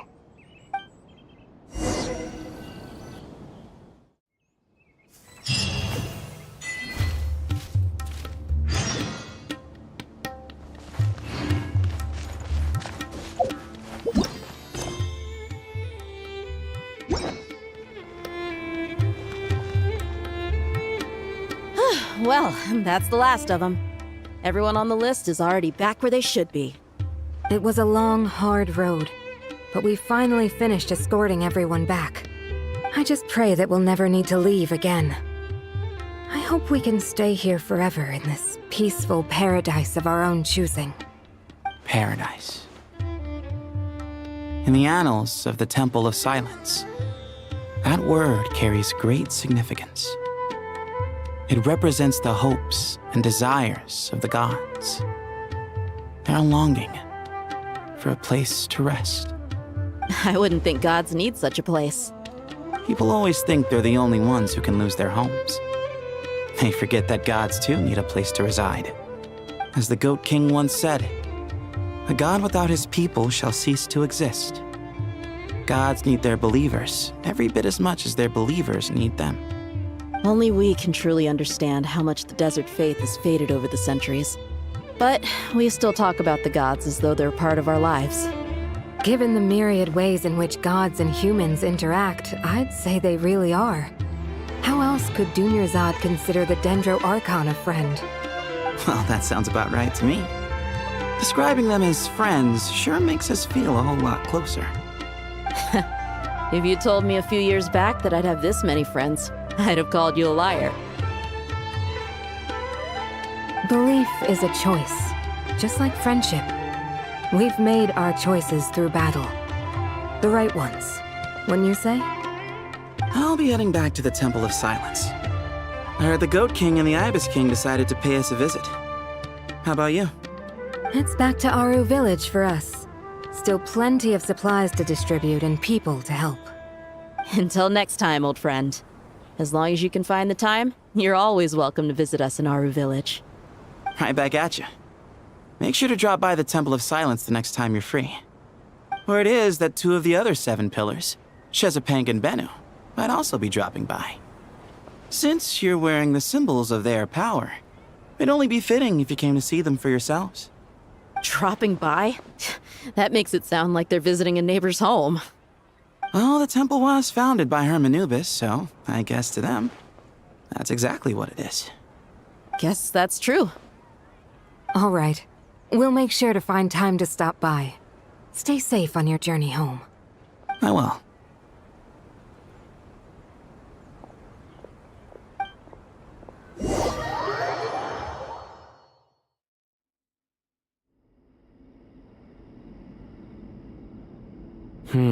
You do have a point. See? Retirement has always been a problem, especially for old-timers like us who've been locked away all these years. You finally step out into the light, and bam! You're face to face with a whole different world. Naturally. What do you think, Layla? Huh? Why would you think to ask me? How could I possibly be qualified to decide where the servants of King Deshret should live? Sorry if my question was unclear. Do you think their statues will stand out too much if we place them here? Hey, I never agreed to this. How could we possibly allow our statues to be left in Hermanubis' home? That would be like breaking into someone's house, then pretending it belonged to you in the first place. Different beliefs can coexist. We still need to respect one another. By which you mean, you two plan to stay at the Temple of Silence, for a while at least, but you have no intention of relocating your statues here. So, you see this as sort of a family visit? Is that correct? Family. You could say that. In a sense, Hermanubis would view this as his home. Just look at this place. Magnificent, is it not? The sad truth is, in the past, all 3 of us invested so much into misguided ventures. We failed to build what we should have, and wasted so much time instead. And what do you mean by that? I mean that for the most part, time spent associating with the likes of Sobek, and, let's say, Thoth, might reasonably be considered wasted. Why does that not surprise me? Go on. Anyway, given how much time we'll all be spending together, I'd say that the bonds we built will end up proving to have been a sound investment. Once Sethos, the current leader of the Temple of Silence, returns, you can discuss the matter of staying here with him. But judging by the expressions of everyone here, I imagine you'll receive a very warm welcome. This sacred ground houses untold knowledge, after all. What better place for the servants of King Deshret to appear in the mortal world? How about we share a meal together first? I imagine it's been many years since you last tasted fresh food. Oh, that sounds wonderful! After so many hundreds of years, I can only surmise that desert cuisine has become a lot more varied. Are we having a get-together? If you'd like, I can help prepare some food. After all, Lord Thoth, you helped me so much in the desert, and I still haven't properly thanked you. Oh, my, that would be wonderful. I'm touched that you still remember. How the times have changed.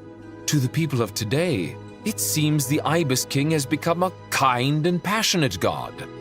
And you, Mr. Herreshoff? What kind of god do you wish to be?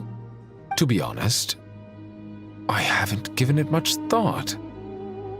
How about you, Dendro Archon? Do you have any hopes for your future? Me?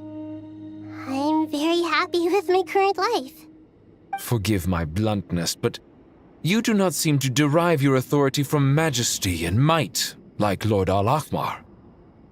Clearly your approach has its advantages, but also its dangers, don't you think? I do, but projecting a majestic front doesn't really suit me. Besides, my relationship with others isn't simply one of a god and her people. Not putting on airs might earn you more adoration. Exactly. Besides, I really like parties where everyone brings their own food and we all come together to share. You should join us. I'm sure you'll find it fun. Last time when we got together for a picnic near the Avidia Forest, it was quite the occasion. Seeing as you're already here, how about we hold the next one in the desert? Can we do that? Wouldn't Tainari have to transport a ton of drinking water? Don't worry, I can help out. Layla, would you like to join us next time? Me? Sure. The more the merrier. That way we... Don't take this the wrong way. I just think you should know. When it comes to passing the time, chess is more our thing. In that case, Dendro Archon, what do you say? If I were to compete against you, I can't say with certainty I'd win, but I certainly wouldn't mind giving it a shot. Where's Sobek? I'm sure he'd be good for a few rounds. Cards, cards, cards! I'll always prefer chess. I wonder what variant of chess we're talking here. Mr. Thoth, is there some sort of astrological significance to this game? Oh, I'm glad you brought that up. As long as the leader of the Temple of Silence agrees, we can search Hermanubis' place for books to teach you how to play.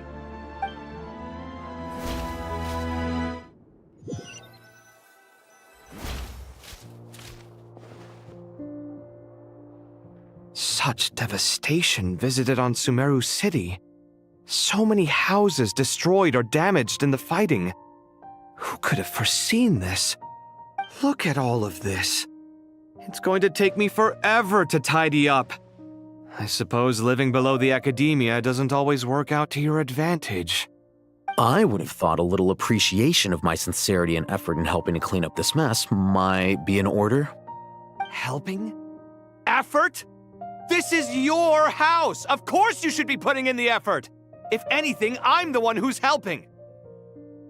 So you see yourself as just a helper in this situation. I must admit, I'm rather shocked. If you're trying to say that since I live here too, I have an obligation to tidy up, fine, I suppose I do. Wait a second, stop changing the subject! Nevertheless... In the wake of a great storm, a missing roof is a predictable inconvenience. Can you stop making it seem like I care more about this house than you do? Doesn't it upset you at all to see your home in this state?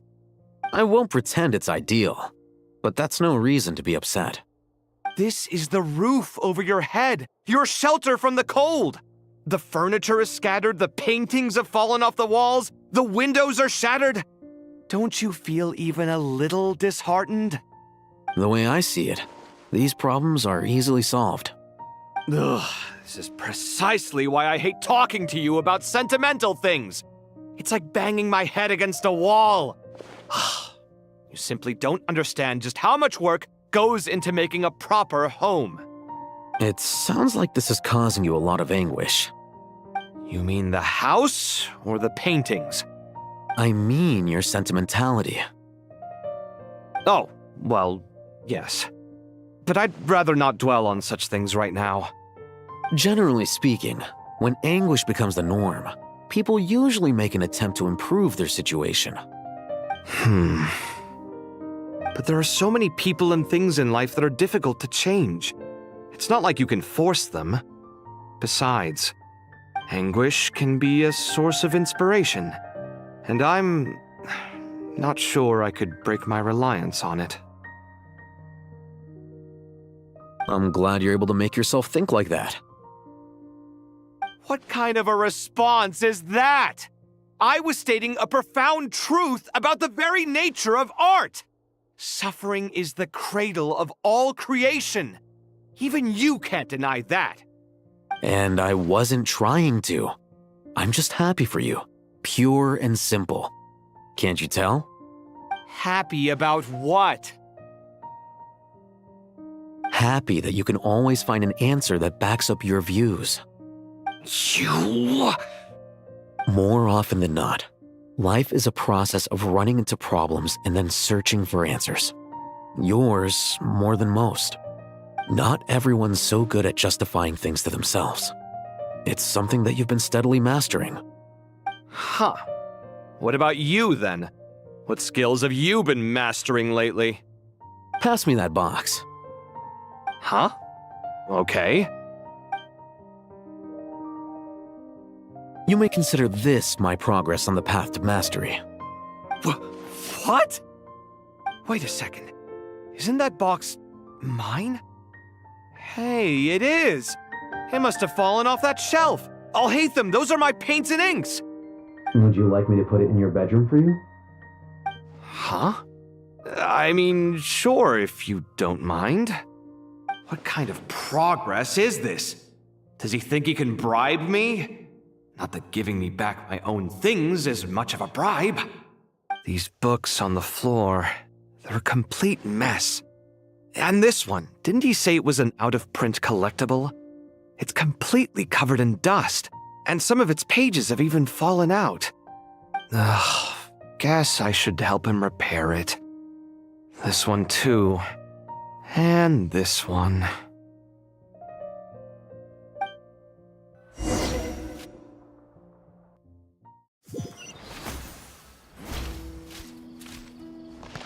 Take a break.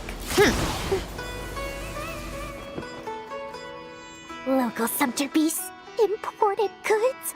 Such a bright future ahead. I can picture the Mora just rolling in.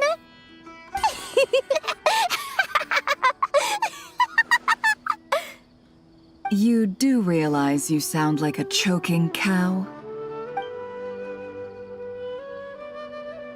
It's called being imposing. Can't you feel it?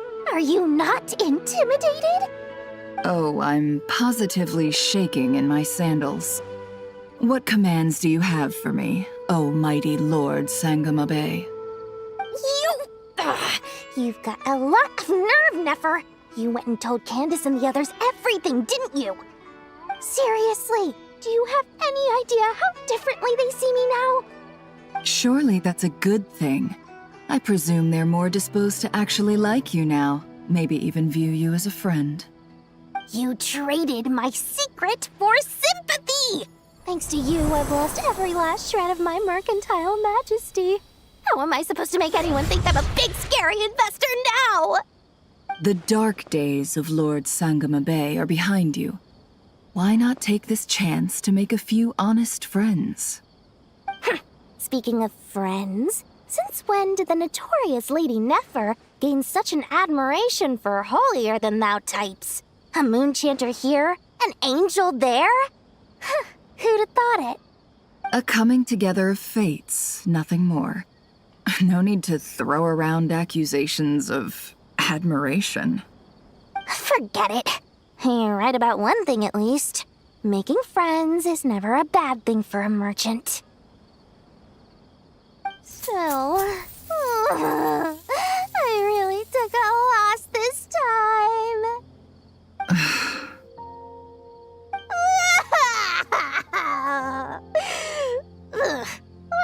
looking at? I'm trying to see if you're really crying or if those are just crocodile tears.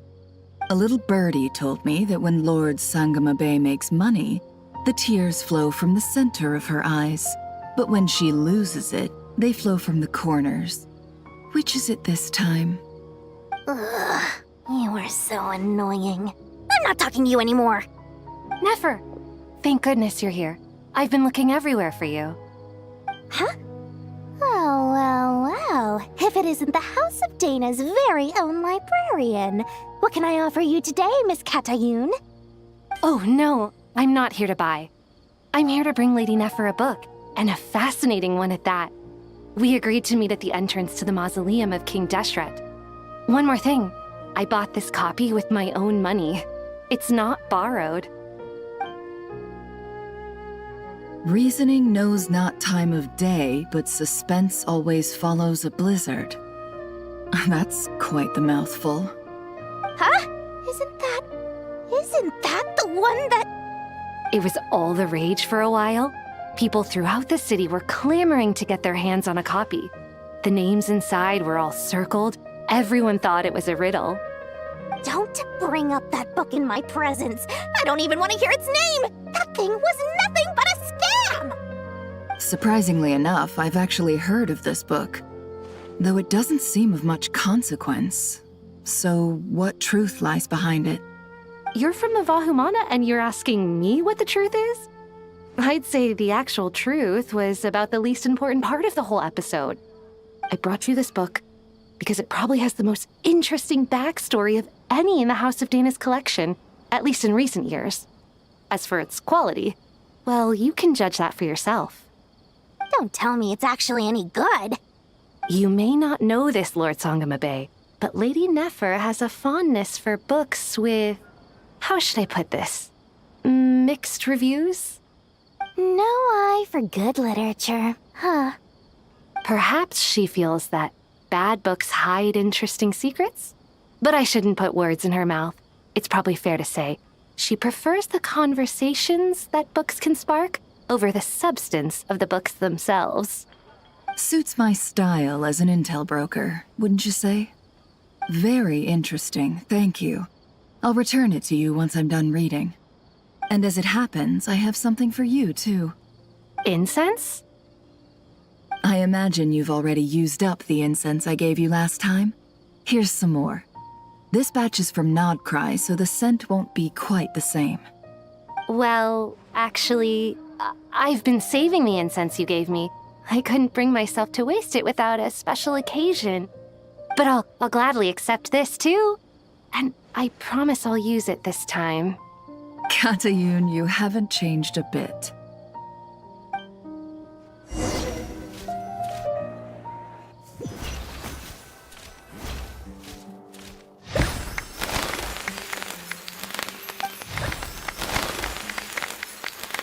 Congratulations, Kale. Well done, Kale. After studying for so long, you've finally become a full-fledged ranger. Sure hasn't been easy for you, huh? This really is fantastic news. All grown up. No longer a trainee, but an official forest ranger. Oh, the next step is to secure tenure in the academia. Thanks, everyone. It's true. I'm an official forest ranger now. Master Tainari, thank you for your guidance and support. I wish Mr. Sino were here so I could thank him too. Sino had a matter to attend to at the Temple of Silence. I don't imagine he'll be back for some time. But don't worry, we can celebrate together once he's finished. I'm afraid the party will have to wait. Kale still has some matters to attend to first. Kale? Is everything all right? No, it's not what you think. There's nothing wrong with my health. I just have a few things I need to deal with. I've made plans with the Traveler and Paimon to visit Mondstadt. Master Tainari and Mr. Sino will be accompanying us too. Well, that's a relief. Let's get together when everyone's back. I'm sure you'll be doing even better by then. Of course. I have a feeling you're right.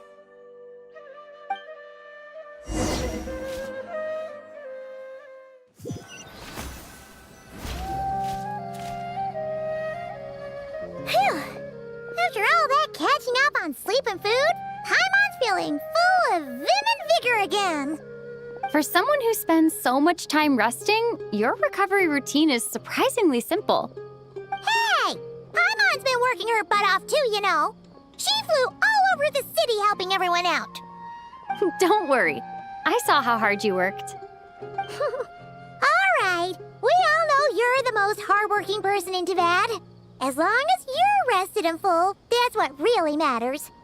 Paimon's been looking around the place, and it seems like the city's already on the mend. But Paimon's been wondering how Nahida's doing. We should check in on her.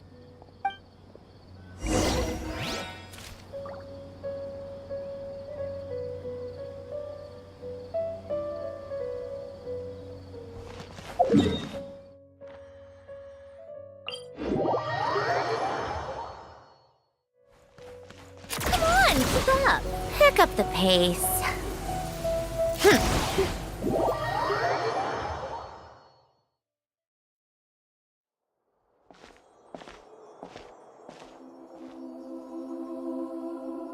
Nahida! And Hat Guy's here too! Traveler, Paimon! What's going on here? Nothing much. Nahida was just expressing concern for my physical and mental well-being. Oh, the Traveler told Paimon all about that. We've both been very worried about you. Are you feeling alright? You make it sound like I'm on the brink of some kind of breakdown. Truth is, I'm doing much better than you might imagine. If we can just get to the bottom of Dottoro's intentions, we can minimize his negative influence. That's the sort of thing I excel at. Just listen to that newfound optimism. It seems like having you enroll in the Vahumana was a truly inspired move. I can really see the positive influence. Observe, a classic Sumeru specialty. Chalking everything up to education and learning. To be honest, even I can sense the change in you. Everything Dottore said to you was a way to manipulate your mind. Fortunately, you're no longer under his sway. Can someone as old as me really continue to grow? If it helps, just think of yourself as a late bloomer. It's all a matter of phrasing, and it comes down to what standards you measure yourself by. For a puppet, developing at such an age is perfectly normal. But if you choose to call yourself a late bloomer, it sounds more like you consider yourself human. However you see yourself, well done. All right, I see what you mean. Anyway, what's your next step? What else can I do but complete my current courses? Everything else can wait. Anyway, that's enough chit-chat. There are still things in the city I need to help out with. I'll be heading there now.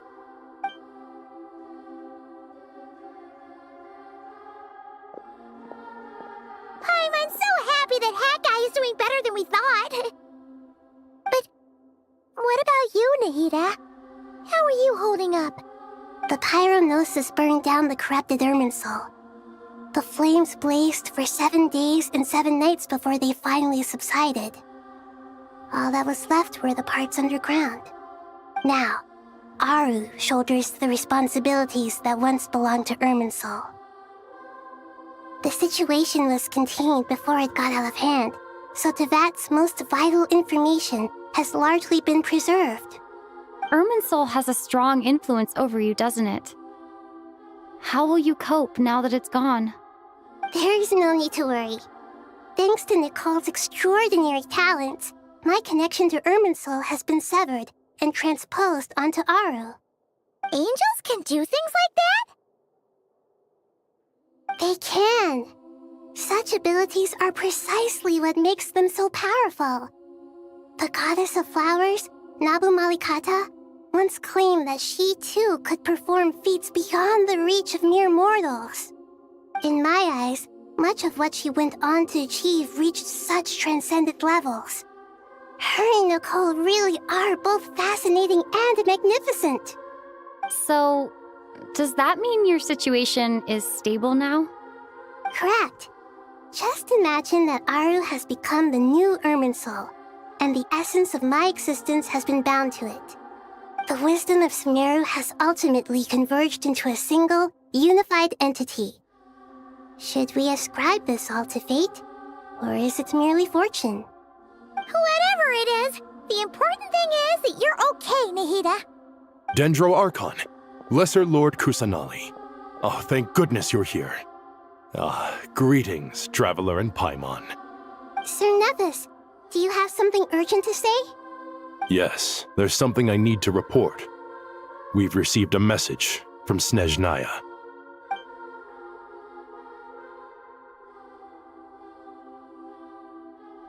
The Fatui Harbinger, the Rooster, sends us his sympathies, along with all the usual pleasantries. His stance is that, following the unrest in Nodcry, Dottore was subjected to internal censure. This madness was the act of a rogue element, one who cannot be seen to represent the Zapoliarni Palace. No less than can be expected. Snezhnaya paid a heavy price working to stop him. They even lost one of their own harbingers. The letter goes on to say that even so, Snezhnaya cannot claim to be blameless. Apparently, they will deal with Dottore's subordinates in accordance with Snezhnayan law, holding all those involved in his crimes accountable. Additionally, they are supplying relief funds and supplies, which are already en route. They hope this will aid in Sumeru's reconstruction. Sounds like he's got an answer for everything. True, but as diplomatic rhetoric goes, it's highly effective. Completely watertight, both in logic and sentiment. This disaster has had a profound impact on Sumeru. There is much that I will keep in my heart. The matter of Dottore can be seen as settled for now. We are sure to cross paths again in the future, and in that light, Snezhnaya would do well to uphold their responsibilities and keep a tight rein over their actions. With Irminsul burned, the flow of fate now carries many more possibilities. I will be watching carefully. Perhaps we can move on to a less serious matter? Dendro Archon, will you eat with us once this matter is dealt with? Everyone wishes to celebrate together. Your presence would be most welcome. Of course! Junior Zod, Sino, and Hypatia all told me the same thing. If there isn't enough room for everyone, we can arrange back-to-back feasts. What a wonderful idea. That just leaves the question of what we should eat. Not more tomatoes, surely. More? Dendro Archon, what do you mean by more tomatoes? Those good friends of yours are always talking about tomatoes. Sometimes when I'm walking through the city, I can even hear them arguing in the fields. Since you see them so often, you must hear about tomatoes even more than I do. Tomatoes. Tomatoes. The word has a certain magic to it. Like the autumn fur of a sumpter beast swirling in the wind, sometimes flying up my nose. Tomatoes. What can we make with tomatoes? Wait, why tomatoes? Take your time, there's no need to rush. The Traveler, Paimon, and I still have somewhere we need to visit. You'll have plenty of time to think it over before I return. Does this mean you're going to Natlan? Meeting them there in person. It will require a long journey. I know. But this is necessary. I must go myself. Traveler, Paimon, we'll set off as soon as you're ready. Is that all right? Sure. We'll be ready whenever you are. You'll hear no objections from Paimon. We should grab some snacks along the way, though. It'll be just like going on a long holiday. Wonderful. I'm looking forward to this so much.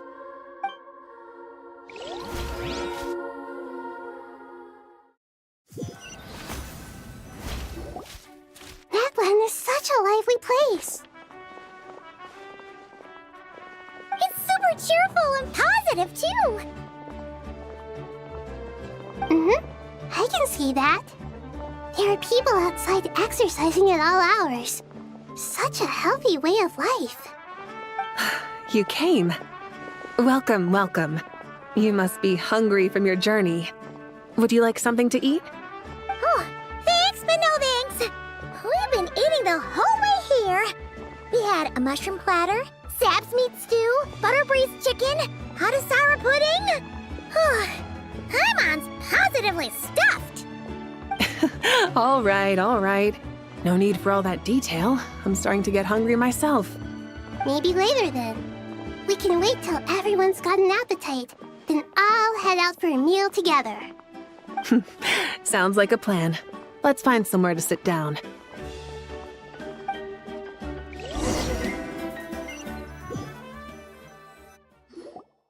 I should tell you, I already have some sense of why you've come. Why's that, Malika? To say thank you. Your senses are spot on. But on top of that, we also feel guilty. Because the pyronosis has vanished? I sensed its loss. Despite scouring through the remnants of Irminsul, we couldn't find any sign of the pyronosis.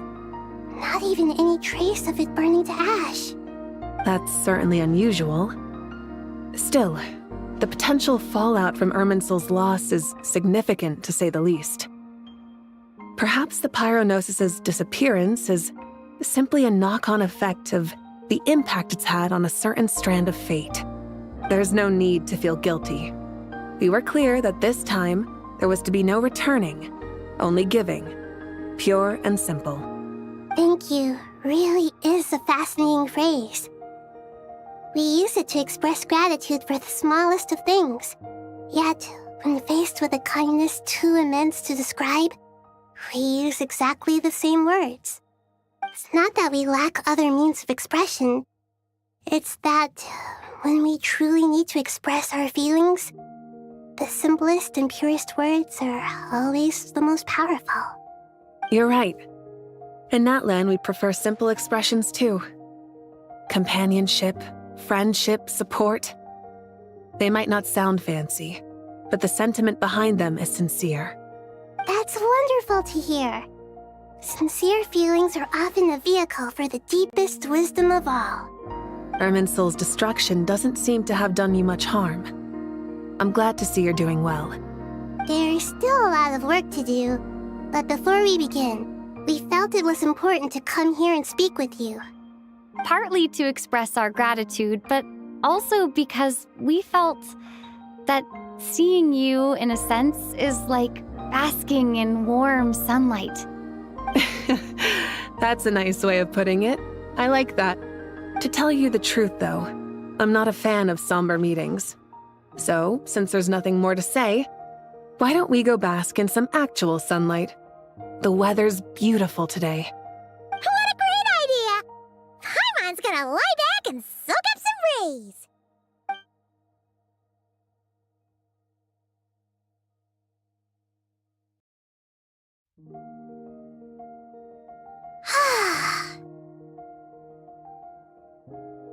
In that case, I think I'll lie down for a bit too before we head to our next stop. And where might that be? Mondstadt. Paimon and I are gonna head back there with Kale and the gang. Long ago, I sensed that the god remains inside Kale had come from the goddess of flowers, but I kept it a secret. Those remains weren't hurting Kale, not as she is now. They simply exist. Besides, I could sense a deep yearning within her. A yearning for an ordinary life. A yearning to hold on to the hard-won happiness she now enjoys. With someone like her, I have a responsibility to keep her secret. She should be ready to face the truth by now. Whenever people meet, there is always the potential to create warmth and kindness. Every child grows up. But even as adults, they are still children in the eyes of certain people. Oh, just like how Paimon sometimes sees Nahida as a little kid. Is that so? Well, anyone who's friends with a kid is probably a kid themselves. Of course! And there's nothing wrong with that. When we get back, we'll actually be hanging out with another of our friends who happens to be a kid. Or more like looking after, in her case. Anyway, we'll always be there to watch out for our friends. Dear Sucrose, when you receive this letter, I'll probably be as busy as always. But busy with wonderful things. That's because I'm no longer a trainee. I'm now an official forest ranger. Impressive, right?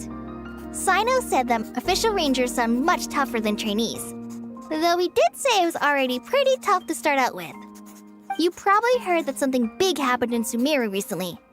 Don't worry, it's all been taken care of. We're heading to Mondstadt soon, so if you're free, maybe we could meet up? Plus, it's not just me, a few of us are going. Hey, do you still remember that time we all got together? You know, when we all went to the Windbloom Festival? It'll be just like that.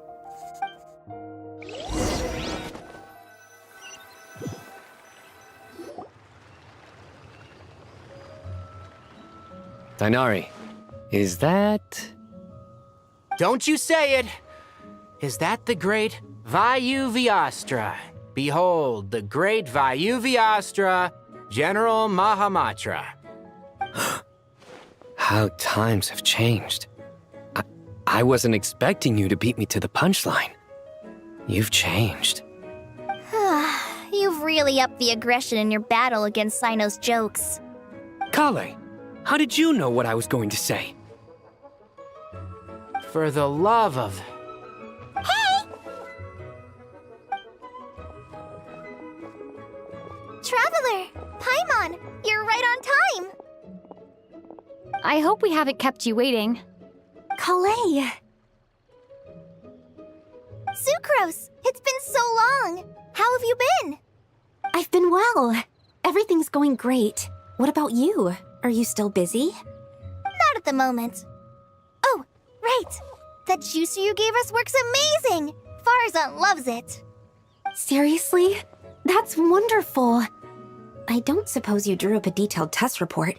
Oh, what fruits did you use? How's the texture of the final product? Sucrose, you might want to try asking your questions one at a time. Albedo! Paimon didn't see you there! It's been a while since all of us were together like this. How about we follow the same plan as last time? Good idea, my friend.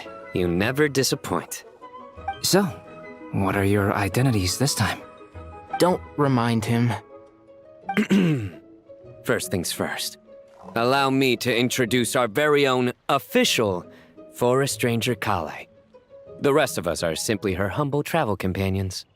This sounds like one of those mushy stories that gets people hooked on some corny, heartwarming premise. Oh, is our story not heartwarming? If I recall correctly, there was even a scene like this in King of Invocations. Besides being heartwarming, our story's also about tough, impressive-sounding job titles. At least that's what I think.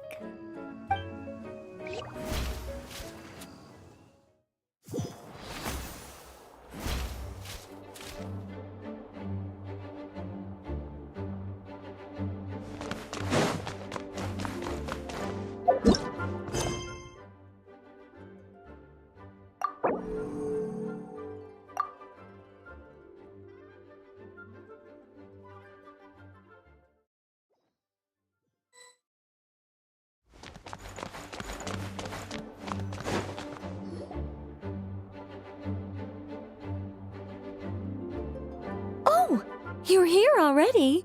I'm still giving Dodeko a little trim. I won't be a moment. A trim? Does Dodeko need haircuts too? Of course. It's important to know how to take loving care of the apples of your eye. All of these trivial matters get left to me. It's because I'm an angel, and angels are, in a way, the guardians of all Teyvat. Oh, right! Well, that's definitely an impressive-sounding job title. What are you writing? I'm just brainstorming some cool-sounding lines. Oh, write them on these card backs. Of course. Clearly, my lines are pretty amazing, wouldn't you say? Miss Nicole. Kale? You seem a little nervous. I was just wondering, who was the person you mentioned who needed their wish fulfilled? Wish? What do you mean? Miss Nicole asked if we could meet up in Mondstadt once everything was over. She said a friend of hers had a wish that needed my help to come true. Well, you never mentioned that before. All we knew was that you'd arranged to meet in Mondstadt. But we thought it had something to do with the god remains. To be fair, everything I told you was true. Anyway, my friend is waiting. Come on, let's pay her a visit.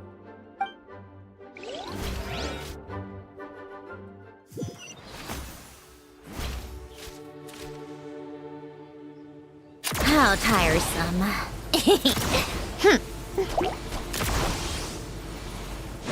Come on, keep up.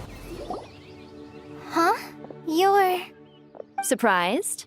I bet you weren't expecting to meet a woman like me beneath this beautiful tree in a faraway land.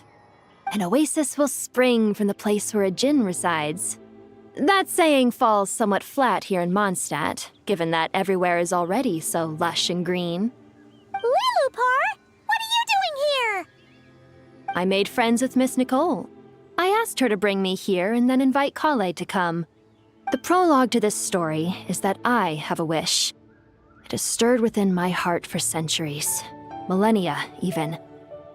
Originally, it was merely Al-Ahmar's lie, but now it has become reality. Could this be... related to the goddess of flowers?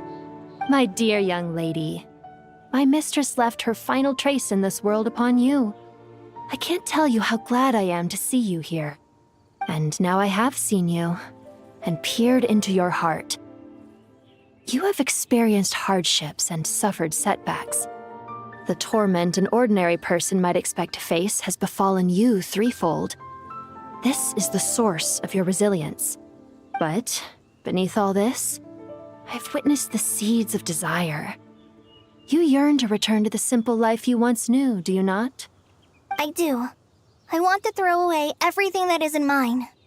But how do you decide what is yours? The scars that others carve into your flesh? The kindness and love they inscribe? Are these things not yours as well? They are. This is something I've talked about with Miss Nicole. Miss Nicole said I should learn how to adjust my standards.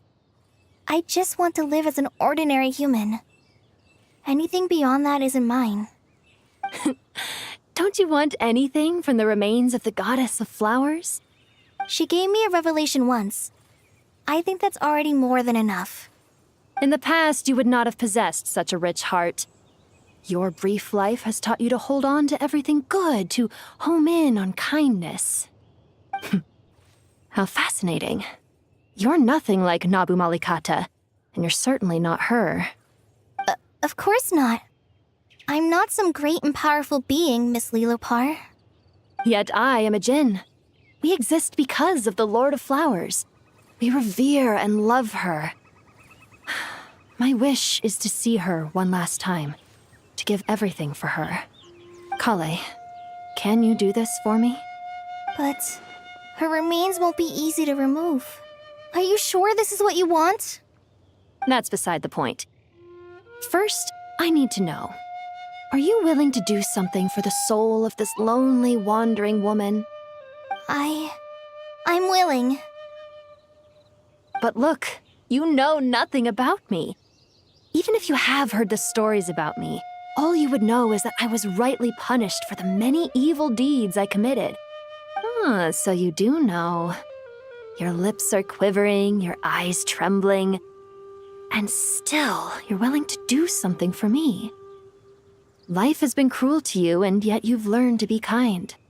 My dear young lady, to repay your kindness, I too must play my part.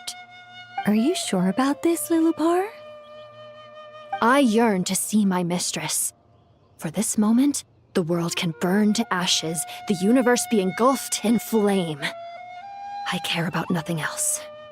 And you, Kale, I can give you a gift. you'll become just another ordinary human. But Miss Lilopar, what will happen to you? My wish will be fulfilled, and I can die happy.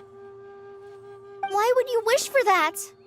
A long, unending life might seem desirable for one who has never possessed it, yet it brings torment to one who has. My remains are scattered across the yellow sands, but my soul can find no peace. Since you've promised to grant my wish, give me that release. Allow the dying to die, and let the dead rest in peace. You have my thanks. Kale, there's no pressure on you. What she said, it's all true. A wish is a genuine desire, after all. It's as if you want to use the last of your life to give me a better future. Nothing's so selfless.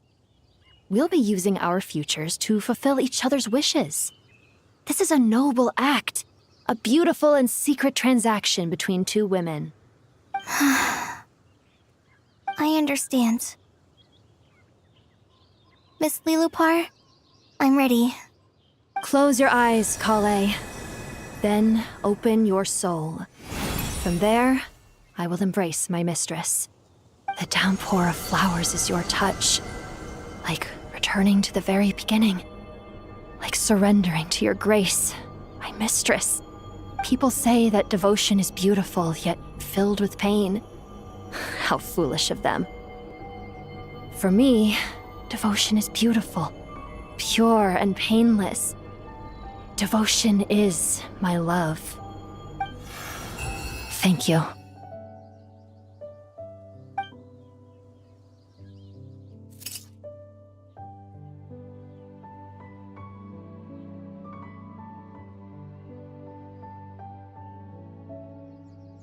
Lilopar! She disappeared? She left, carrying the blessing of flowers. Kale, are you alright? I'm fine. Now that the remains are gone, I don't actually feel any different at all. Those remains weren't hurting Kale. Not as she is now. They simply exist. Besides, I could sense a deep yearning within her. Kale must have already received what she was yearning for. I'm doing fine. I feel relaxed. There's really no need to worry. Then my wish has come true, too. To become ordinary? That's just one of my wishes. Actually, I have a few more. For instance, I want to protect the people I meet and help them find happiness. That sort of thing. So between Miss Lilopar and me, you've fulfilled 2 wishes already, and protected 2 people. Wonderful, isn't it? I feel so fantastically happy. I guess that settles things here. So what's next? What do you want to do when we get back to town? Clay, look who I've brought to see you. Hey, Kale! I heard you guys were holding some kind of secret event. How come you started without me? Huh? Oh no, it's nothing like that. We were just saying goodbye to an old friend. Really? Who? Me. The old me. So that's what this is all about. Did you come all the way to Mondstadt for that? Because we knew the old you so we could witness the change? Exactly. The old me is gone. I puffed her into the air, and she became a fluffy pink cloud, floating into the sky, before disappearing forever. Do you think, maybe up in the sky, she has friends waiting for her with test tubes, flasks, and bows? Oh, when you put it like that, it doesn't sound so bad after all. What do you think, Miss Nicole? I think maybe that's right. At least, if it were up to me, I'd consider that a happy ending. Dear Sucrose, even though my childhood ended long ago, these past few days have really felt like growing up again. I've become stronger, and I feel like I can finally accomplish things by myself. Surely someone as mysterious as you will find a friend like this fascinating. Always growing, always thriving like a plant. I came to say goodbye to my old self. I know that after this, she'll be gone. Thinking about it makes me feel a little lonely. I know the weakness that kept me company will one day leave me too. But somewhere in my heart, I feel a great sense of joy. It feels like I've always wanted to take this step, to walk towards the new me.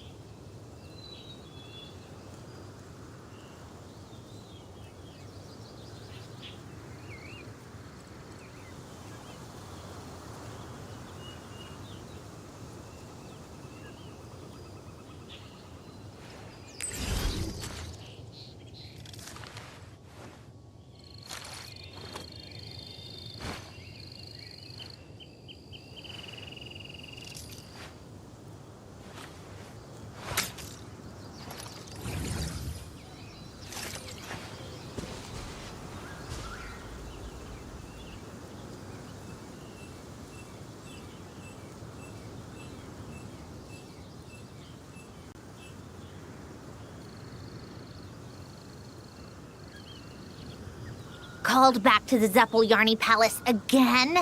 Ugh, seriously. What's the point in all these endless meetings?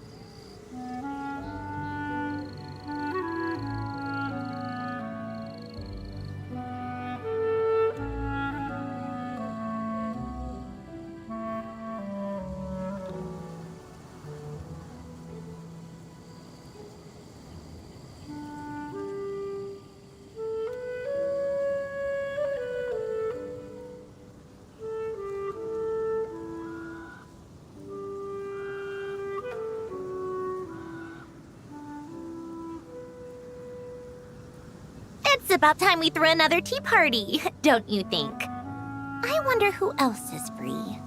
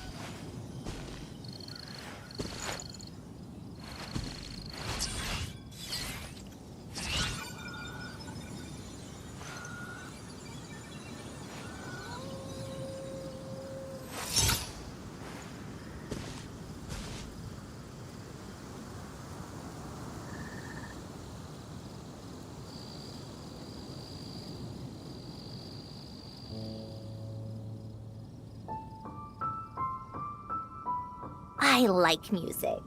In fact, I've taught myself to play many different instruments. You don't believe me? Find me a piano, and I'll show you a thing or two.